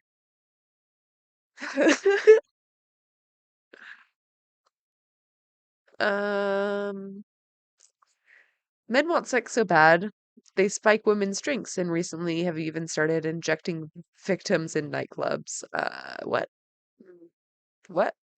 I think I heard about this. Was this actually verified?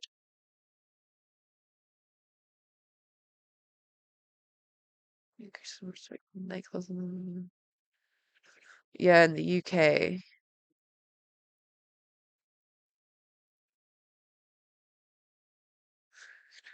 Are they spiking it with the same drug? Like whatever, GHB? Yeah.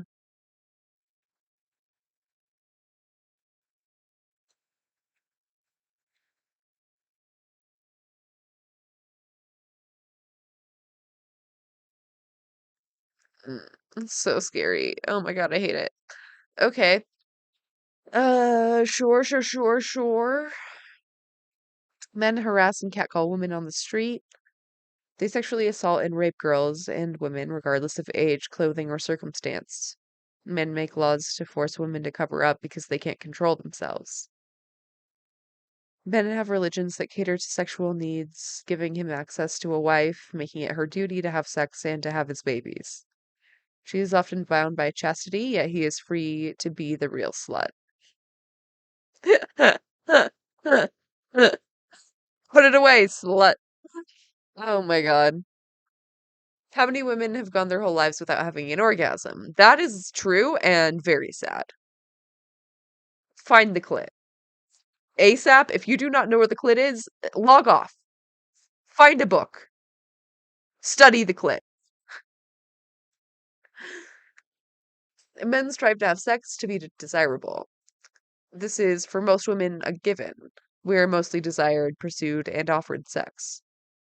Who are the real sluts if men are always doing the pursuing? I don't know if that logic follows. I don't think that follows. Can't everyone just be a slut? Honestly, I don't see the problem. Regardless of what country or which time in history, the patriarchy is unable to escape one cold, hard fact. A man will never have the same intrinsic biological value a girl or woman naturally has. She is not loose or promiscuous, he is. What the fuck? This completely misses the point of feminism. It completely misses the point.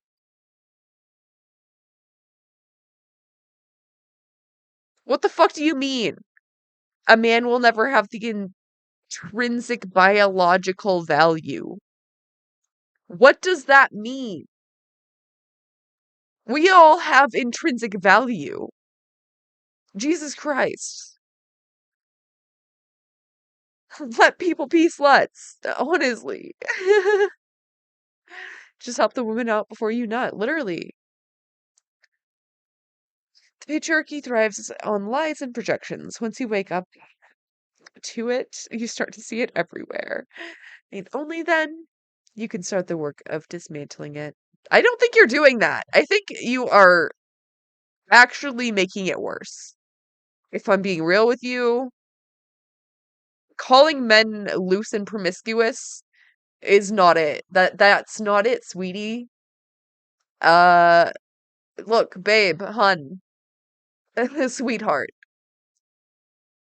It's okay for people to like sex. And men are not the only ones who like it. Ugh. I can't believe that FDS is still running and apparently popular enough to have a podcast and a website, so fuck. The beauty of life, honestly. Oy vey. In physical appearance and how you dress, but a lot of it deals with economic hustles, which are often basically get rich quick schemes or outright scams or pyramid schemes. And other times it's dubious ventures into cryptocurrency and NFTs or Amazon drop shipping or some other alternative method for non-traditional work. And all of this, in some rare cases, I'm sure will make a guy rich, and maybe in combination with some looks maxing and some fashion advice, make them definitely more viable on the dating market. That is a plausible outcome, but it's very, very rare. Having money will again make you more appealing to women. This is not some secret red pill truth. This is just a reality for numerous reasons, but having money doesn't make you valuable. More importantly, that won't guarantee having more access to women, or more importantly, that having this access to women will give you the feelings of self-worth that you were seeking out in the first place. The idea of like how they've commodified sex, like it's very similar to money. It's in the same sense, and I think it contextualizes this conversation of, you know, a poor guy who happens onto a lot of money all of a sudden. And then part of how they keep making money is like they tell other poor people how to make money. And they're all kind of deceptive get rich quick schemes. Like that's why people pay so much for these like programs and stuff like that. Similarly, it's like to tell somebody like, you should be healthy, you should, treat people a certain way, you should focus on your passions and stuff like that. It's like, yeah, but what I want to hear specifically is like, what color shirt should I wear in the club? And this is all beside the fact that, again, this shit usually doesn't work. This type of hustle culture has far, far, far more. Oh my God, I just understood your name. It's like ludicrous, but it's ludicristion. Wow. Brilliant. I like your name. I'm so dumb. Just slam your dick on the table. True. Losers than winners. And you mostly end up making the person who made up the hustle rich. That is what they're really designed to do. RIP to all the cryptocurrency commercials that weren't in the Super Bowl this year, because that shit was gone. And I'm never wrong about this stuff. Never. But more importantly, even if you did make it big doing drop shipping or whatever, Hyper-focusing on maximizing your economic status as a man for the sake of being more desirable is basically like investing in obsolete technology. When I was at the age of a lot of you watching, the number one smartphone in the market was something called a BlackBerry. iPhones barely existed. Androids didn't exist at Way all. back. There were other smartphones, but the BlackBerry was the smartphone for serious business people. And that was their brand. They basically were like, you guys with your little cameras and your apps. Dude, the BlackBerry was such ass. It was so bad. Yeah, I had one for a little bit. Um, it was not good. We've come so far. Apps and your music players, all cute and whatever, but when it's time for real serious business, you're gonna want to own a BlackBerry. And look at this thing. It is hideous. And this is like in the 2010s. It's so cute. Look at how small. It still looked like this. It didn't even come out with a touchscreen until the 2010s. And by then, serious business people realized that it was much better and more convenient to have one device that could do multiple things and not just send an email. People got used to using touchscreens, and the BlackBerry could never reclaim its dominance over the cell phone market. It went the way of the dinosaur. In a word, it was evolution, and to adopt some language from the manosphere types, it was survivor of the fittest. And you know what else is going the way of the dinosaur? The idealized, high-value, bread-winning man who can support a wife and a family all by himself off one job, buy a house, retire with a pension, and live a good, simple life. That shit is very, very rare. Again, I'll avoid using phrases like late capitalism and workers' rights and all that good stuff. But I'll just say, if you do want your trad wife, consider maybe unionizing. Let's go. He's like, he always shies away from the leftist stuff. And I get why he does it, to be like more accessible, but like, I wish he would. I wish he would go deeper into his hardcore leftist shit, because I want to know. I want to know what he's thinking. I want to know, man. Just an idea. Either way, the time where one man could support a whole household with one job is over. And even for those few high-value men with high-paying tech jobs or even entrepreneurial ventures, those features are simply less desirable than they were 50 or 60 years ago. The idea of the trophy wife is a myth and has always been a myth. Beauty and attractiveness is always important when picking a partner, but people tend to mostly partner with people within the same education and socioeconomic bracket that they are in. As I've said before, doctors marry doctors, techies marry techies, lawyers marry lawyers, and so on. The overinvestment for men into archaic images of status and economic viability ignores the actual trends in human relationships and the way that things are moving into the future, namely that women don't care as much how much money you make and whether or not you have a good job like they did 40 or 50 years ago. The biggest factor in the change in dating dynamics that seems to be actively avoided, or more accurately, attacked by manosphere folks, is the fact that women need men less today than they ever have. And they will need men less in the future. And if you pay attention to a lot of the undertones of manosphere rhetoric, a significant portion of what they're saying is basically crying and whining over the fact that now that a woman can get a job, he has to take more showers and learn a skill and maybe read some books. Which is why other parts of their rhetoric are prophesying on the cold, scary future where women will finally need men like they used to back in the good old days, when men went out to hunt and women stayed home and all that shit. Winter is coming is something that they say a lot in their circles. They've been saying it for decades now. Well, the winter's coming though, ladies. And what does it mean? Well, whenever Ned Stark or anybody from House Stark would say winter's coming, they're not wrong. Hot girl summer is about to be over. And like it or not, everything is coming to an end. They said it in the recession of the late 2000s. They said it in the presidency of Donald Trump. They said it during COVID. They said it through war. They said it during egg shortages. The reality is that winter has been here for well over a decade, and y'all still aren't getting any. Ironically, but sadly,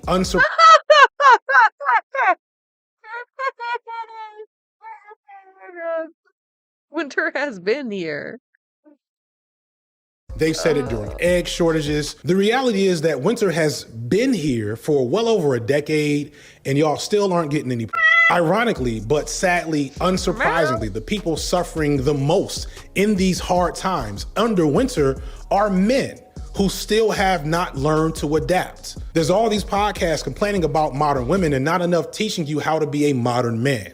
Not trying to teach you that the way a man was 40 years ago is the way you should be now. That is, do you hear that out loud? The sad, scary truth revealed through this is how many men are either incapable or uninterested in adjusting to the new reality of what it takes and what it means to be desirable. Specifically, they seem hell-bent on reclaiming a world when men had almost absolute power to dictate the dating market. This modern alpha male content is ironically incredibly beta, because it's mostly operating off of outdated perspectives on what an alpha male is. It's basically trying to reproduce the image of desirability for men that peaked in the 1970s and has been dwindling ever since. It's why, as you look at the landscape of so many men in these manosphere and alpha male creator spaces, the vast majority of them are single or in shallow, exploitative relationships that most of their viewers wouldn't want to be in. If being an alpha male was real, which it isn't, what that would mean is that said alpha males or high value men would have their choice of the most optimal mates in a given space, not just attention hungry wannabe models who don't mind a little misogyny as long as they can get paid. And they would display this alphaness, this value via whatever means is most desired by those optimal mates. And the thing is, without getting too far into rating scales for women, the most desirable female partners are not going to be as interested in the guy following Gary V's dopamine detox garage sale course. Look at the men who are presented as desirable in the media produced by women. Sure, there is still a valuing of certain. Our PP is about to be useless. Oh my god, I like you. You're funny. Yeah. I mean, they say the same thing for the reverse, that like men aren't gonna need women anymore because there's gonna be sex robots. Like, I don't think any of that's true though. Like, it's not the same. As a dildo enjoyer, it's not the same.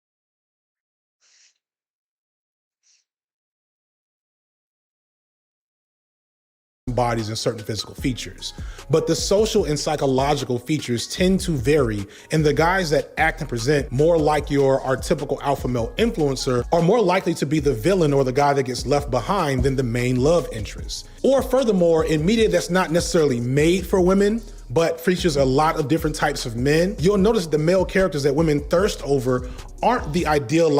Yeah, there's more passion in the actual stuff, and also you can't program foreplay. You can't program spontaneity. Hypermasculine characters that the boys are there for, but they're the more sensitive, interesting, or complex men that the women actually end up being drawn to. It calls into question what we mean when we say high value. If you level yourself up in the way that these guys tend to promote and create personas along the lines of the way these guys advise, it is true, you will become more appealing to some women. But again, the uncomfortable question is, what type of women? I don't want to encroach upon the idea that specific types of women are unworthy of partnering or don't deserve love, but I don't think it's controversial to say that some 20-year-old shy guy just trying to figure out how to talk to women from Fresh and Fit probably wouldn't be a good match for the type of women that would come on a Fresh and Fit show. Like, did you see what happened when they were faced with Brittany Renner? This is who they really are. Well, I think, first of all, let's bring it back a couple notches. Okay, so there's really a lot to unpack here, because my first question to you. This clip's, I swear, has been played like hundreds of thousands of times. Every single person plays this clip when they're talking about the manosphere. If someone brings up Fresh and Fit, they bring up this clip. This clip will live in infamy. Is what do you gain from telling girls that they're not special? How does that make you feel? I mean, I know everything is a joke, but I'm asking you a real question. So how does it make you feel? Because if I say you're, that does something for me, right? If I insult you, or if I tell you you're not special, you're forgettable, What does that do for me? No, but that doesn't. That's what I'm saying. No, but I'm saying, what if I call you? If I just say that again, you're forgettable. That's why I didn't want to do you guys' podcast. Forgettable. Hate the setup. The name is underwhelming. I didn't really see the value in it. Right? They like sped her up right here. I want to give her the space. I want to give her the gravitas that she. No, but that doesn't. That's what I'm saying. No, but I'm saying, what if I call you? If I just say that again, you're forgettable. That's why I didn't want to do you guys' podcast. Forgettable. Hate the setup. The name is underwhelming. I didn't really see the value in it. Right? That's how I feel. Right. But so that's fine. But for me, that's okay if it wasn't a fit for me. But I also don't need to, in a way, kind of try to devalue what. This is probably Dumbass face. That bitch ass face. Oh my god. Oh my god. who you really are. You are not built to handle Brittany Renner, and that's okay. Find something else to do. Money isn't value. Clout isn't value. Good looks aren't value. Value is value, and value differs across time, age, race, regional affiliation, community, etc. And despite what folks will tell you, being this explicit, singular, regressive image of masculinity is not what it's all about in 2023 and hasn't been since 2003, if it actually ever was. But this brings us to another concerning question. Why do we as men have such a narrow vision of desirability about ourselves? Why do we consistently ignore or misunderstand the information that women give us freely about what they desire? I mean, I wouldn't blame it all on men. I don't think it's just men's fault. Like it's media, it's social conditioning, it's parenting styles, like it's a lot of things. Who is to blame for our obliviousness in this area, and why are so many guys getting rich off giving bad advice while so many other men are suffering in an epidemic of loneliness? If men have a warped, essentially bad sense of what women find desirable, the pressing question is why? Why are so many men taking bad Tinder pictures and scaring away women with alpha male talking points? Why have women been depicting in media exactly who they find most attractive for decades, yet men still keep missing the mark? There's a joke about finding the clit somewhere in there, I'm sure, but I'm not gonna do it this time. Masculinity to in an effort to be attracted or to be courted. It has changed over time. Like I said, I looked and felt and was different before when I was younger. When I was like involved in sports, it was very much like, dude, have you guys seen the picture of younger Noah? It's so fucking crazy. He literally ages backwards. Let me see if I can pull it up. Yeah. You would never fucking guess, dude. This, oh god. This was him when he was younger. Makes me want pussy now. Nothing wrong with that. But yeah. He looks so different. I guess it's mostly the hair. But also his jaw, like, is different too. And just, like, not as much muscle. He's scary. That's the thing, though, that, like, I would probably not talk to this man. I would probably run away from this man. I would not be caught alone in an alley. I would not be outside of a bar smoking a cigarette with this man. However, this man would date. 10 out of 10 would date. No questions asked. things are pretty easy because you're just constantly involved in like the social dynamics of like being in community, like you're talking about like a fraternity or something like that. It's a similar thing. Over time though, I think what's come to be part of my identity is things like humor, like just being funny in a context where you're meeting people and hanging out, and that becomes a part of the way that like you attract people. Some people think like they just aren't naturally funny, or they're like introverted and everything like that. And I get that there's like different situations and stuff, but for me, that's kind of how I identify with attractiveness. And I think there's certain things that like allow, that build confidence in sort of trying and failing to like court someone. And she really don't care. In fact, actively, she would wish that you didn't do that as much. Like, she would wish that like you would be home with her or something to that regard. And I think that like the personality aspect, especially what you were talking about, is something that people don't realize that often, that sexiness is a state of mind. Like being attractive is a state of mind. It's an ineffable quality that can't necessarily be reproduced. Pete Davidson and fellas like that. I mean, like with all the rumors and everything around him, but regardless on like the reason why he's able to date at that level and to get proximity to the women that he has, it's because everyone knows he has a huge dick. That's why. No, I'm kidding. I don't even know. Allegedly. No, he does have a certain charm about him. I get it. Isn't due to his looks totally. I mean, of course, there's money. You have to bring in capitalism and everything in like that equation, but it's also because I don't have like my own Discord. You can follow me everywhere else though.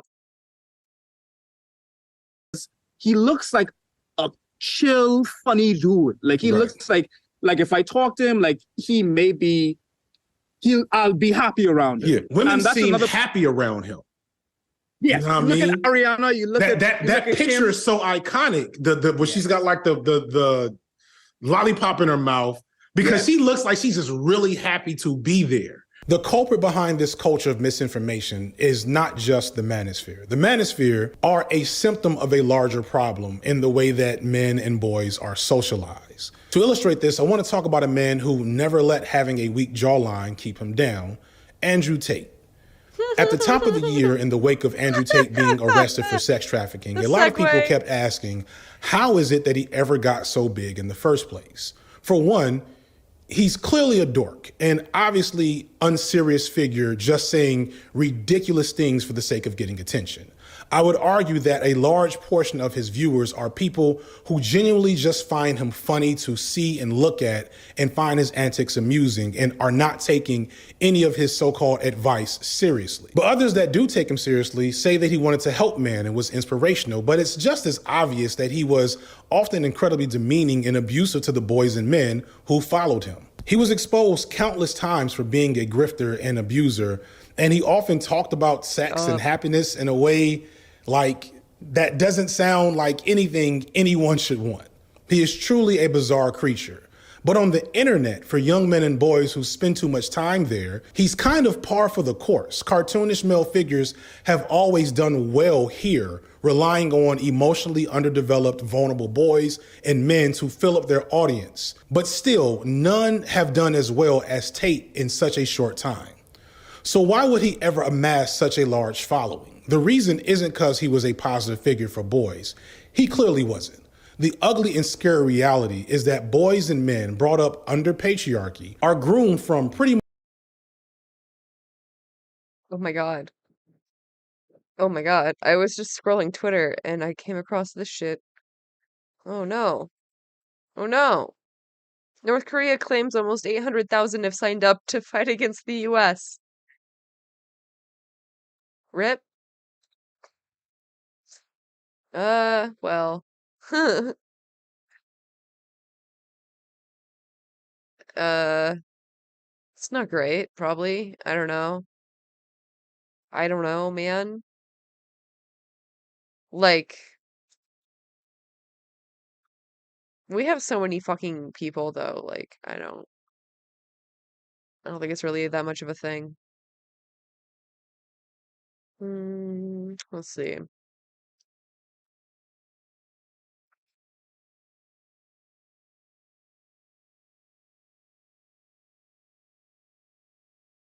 Did I miss something?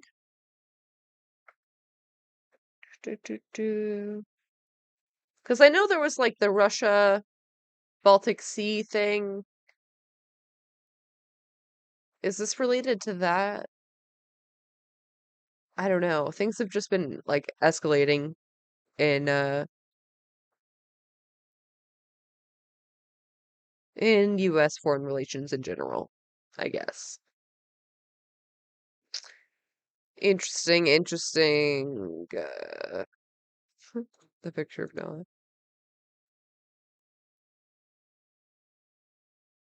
Too much birth to be predisposed to find this type of toxic, absurd misogyny empowering and appealing. I finally said the word that I know you guys have been conditioned to not take seriously, good old patriarchy. But before you... Oh shit. Trump thinks he's getting arrested Tuesday? Dude.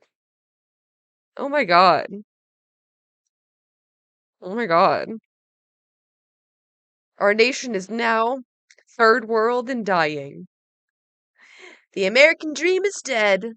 The radical left and the anarchists have stolen our presidential election, and with it, the hearts of our country. American patriots are being arrested and held in captivity like animals. While criminals and leftist thugs are allowed to roam the streets, killing and burning with no retribution. Millions are flooding through our open borders. Many come from prisons and mental institutions. Crime and inflation are destroying our very way of life.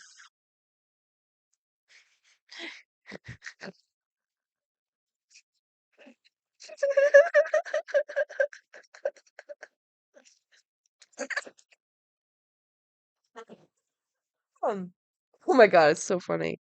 He is really losing it. He might actually be getting arrested. He seems scared. Now, illegal leaks from a corporate and highly political Manhattan district attorney's office, which has allowed new records to be set in violent crime and whose leaders is funded by George Soros, indicate that with no crime being able to be proven, and based on an old and fully debunked by numerous and other prosecutors fairy tale, the far and away leading Republican candidate and former president of the United States of America will be arrested on Tuesday of next week. Protest, take our nation back.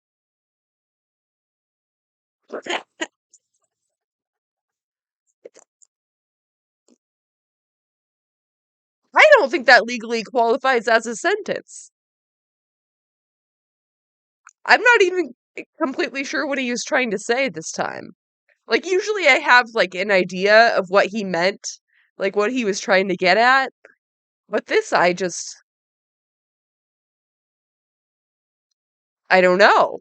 We're in a third world and dying nation. The radical left anarchists have stolen everything. Patriots are being arrested and held in captivity like animals.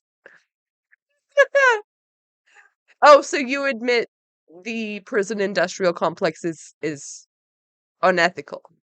Interesting. It's just like all of his talking points condensed into 2 tweets. And then also I'm getting arrested. Hilarious. I really hope he does. I don't think he does get arrested in the end, but we can hope.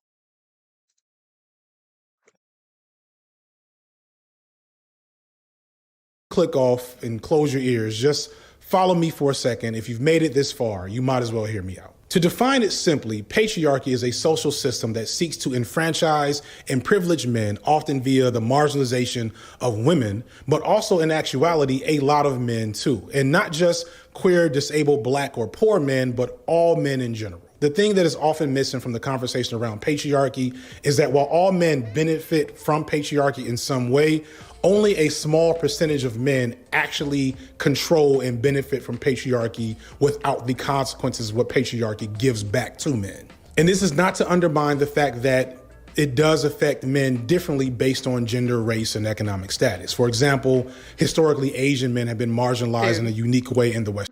I just want him to shut the fuck up. Honestly, same. Honestly, same. Even if he doesn't get arrested, just revoke his internet access. Just get him off the internet. World. In her book, Asian Sexual Politics, a book I suggest for everyone, but especially Southeast or Eastern Asian people who are seeking an analysis explicitly on Asian sexuality, Dr. Rosalind Chow talks about the caricatures of Asian men being hypomasculine, which is the opposite of hypermasculine, as in being emasculated solely based on race, ethnicity, or phenotype of being Asian. Again, it's not like all these stereotypes have like a lot of negative stuff. Some of them, quote unquote, are good stereotypes. I don't want to get into that, but with South Asian men, it's not flattering. And I like there's no way to twist it. It's like basically how I could put it in one little nugget. I hate the show Big Bang Theory. I watched a few episodes, but man, it's basically like that brown guy that is played. He's just the classic brown guy that you see in most of Western media, which is he's a nerd, he's sexually repressed, physically useless, probably smells and has no skills or no ability to attract a woman, and he's just like a scrawny little loser. And again, these are all very negative ways of putting it, but that's kind of like, as a child, that's kind of like all I saw, especially in like Canada and like where I personally grew up with like for my own doing, for my family's doing, whatever. I grew up pretty like whitewashed and actively avoiding my own culture. So I never even saw like a lot of Bollywood or a lot of like even that media early on. So it was really just that. And I always felt like I was fighting against that. Yeah. That's no, I play sports. I play football. I played hockey. But what you see oftentimes, and I will never say like K-pop fandom can only be sort of defined by people's like desire to like, just like, oh, they really like Asian people, they want a nice Asian boy to like fetishize. There's so many there's so many K-pop fans that are like have a much deeper connection with the artist. But a lot of what you see commonly, like what's socialized and what's normalized in part by the industry's efforts, is this idea of here's this cute guy, like here's this this fetishizable person. It's like a self-orientalism. I explore this and I get into sort of this character that I bring around sometimes that is sort of this subversion commentary on the sort of K-pop boy, Asian boy idea that I'm all like it's part of the conflict within me, because it's like partially like I see what you see in me, and a lot of what I see that you see in me is not cool. But I also like this. Like, I also like makeup. I also like being accepted. I also like that these things are here. A lot of this is cool to me, and I'm parsing it. And so that's sort of the way that the dynamic works as well. You know, we sometimes. Oh my God, Cultivize, thank you. Thank you. I always felt so uncomfortable with Big Bang Theory for that exact reason, because like I like identified so strongly with Sheldon. I was like, oh my God, like I'm literally him, like it's me. Except like I'm not into physics, I'm just like into history, whatever. But yeah, just like doing everything you can to like do autistic tropes without like fucking saying it in any way and not being self-aware at all, like bro. That shit got me fucked up. That shit got me fucked up. And everyone loves that shit. Like, it's not shit, but like I don't know. There's lots of weird, and like the way they treat what's her face? Penny? Like her whole character is just does not pass the Bechdel test.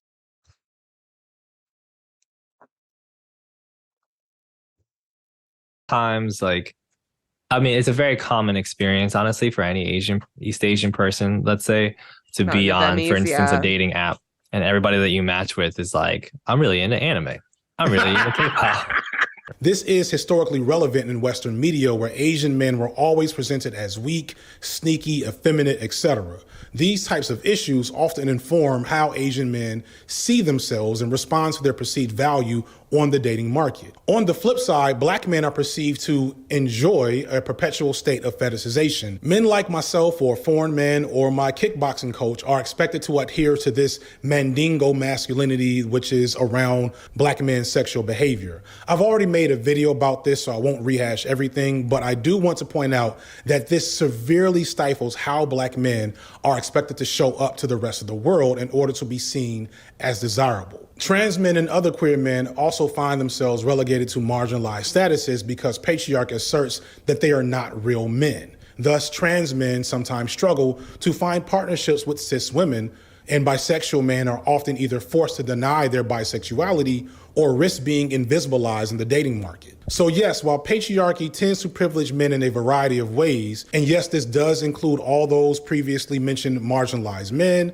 it does not privilege all men equally, nor does it give more than it takes from almost any man that isn't on the top of that hierarchy. Yet, all men are beholden to the standards and expectations of patriarchy. Thus, any man who isn't man enough under patriarchy can be punished through social sanction, bullying, violence, sexual assault, etc. I cover all of this more in depth in my first two Manosphere videos, but one main takeaway that I want people to get is that patriarchy has boys and men convinced that performing masculinity in a specific way means they will attain a level of status and respect and possibly even desirability. This is the bargain that men and boys are sold when we're very little, a bargain that many of us realize isn't real by the time we hit puberty. In fact, if we were to lend credence to the concept of getting red pilled, I'd argue that the real red pill is becoming aware of how society lies to boys in order to convince them to self-mutilate their humanity in the hopes that this will allow them to be better, stronger men. The real wake-up moment is recognizing that adhering to and reproducing patriarchy really only serves a few in our society. And the energy we spend attacking and blaming women is exactly what the so-called Matrix wants you to do. Because as long as you are attacking and blaming women for the Can we let the fucking Matrix meme die already? Can we let it die? God. The red pillars really misunderstood it, ran with it, and now it has no meaning. You kind of ruined it. I'm over it. I know it's a trans allegory, but no one else does. Let's let it rest. things you don't have in your life, you will never turn your anger to the actual system doing you harm. But it's hard to get that message across because everything that men and boys will learn about masculinity from the time that they're little tells them the opposite. But a buffoon, again like Andrew Tate, can take advantage of this preconditioning and literally sell men and boys anything based greatly on the imagery and promises of patriarchy. By giving them the exact lies that they were told when they were young, he can tell them brand new lies as they get older. To be fair, it's clear that in between the ridiculousness, Tate has a bombastic, charismatic persona, and he seems to be highly intelligent and calculating about his image. And he is successful and lives a successful lifestyle. But that still doesn't really explain why he was able to convince grown men to pay him $5,000 to be forced into a cage fight with professional fighters. Bugatti. Oh my God. To prove that they're really top G's. When you see the young nature of many of Tate's fans who don't know the difference between a cool guy and a buffoon, you realize it comes down to a term that many conservatives often ironically employ to I think that's the thing that bothers me the most about Andrew Tate is that, like, he is clearly very smart. He clearly understands that there is a crisis with young men. And instead of trying to help the situation, he just threw gasoline on the fire. Like, willingly and knowingly. And then, like, also to, like, fucking just overtly and openly admit to abusing women and stealing their money. I just... Like, he had so much power to, like, do good. so much potential to like be a positive influence. But like, of course, capitalism doesn't reward that. So, fuck.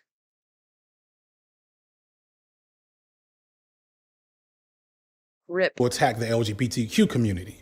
But in reality, what we're really dealing with is something that's been happening to children, especially boys, for generations. That word is grooming.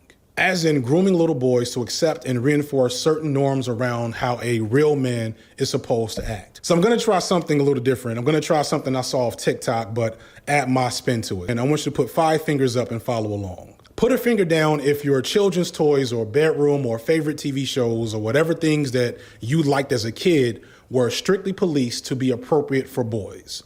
Put a finger down if you've ever been shamed for doing something like a girl, such as showing emotions, liking aesthetic things, being nurturing, showing genuine affection, not enjoying sports, or having the wrong hobby. Put a finger down if you've ever acted gay with the homies or engaged in homoerotic humor with your heterosexual male friends. Put a finger down if you've ever felt like you had to respond to some form of conflict with violence or risk being seen as weak. Put a finger down if you were told not to cry as a child because boys don't cry, especially if this came from an actual adult and you were like 4. Any men in chat? It's so fucked up that we socialize boys this way. It's genuinely like actual child abuse. Like everyone has emotions, you know, especially kids. And like your early childhood development will follow you for the rest of your life. You will have to go to therapy, reparent yourself to overcome those thought patterns. And that's so fucking damaging, you know? Like, I want you to know that you're valid. Your emotions are valid. And it's okay to explore them and feel them. And then over time, you can learn how to identify them and communicate them. And there's a real power that comes from that, like, type of vulnerability. Um, it's really scary at first. And of course, you want to practice vulnerability with people that you feel safe with, but um, I don't know, man. We're all just people. Why is my Chrome like this? What I is could happening? go on. Put a finger down if you were told not to cry as a child because boys don't cry, especially if this came from an actual adult and you were like 4. I could go on forever with this game about how boys are pressured into becoming sexually active before they're ready, and how when boys are molested by adult women, no one ever sees those boys as victims. I can go on about how boys are conditioned to push down their emotions for fear of being seen as weak and hold all that negative energy in until it explodes. Hell, there's even an unspoken set of etiquette for how men are expected to enter a bathroom and use urinals. What the fuck is that picture? Is that it? Is that it? Is that what y'all are doing in the boys' room? I didn't realize it was so fun in there. I don't get to hold hands. Set of etiquette for how men are expected to enter a bathroom and use urinals. Something is wrong with us. I guarantee you that the majority of young men and boys playing alone have their hands balled in a fist, probably shaking it in fury as some painful, maybe intrusive memories come washing over them right now. So if you have any issue with some of the things I just mentioned there, I always hold my homie's hands. Face. I want to ask you, gentlemen, was this a choice or were you groomed? Did you choose not to cry when you were 4 years old because you got hurt or pushed down or bullied or dropped your fucking ice cream? Or was there an adult there, a man or a woman, yelling at you as a child not to cry, punishing you for having a very normal human emotion? Watching adults tell young boys. This is like such a side note, but I remember when I went to Malawi, I saw men just holding hands all the time. And like I was curious about it, so I asked. I was like, "What are all these men like gay? Is it okay to be gay here?" And they're like, "No. No, no, no. They're definitely not gay." But apparently uh like the Muslim men they're just they they just practice like the friendly contact where they just hold hands with their friends when they're walking down the street or whatever. And I think that's just really nice. I don't know. Like, it doesn't have to be like a romantic thing. I don't know.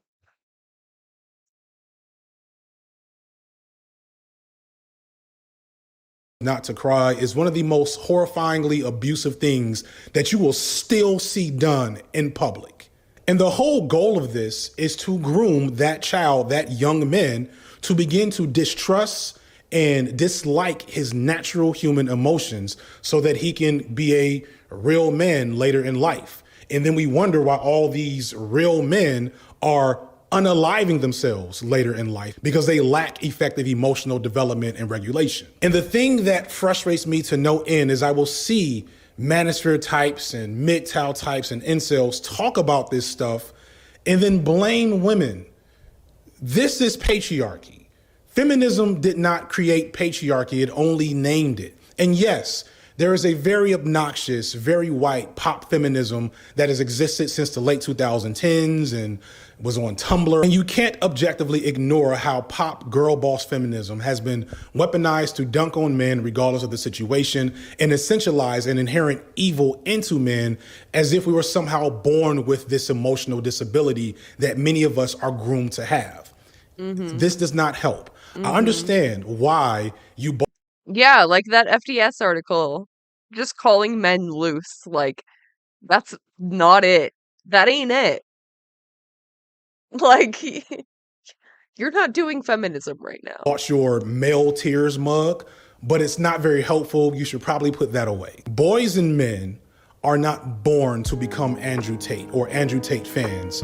We are groomed. And a perfect example of that is Andrew Tate himself. Tate is a product of a lifetime of psychological grooming to produce the toxic misogynist that we know today. Tate carries traumas from his experiences with being bullied growing up as a biracial kid in the US and then a biracial American kid in the UK. More significantly, Tate's father seems to be a horrible guy, a prideful, emotionally abusive man that believed pathologically in severing Tate from any type of emotional balance when he was a child, much like all of us have been, except with Tate, it was much worse and much more effective. First time I've seen my dad in a year. He gets in the house, he's in the house for about 5 minutes, and my mom's like, yeah, I took him for a haircut, Emery, but I didn't like the way they cut their hair. And my dad's like, what? And then I'm like, yeah, I don't like how they've cut it. And my dad went nuts. My dad went, you're raising my boys, talking about how their hair looks. They're 10 years old. You got them looking in the mirror like girls. Talk about their hair. What's wrong with you, woman? You're gonna my boys up. And he lost his temper big. I'm not all scared. And said, oh, Emery, it's the first time I've seen you in a year. This is why we couldn't be together anymore. You're crazy. You're crazy. Jesus Christ. Jesus Christ, dude.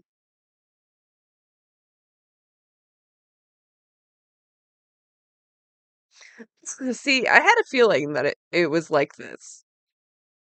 I had a feeling that he had, like, a lot of abuse growing up because, like,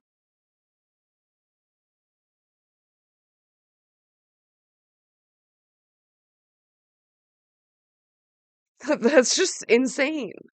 Going ballistic over a haircut, like, chill. Chill.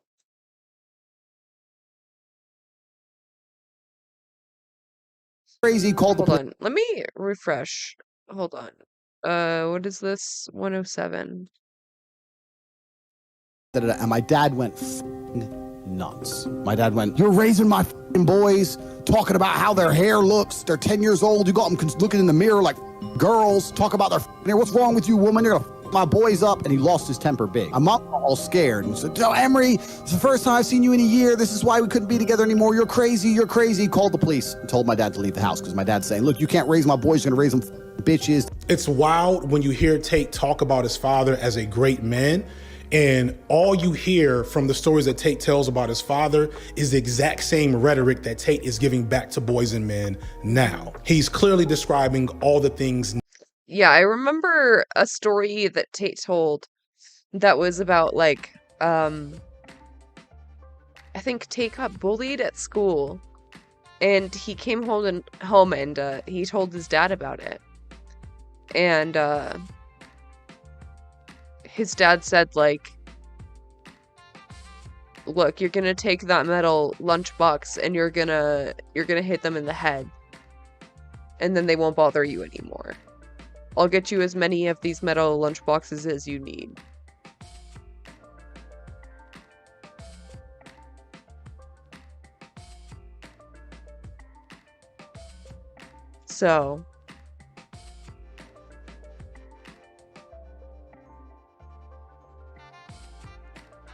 So fucking sad. And like, it's one thing that like the cycle of abuse, it perpetuates itself through generations, right? So Tate's gonna like pass this on to his kids, and they're also gonna be very scarred, and that's awful. But now with social media, he's also traumatizing and like reprogramming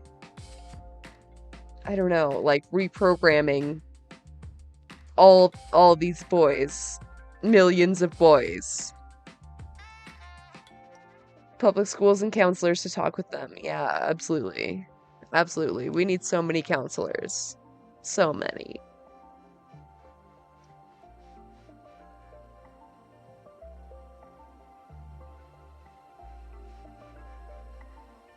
Like,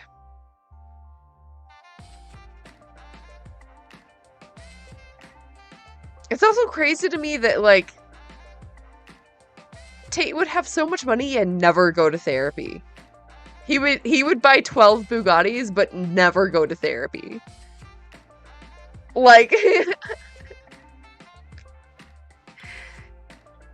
he seems like the type that would be into like the fucking ableist ass Roman fucking idiom of like healthy mind, healthy body, right? You would think that he would want to go to therapy to like be more alpha up his mind. But no. It's for pussies, I guess. Not to do if you want to raise a boy into a healthy, functioning man. You follow that up with the exploitative experiences in professional combat sports, and you see how all of it is relevant to the allegedly violent pimp grifter that we see and know now. This is not to say that Tate doesn't have agency. The irony of patriarchy is that it teaches boys and men that we have agency and we're supposed to be honorable and respectful. We're all taught not to abuse women. Tate himself has said that men who beat women should be put to death, despite having tons of evidence that he is a man who beats women. But performing masculinity is full of contradictions. It doesn't make sense that we are expected to be leaders and providers and fathers and partners, but also to not have emotions and not care about things and always be alone. Like, again, something is wrong. And so many boys and men know that something is wrong, but they've had this same grooming experience under patriarchy, and they're desperate and lost and depressed and in need of help. Another aspect of grooming is in the media that these boys consume. Whether it be anime or superhero movies, even in media that's more subversive, it's easy to see how strength and power are glamorized for boys, which then translates to how they think they need to appear to be desirable for women. And going back to body image, it doesn't help that male physiques in the media are just as unrealistic and unhealthy for boys as women's bodies are for girls. It's just ew. I'm sorry. I shouldn't say ew, but why? Maybe it's just like the lighting, but it looks like his abs like go inwards here. I feel like that's like not healthy. I don't know. Am I crazy? I don't know. I mean, He's obviously very hot. But I don't know. It's giving male anorexia. Unfortunate that we don't have the same level of scrutiny on that harm, because that will require us to actually unpack the patriarchal forces behind it. And I've seen manosphere types talk about how shitty it is that male actors will achieve impossible bodies, likely through steroids or other methods that aren't accessible to regular men. And it's incredibly obvious that these men are not natural and their bodies are not maintained through exercise or lots of water or fish or whatever The Rock says he does. Like, The Rock is bigger now in his 50s than he was in his 20s. And he expects us to think that Dude. That's crazy seeing that next to each other. That like before and after. Holy shit, dude. Holy shit. He's so fucking jacked. His bicep is bigger than like my whole stomach. It's crazy.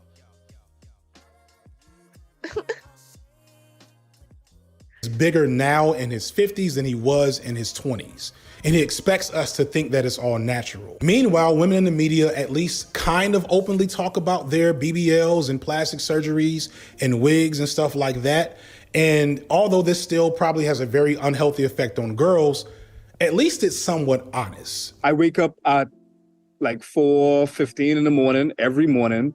And I'm at the gym. I open up the gym. Like I'm there 5 o'clock and I finish at 6.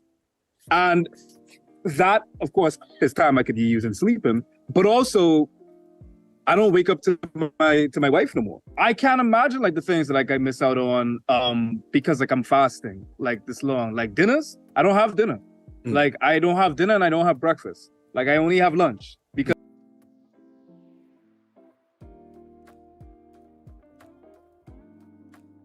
Man, that makes me sad. it's like a 20-hour fast, 4-hour eating window. That's really all I could do. Really, it'd be 22 most times. So I eat one meal and that's lunch. There are boys out here that think they can look like The Rock through hard work, and that is destructive. So incels get this right. They recognize how this double standard affects men, but they blame women as if women control Hollywood. They think Dude, yeah. Even fucking Bradley Martin recognizes that it's mostly genetics. Like, you mostly just, like, look like that. Like, people have different builds, and, like, that's fine. Like, everyone's beautiful, dude. the pressure for these men to look like this comes from men trying to appeal desirable to women. But I feel like it should be clear by now that these images aren't for women and girls. They're for young boys. Not in a sexual nature, but in an aspirational one. Because these are the images that boys are groomed to believe are ideal and should be pursued. But who do you think is really in charge of these images? Who makes a decision on what images get promoted the most? Who consumes most of these images? Like, do you imagine Bell Hooks and Judith Butler in a room saying, okay, let's make sure Captain America's chest glistens when he gets up from the table and make sure to zoom in on that bicep when he grabs the helicopter? No, that's for us, first and foremost, because we think that's cool. It speaks to our ideals as men. And sure, I'm sure there are lots of fans of that imagery who are women, but it's not designed with them in mind. It's designed with us in mind. Think about how rare it is to see short or fat men's bodies be depicted as desirable, and then think about how many short or fat guys you know with girlfriends, with attractive girlfriends and wives. It clearly doesn't match up to the media. And when we do get images of men who are fat or short or both in romantic situations, it's almost always played for laughs, as if it's laughable that any woman would actually desire to be with a man who wasn't ideally the masculine image. And the irony is that, no, it's not women making this stuff up. It's short, fat guys directing, producing, and greenlighting these images to be put on our screen. The psychology of patriarchy is so entrenched that even when given the power to shape the images, these men still default to images that patriarchy says are good, that they themselves don't even belong to. It is interesting to study where this fat guy trope comes from, right? I was watching Mina Lay's video on like the history of dieting and weight loss, and how we go through these times in which like being a heftier man was seen as a status symbol. Then we went through David Bowie and going okay Stenny, and now we're sort of at this like Chris Hemsworth Iron Man type impossible, basically the male Slim Thick, right? Right. But like thank you for that. That's definitely a male Slim Thick. Oh my god, that's so real. That's so real. Oh my god. I understand. Going in the video. Right. And the reason why I bring that up for like they present it for who? Who are they presenting it for? Because like I talk to my femme friends and they're like, like even though they like Idris Elba, they don't like all the muscular Marvel superheroes. They're like, he's too big, he seems hard. It feels like if I like put my head on it, it'd be like cold. Put a head on his chest, it'd be cold. Like who started this trope association of the chubbier guy, the heftier guy, not pulling women? Was that even ever true? But it has been men, I feel like, right, who are in these writer rooms who are saying like, no, actually, I kind of want to make fun of the fat guy because like because we have our own thing. Whereas like in our own locker room culture, like the fat guy's the fat boy. If it's not football, he's the water boy. He can't run. He sweats. He plays video games. He doesn't get girls. When Jack Black stars in a whole movie where the whole joke is that he's chubby and short and shouldn't be with a beautiful woman, it's two dudes that look just like Jack Black in the writing chair laughing at themselves. And it's those same type of men directing Chris Evans and Chris Hemsworth and Chris Pratt through their obligatory no shirt scenes in a Marvel movie. And so fast forward and we have men and boys growing up with massive body image issues contributing to the massive mental health crisis for men and boys that we're dealing with today. And yes, that crisis is greatly being ignored, but it's not being ignored at the behest of women. It's being ignored. It's so funny as I watch this manosphere and quasi-manosphere content. Not all of them try to blame this crisis of... This might just be me. I might be weird here.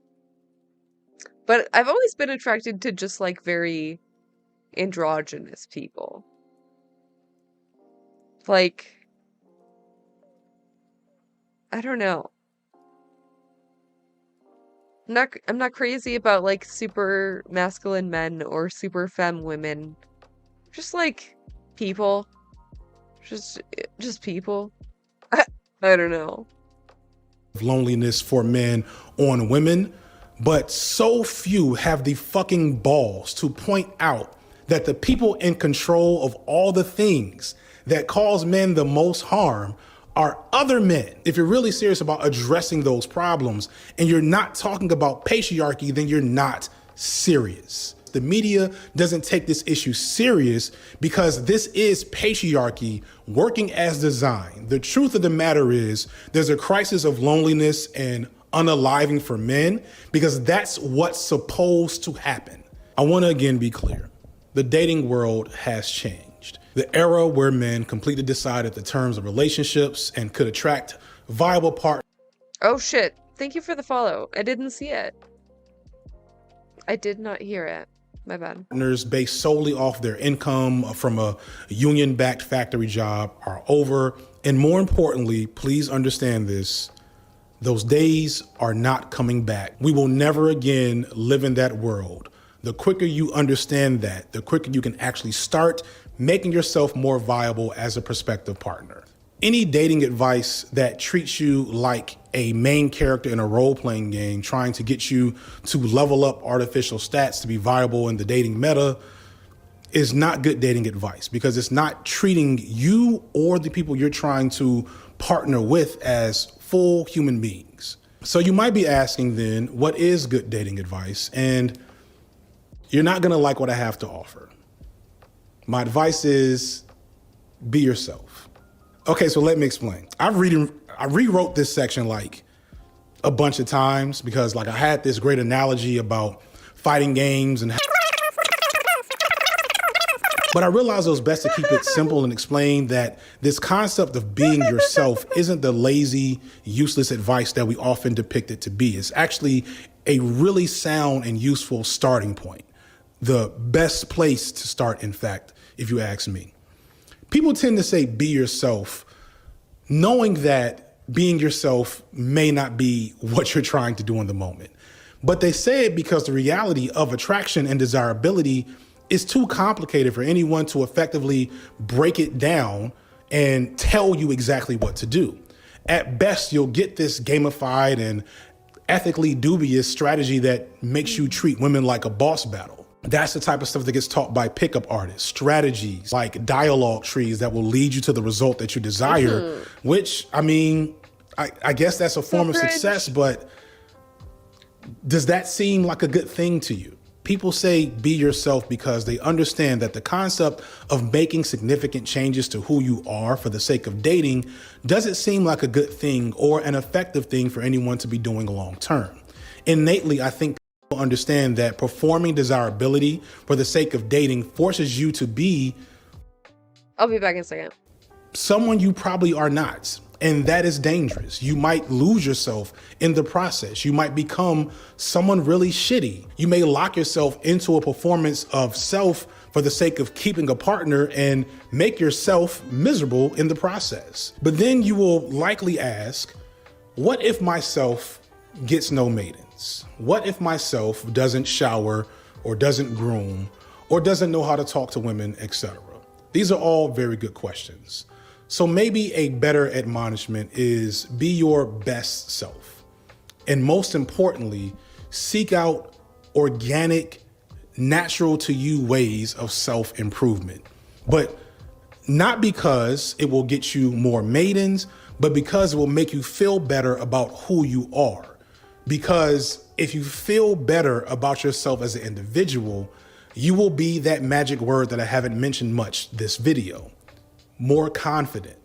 A guy might kind of signal that he finds salvation or fulfillment or actualization, no matter what you want to call it, a sense of emptiness that needs to be filled through sexual validation, for example. And that could be like an incredibly toxic thing. You can see people become like predatory and aggressive because they feel almost entitled. They think like, I need to, I deserve this. Like I need this. This is like literally existentially the only thing that will like make me feel like whole. And you see that with like identity and just when it comes to, I mean, it's a typical critique used with like capitalism, that it's always dangling things that are going to be like an advertising, like, oh, this will make you happy. This will make you fulfilled. It's probably, I think, maybe the most difficult process of maturation to go through is to realize that there isn't going to be some sort of like larger salvation. And, you know, in terms of desirability, you kind of put into question the whole idea of why do I need to be desired? Do I think once I'm desired, I'll be, you know, validated, I'll be whole? You won't be. Like not everybody's going to find you attractive. You can be the hottest person in the world. And like, not everybody's going to like fuck with you. And sometimes, ironically, even if you do almost fulfill something like that, you have an insane amount of partners, you know, you're always having sex and stuff. That can actually be the worst thing ever. You can realize that this exact thing you've been chasing is a nightmare. It's not what you wanted. It's the idea in psychoanalysis of like the fantasy should never actually be fulfilled. I think for me, if I'm being perfectly honest, I experienced a more pronounced interest in women than I had normally had when I started transitioning. And it took me a little bit to realize that it wasn't necessarily like, oh, my sexuality is changing. Maybe I've been like a straight man all along. It was, I have been told that masculinity is based on how appealing you are to women and how interested women are in you. And I was using that as a way to affirm my gender. Like for sure I was doing that. It did give me a lot of empathy for cis men. Like it did. It may have, you know, I came at it from a different angle, but I still experienced that thing where it was like, I need not even female validation. I need people to see that women like me. I need people to see that women are into me because I am a man. And it wasn't about the women. It wasn't about them. It wasn't about their interest. It wasn't about their comfort. And thankfully, like I sat with that long enough that I realized what I was doing before I got into a situation where I was objectifying, any women that I was seeing at the time. Like, it wasn't about, I realized, before I could hurt someone, that I was in a position where I was going to use someone to validate myself, and not what I'm about. I don't want to do that to someone, right? Like, first of all, at the end of the day, you have you. You have to be best friends with yourself. You have to like who that person is, and you have to be able to stand on your own. If you're utterly alone in the world, who are you without other people to validate you? Confidence is another tricky and nebulous concept that everyone but a few can describe effectively. But if you ask me, confidence is about feeling like you have a high likelihood of being successful in whatever it is you're doing or trying to do. So to me, the key to confidence is to learn how to feel comfortable in more spaces. And the key to that is to first master a space that's already close to you and master how you feel about yourself. And again, this is too nebulous, too complex of a thing to sit here and teach you with a foolproof plan. I could easily make that up and sell it for $100 on my Patreon, but I'm not gonna do that. But I do have one piece of concrete advice for anyone struggling and looking for something explicit to do to start the process. And that is, pick up a new hobby. All the research on confidence talks about how confidence is a muscle. It's something that can be developed through experience and experiences of success. And so one way to do that naturally and organically that won't turn you into a weirdo is to develop a new skill. And in developing that new skill, you develop experiences and confidence in something that enriches who you are. Extra points if that new skill lends itself to communal group activities like fitness or outdoors or horticulture or the arts. Whatever it is, just make sure you enjoy it and that it's something you would do if there were no potential for getting some ass from it. It has to be something you genuinely enrich yourself with. Doing this will do a few things. It will make you just a tad bit more interesting and give you something to talk about. Not too much, hopefully, but something that you're passionate about that you can use to connect with others. Women like seeing men in their bag. They like seeing men emote and get excited or be good at something. They like knowing that a man has a persona and humanity outside of just seeking women. Another thing is that developing a new skill will make you feel better about yourself. And when you get good at it, when you challenge yourself in something and grow yourself a person just that tiny bit, that will bleed into other aspects of how you present to the world and help reduce negative self. Yeah, this is good advice for everyone. Not just if you're looking for a partner, but just in general. Like, it helps you find purpose outside of your job, which I think is really important. Like, we're worth more than our job. I know it's hard to find time, but as much as you can, give yourself time to explore new hobbies. Take some nunchucks. Yes, exactly. Dude, nunchucks are so cool. Talk and self-image that is probably hindering your ability to talk to girls right now. And lastly, if you're smart or lucky, whatever new thing you're starting to do will also have some women involved, and that will open up an opportunity to organically bond through a shared interest. Historically, most relationships and couples tend to share career paths or hobbies or just, local community interests. Sure, there are opposites that attract to each other, but a big part of finding partners is just finding people you like as people before you decide you want to date. And a lot of that comes from shared interests and shared spaces. So in terms of concrete dating advice, that's as far as I'm willing to go, to be honest. For now, at least. Maybe I'll think of something else when this video's over. But I think a lot of dudes in this space just find the ethical gray zone of teaching strategies to use on another human being not really the thing we like. Women are not collectibles. They're not based Xbox achievements. They don't give XP to you to level up your masculinity meter. And when they're treated like that, they tend not to appreciate it. Further, and here's the key thing. Oh my God, your masculinity meter. If you're lonely, a new woman is not the solution to that issue. And treating it as such is not a way to develop any type of healthy relationship, nor fix whatever it is in you that's making you lonely. In fact, you're probably likely to have a pretty shitty experience and be pretty shitty to whoever you're partnered with if that's why you're partnering with them. On the flip side, regardless of your body type, your facial features, whether your beard connects or whether it doesn't, I guarantee you there is a fan base that is interested in who you are and what you do. You probably are already desirable in the eyes of someone you know on some level. And increasing your desirability is going to hinge much more on growing yourself as a person and building up your confidence organically versus growing your bank account or your biceps. I cannot stress this enough. Women are telling you outright that they want companionship, stimulating conversations, support, and good sex. They're not as interested in Bugattis as you think.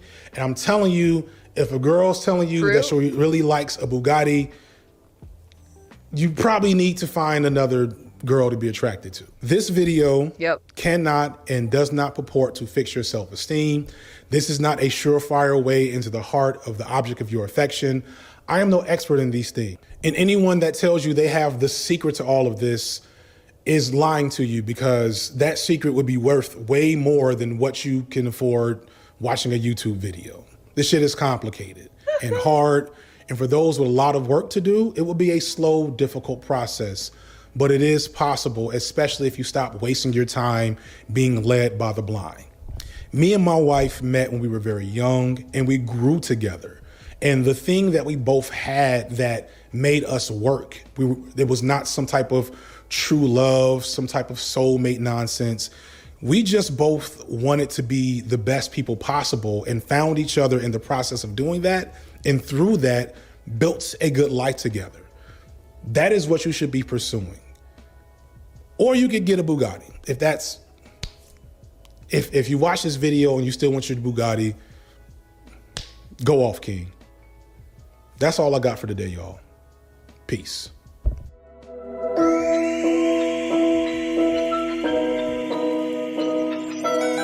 This is so good. I love FD. Hyperclap. Hyperclap.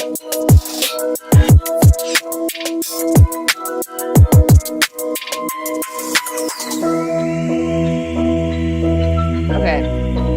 It's pretty late, but I'm not very sleepy. Let's do a fun. Let's do a fun. Oh, I already had a tab. Okay.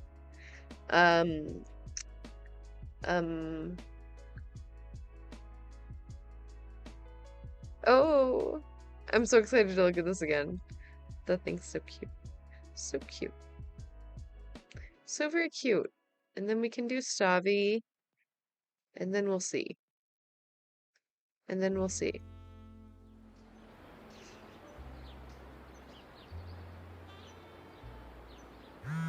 Peepo goes to the Streamer Awards. You're late!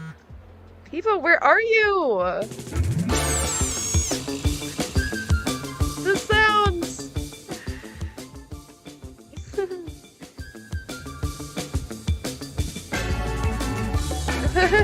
Wait, what the f- No!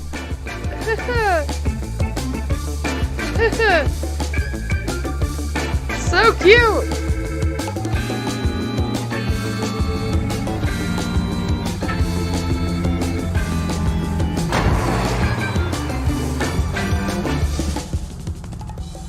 Hey, by the way, just in case you don't know, I'm the sus guy. We're just gonna pop in here. Oh, that's a sexy car. Bunch of kids like, I didn't know we had snipers. Cheeseburger. Topo, it's your turn. Okay, wait. Cheeseburger. Uno momento. Okay, Was that Spanish? Did I do it? Can't you just get us in? Come on, you can get us in. Come on, you can just get us in.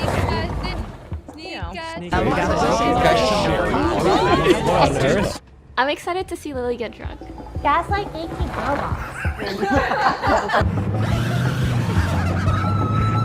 So cute.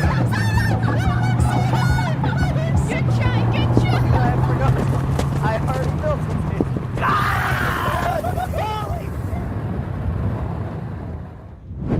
Staircases on staircases on staircases. It's a lot going on, bro. But you see who we're though. You see who we're. You see who we're. You took to it's gotta be an annual thing. It's gotta be. It's an annual thing every year.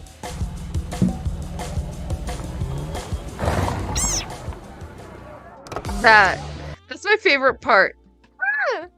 The little squeak. It's gotta be an annual thing. It's gotta be. It's an annual thing every year.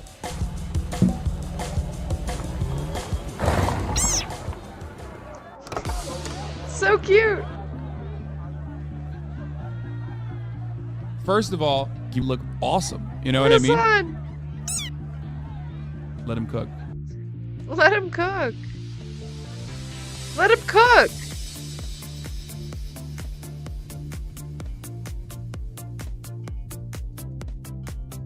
Excuse me. Literally him. Frogan? Hello? So cute. It's so cute. He's ready. I love the streamer awards. I think it's adorable. I think it's a very nice thing. I think it's a very nice and good thing. Hello and welcome back to Jarvis Johnson Gold, the premium channel that is free. It is free, but if you're watching this, you're premium. And today we're gonna do a magic trick, and the trick is making me cringe. I have become aware of a man, a myth, a legend by the name of Paul Vu. Now, Paul Vu runs two channels. One is Paul Vu TV with 7.64 million subscribers, and another is Vu Bros, which has a paltry 1.25 million subscribers. Which reminds me, go ahead and subscribe to this channel, Jarvis Johnson Gold, because when this channel hits 1 million subscribers, I will get to have a gold plaque. So I'll have a Jarvis Johnson Gold plaque. It's been a goal of mine since the start of this channel, and I think we can make Gotta go to bed. Good night. Good night. Thanks for hanging out. Sleep well. it happen this year. So let's do that. So Paul Vu, whenever I talk about channels like this, I want to look around and see if any of my friends have talked about it, because I don't want to like eat anybody else's lunch or like make anybody think, I don't know. I don't want to feel like I'm kind of copying anybody else, even though different folks will have different takes and stuff. But I did notice that Danny, the inimitable Danny Gonzalez, a good buddy of mine, talked about Paul Vu in a portion of one of his second channel videos about YouTube shorts. And why that is relevant is in Danny's video, when he's looking at Paul Vu, I noticed Danny's video was a year ago. In Danny's video, Paul Vu TV has 852,000 subscribers. That's when Danny discovers him. And today, this same account a year later, nearly 8 million subscribers. Now that growth is incredible. How did Paul Vu do that? The answer is YouTube Shorts. I looked, and Danny talked about one of these, and we'll start with that one. I haven't seen Danny's reaction. I sorted his shorts by most popular, and some of these shorts have 200 million views, which is probably why Paul Vu has pivoted from being a magician on YouTube to whatever the hell this is. So let's just watch it. This is called She Became a Nurse and Got Away. Already I'm a little bit concerned. We seem to be What the fuck is happening here? What is happening? in a hospital / apartment where there's an inmate. So it's I feel like this is the beginning of a very, very weird porn. jail hospital, and there's a member of the SWAT team who is just staring at this woman's butt, and a man in an old man mask that very much looks like that costume from I Think You Should Leave, where he's like, I got all this shit on me. Carmine. There's too much fucking shit on me. What? There's too much fucking shit on me. I can't breathe. That's what this guy looks like. And so he's just casually removing his handcuffs. There is so much happening right now, and I don't understand any of it.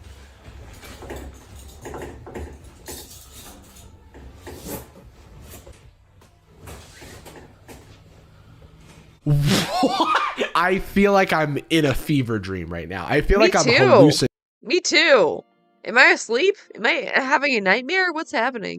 What is this? So This nurse is trying to fix a curtain that's can't go any further because there's no curtain rod. This SWAT guy is fully staring at her ass. And then the inmate is like disrobing, but including taking off their old man mask. I just don't know what's I just don't. I am at a loss for words, I think. She became a nurse and got away. So is this woman here gonna become a nurse and get away? Because this one's already a nurse. And this guy is clearly preoccupied. He's the worst member of the SWAT team. When they send the SWAT team, they are not sending their best. They're sending this guy and he's going to stare at your butt. Okay. All right now. What is she even doing? Is she just looking under the bed while cheating out her ass in front of this dude's face? And why is no one talking?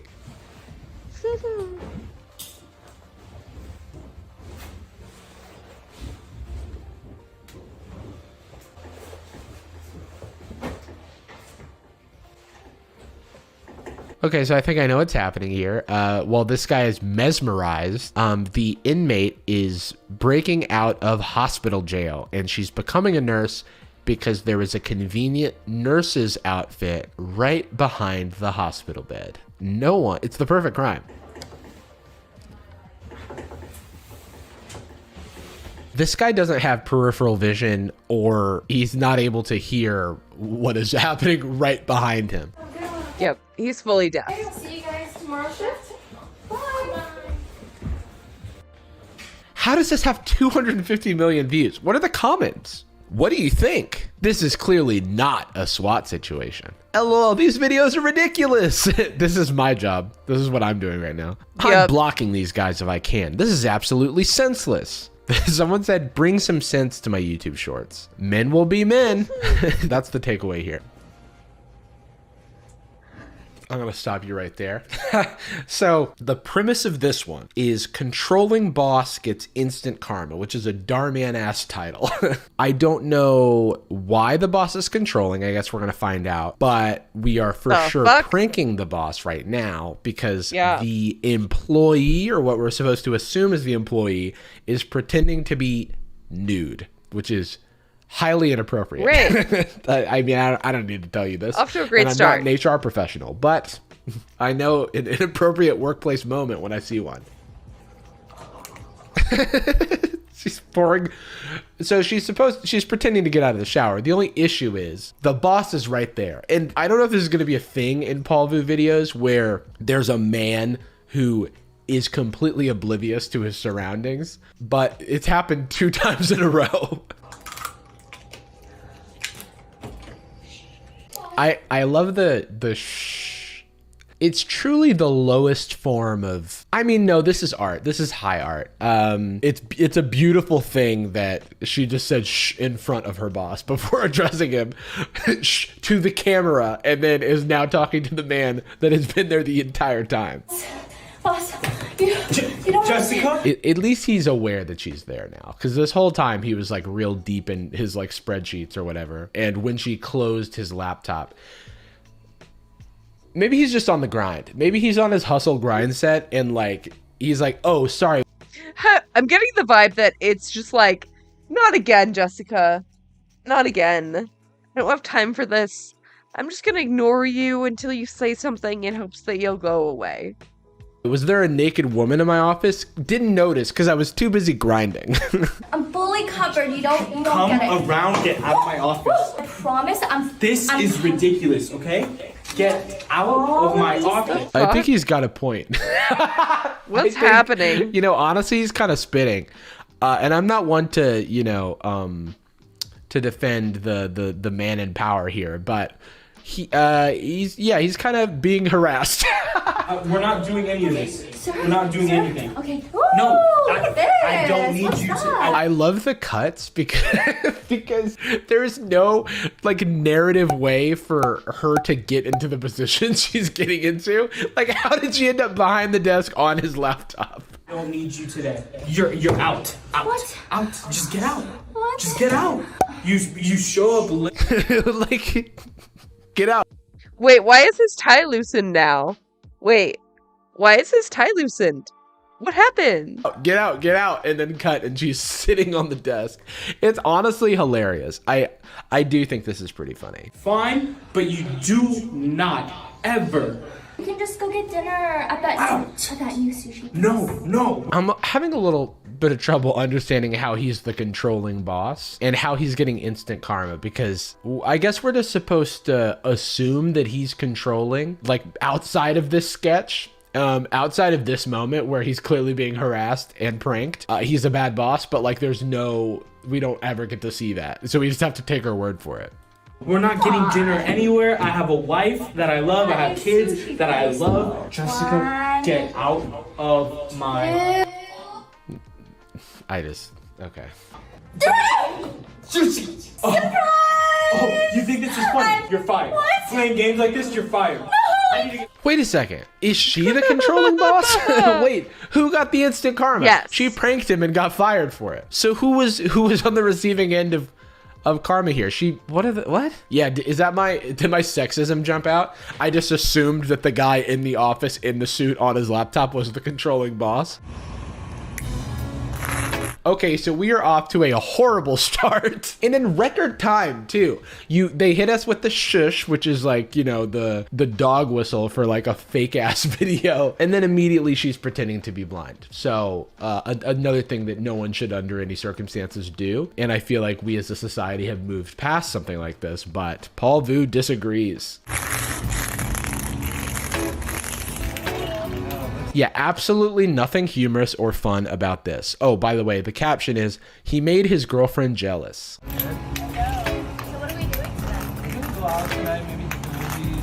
This is ableist as hell. This is very bad. And I'm disappointed in you, Paul Vu. Well, that's her issue. She wants to do it. She looks like she needs some help, babe. Let me just... I really don't... Okay, she can hear you. She's literally standing right next to you, and they're just talking about this woman like she's not there. There's so much of that. It's like pretending someone can't be seen or pretending someone can't be heard. You're gonna lay back. Okay. Like that? Yep. I don't care if she's blind. She doesn't need your help. Just literally... I mean, she kind of has a point. Also, he wasn't really helping her swim at all. Plus, she was in 3 feet water. Like, she was fine. She could just stand up if she was having trouble swimming. Keep her in the pool! But I'm still having trouble understanding, like, so this woman's like, shush, I'm going to pretend to be blind and it's going to be hilarious. But then what happens is is the man in on it and they're just trying to prank the girlfriend. It's just things are happening with no explanation. Like they truly do not make any narrative sense. Even in the context of a prank video or like a fake video that we're watching, they don't make sense. I saw more positive things than negatives. The somewhat girlfriend just made her lose him to a more sensitive, compassionate, secure in herself in their relationship. 2, have the kind of man he is giving to a stranger in need help. Couldn't have said it better myself. Babe? For a second, I thought he got into a coffin, but instead he got into a couch. What? Okay. Where are you? Also, this is another situation where she should have easily saw where he went and what he was doing. But, counterpoint, the acting is bad. And the premises are bad. Babe! He loves me. So this is phenomenally bad. So this is called He Turned Into a Homeless to Escape His Wife. It does appear that they have not gotten married yet. What? And also, I don't like that phrasing, he turned into a homeless, because that's very, like, the most depersonalizing, like, dehumanizing language I've ever seen. Okay. So is she not going to recognize him? He loves me not. He loves me. He loves me not. He loves me. He loves me not. He loves me. The fuck? Money, please. You need to get out right now. Who are you? Oh, so she doesn't even recognize him. All because he's dressing like Jordan Adika? It's like, and on top of everything, it's also bad. Like, the message is bad, the acting is bad. It almost feels like ChatGPT came up with these, like, video premises, you know? Like, if you showed me this in isolation, I would not believe it could possibly be successful content, you know? Oh, God. What the hell? What is happening? This just looks wrong. I guess nothing technically is wrong here. You know? I'm a little concerned, though, because it looks like they're taping, like, fake blood to her leg. And I don't want to. I'm nervous. Oh my gosh! Matt! Her water just broke! Her water just broke! Sorry, the way he walked up. Oh my God, her water just broke! What's going on? Why did he shimmy into the frame? Okay, just take it out! Just take it out! Why would I? What? I don't know how she used jam to prank the guys. The jam is on her leg and it's plastic, and he would know that immediately. Obviously it's fake, obviously. Again, the logic just doesn't make sense, and this has 1.5 million dislikes. So I guess everyone's on the same page here. But it got a ton of, I mean, hey, can't get a million likes without getting a few dislikes along the way. That's what I always say. Whatever Paul Vu is doing is working, because he is wildly successful doing it and is getting millions and millions and millions of views and subscribers. So hey, you've cracked something, and I don't know what it is. But maybe that's the magic trick after all. Anyway, thanks for watching this video. That's all I have for today. Please listen to my podcast, Sad Boys. It is not only something I'm super proud of, but also we launched a Patreon recently, patreon.com/sadboys, and we have bonus episodes every week. We just did an episode with Eddie Burback, and then we did a bonus episode with Eddie Burback. So check it out. There's one with Curtis Connor as well. And that's it. Bye. Bye.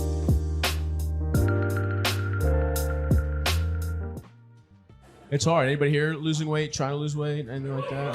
Yeah? Who would over here? You're trying, but it's not going good? You're failing? Oh, why is that? You suck at discipline. Is that a problem in your life in general? Life is hard. Yeah? What have you failed at due to lack of discipline? Being happy. Oh, so yeah. So your life's bad. Relax. Shut the fuck up. Shut the fuck up. We're gonna get into it. Relax. So you think you need discipline to be happy? You might just have like a fucked up brain. You know what I mean? Like, do you have a bad family? I don't think so. You don't think so? Do you like your mom and your dad? I like them generally. But maybe they're fucked up. Okay, so maybe believing it. Let's start with self-confidence, because you're like, because without even asking, you're like, I think they're good, but if you think's different, maybe they. Yeah, actually, you know what? My dad me. I'm sorry. It's my yep. No, if you're getting that vibe, he probably sucked my dick. You're right. I'm sorry. That's on me. I'm a fucking asshole. Why are you like this? Who did this? Do you have like a strict dad or something? He was strict. He's a past. There we go. All right, that's it. Why don't you believe in yourself? Why are you scared of everything? It's probably because you thought God was always watching. You know what I mean? Yeah. Did you wait too long to beat off because you were a pastor's son? At 11. Okay, but you didn't feel guilty about it. Not at all. Not at all. Okay. All right. That's the most bass I've heard in your voice so far.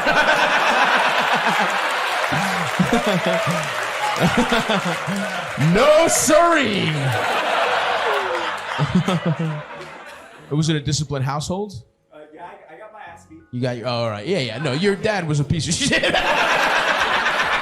Yeah, I think my parents were okay. Couple black eyes in 3rd grade, no big deal. It's fine. Yeah, dude. Wow, I wonder why your confidence is low. You didn't finish your grilled cheese. You got a backhand. But God said it was okay, so it was cool. I will say, when I was talking to you and you're talking about losing weight, I was like, that makes sense. But I look at your body, you have a fat face, but the rest of your body's fine. Oh my God. Like you do, you know what I mean? Your face is like, you can surprise, people will be pleasantly surprised to see you nude, I would guess, you know? That's the way you want to be, by the way. You want to set the bar low with a nice fat face, and then You come out, your body's looking all right.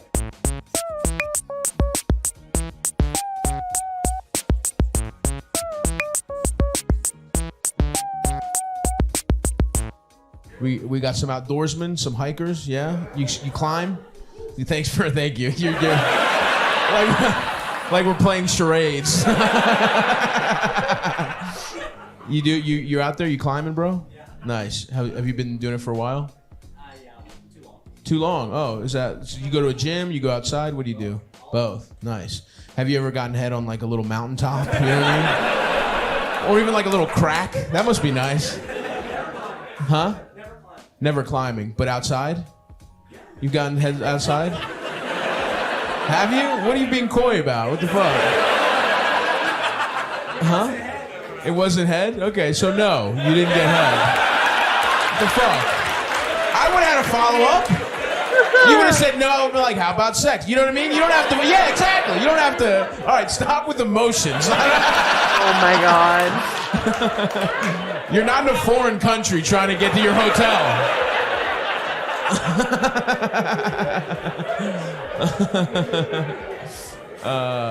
Okay, nice. So you were fucking. No head, though, was exchanged.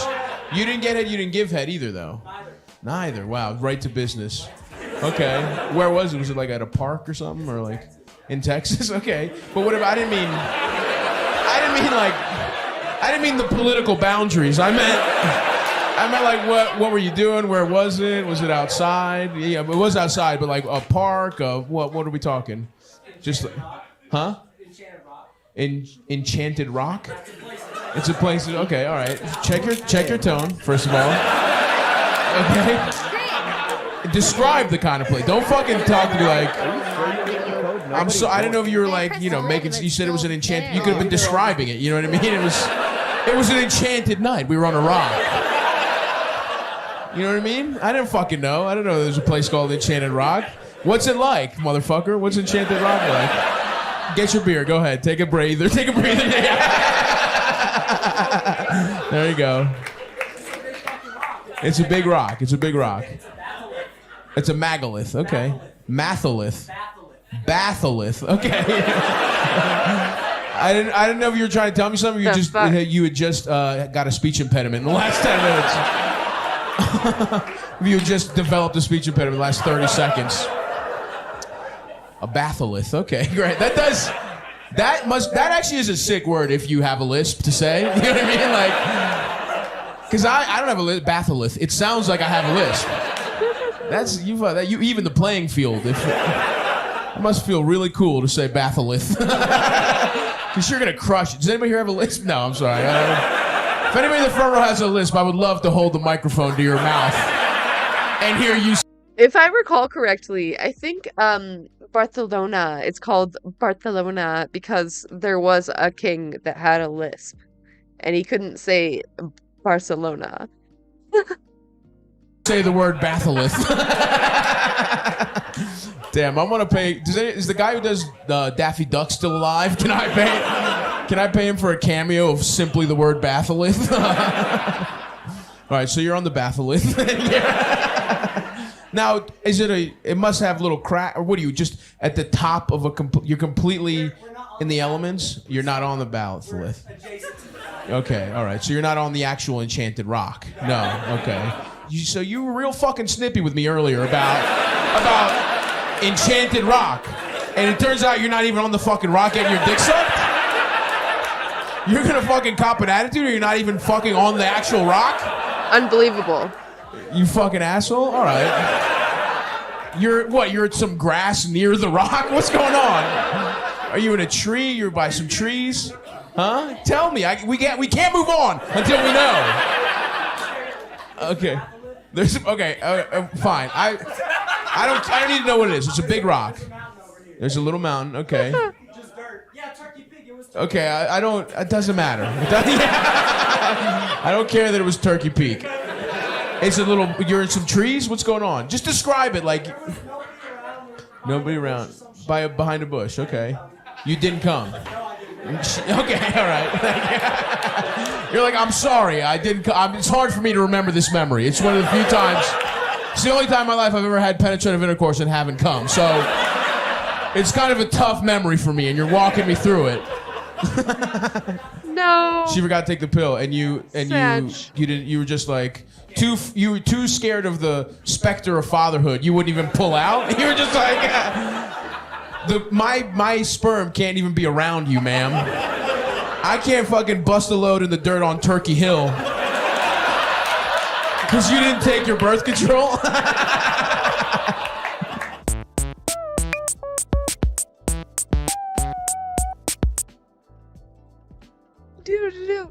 Do. Weasley little liar, dude. What a fucking Weasley little liar, dude. Holy shit, dude. Holy fucking shit, dude. Literally lying. Still lying to his audience.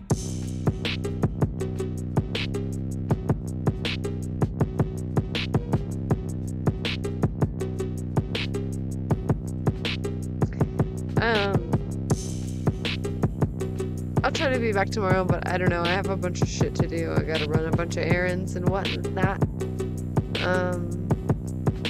But if not, then I'll see you on Monday. What the fuck? Okay, that's my PCOS. What the fuck? I don't know, but that was... You asked for this, sir. I said, what's your favorite anime voice?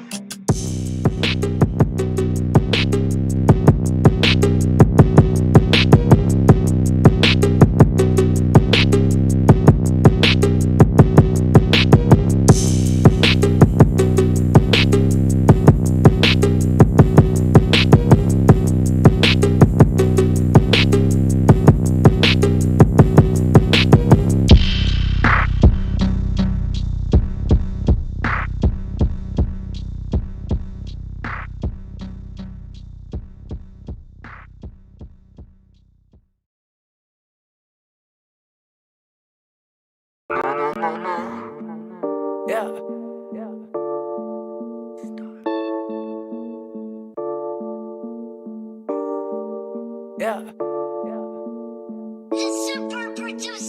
I need a smoke, where the matches. I'm a king, fuck your status. Getting dough, I pay no taxes. I'm a star in all fashions of the word, bro. I'ma flip the bird, bro. Coming through in foreigns and all you hear is skirt, huh? All polo and some white shoes. Funny thing now is I'm a nice dude, but when you cross that line, it ain't the right move. And my tender bitch is what I like knows.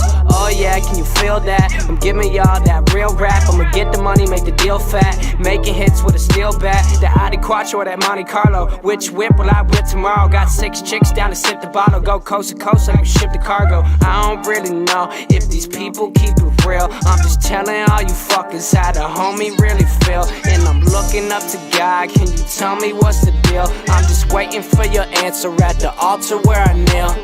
I need a smoke, where the matches. I'm a king, fuck your status. Getting dough, I pay no taxes. I'm a star in all fashions of the word, bro. I'ma flip the bird, bro. Coming through in foreigns and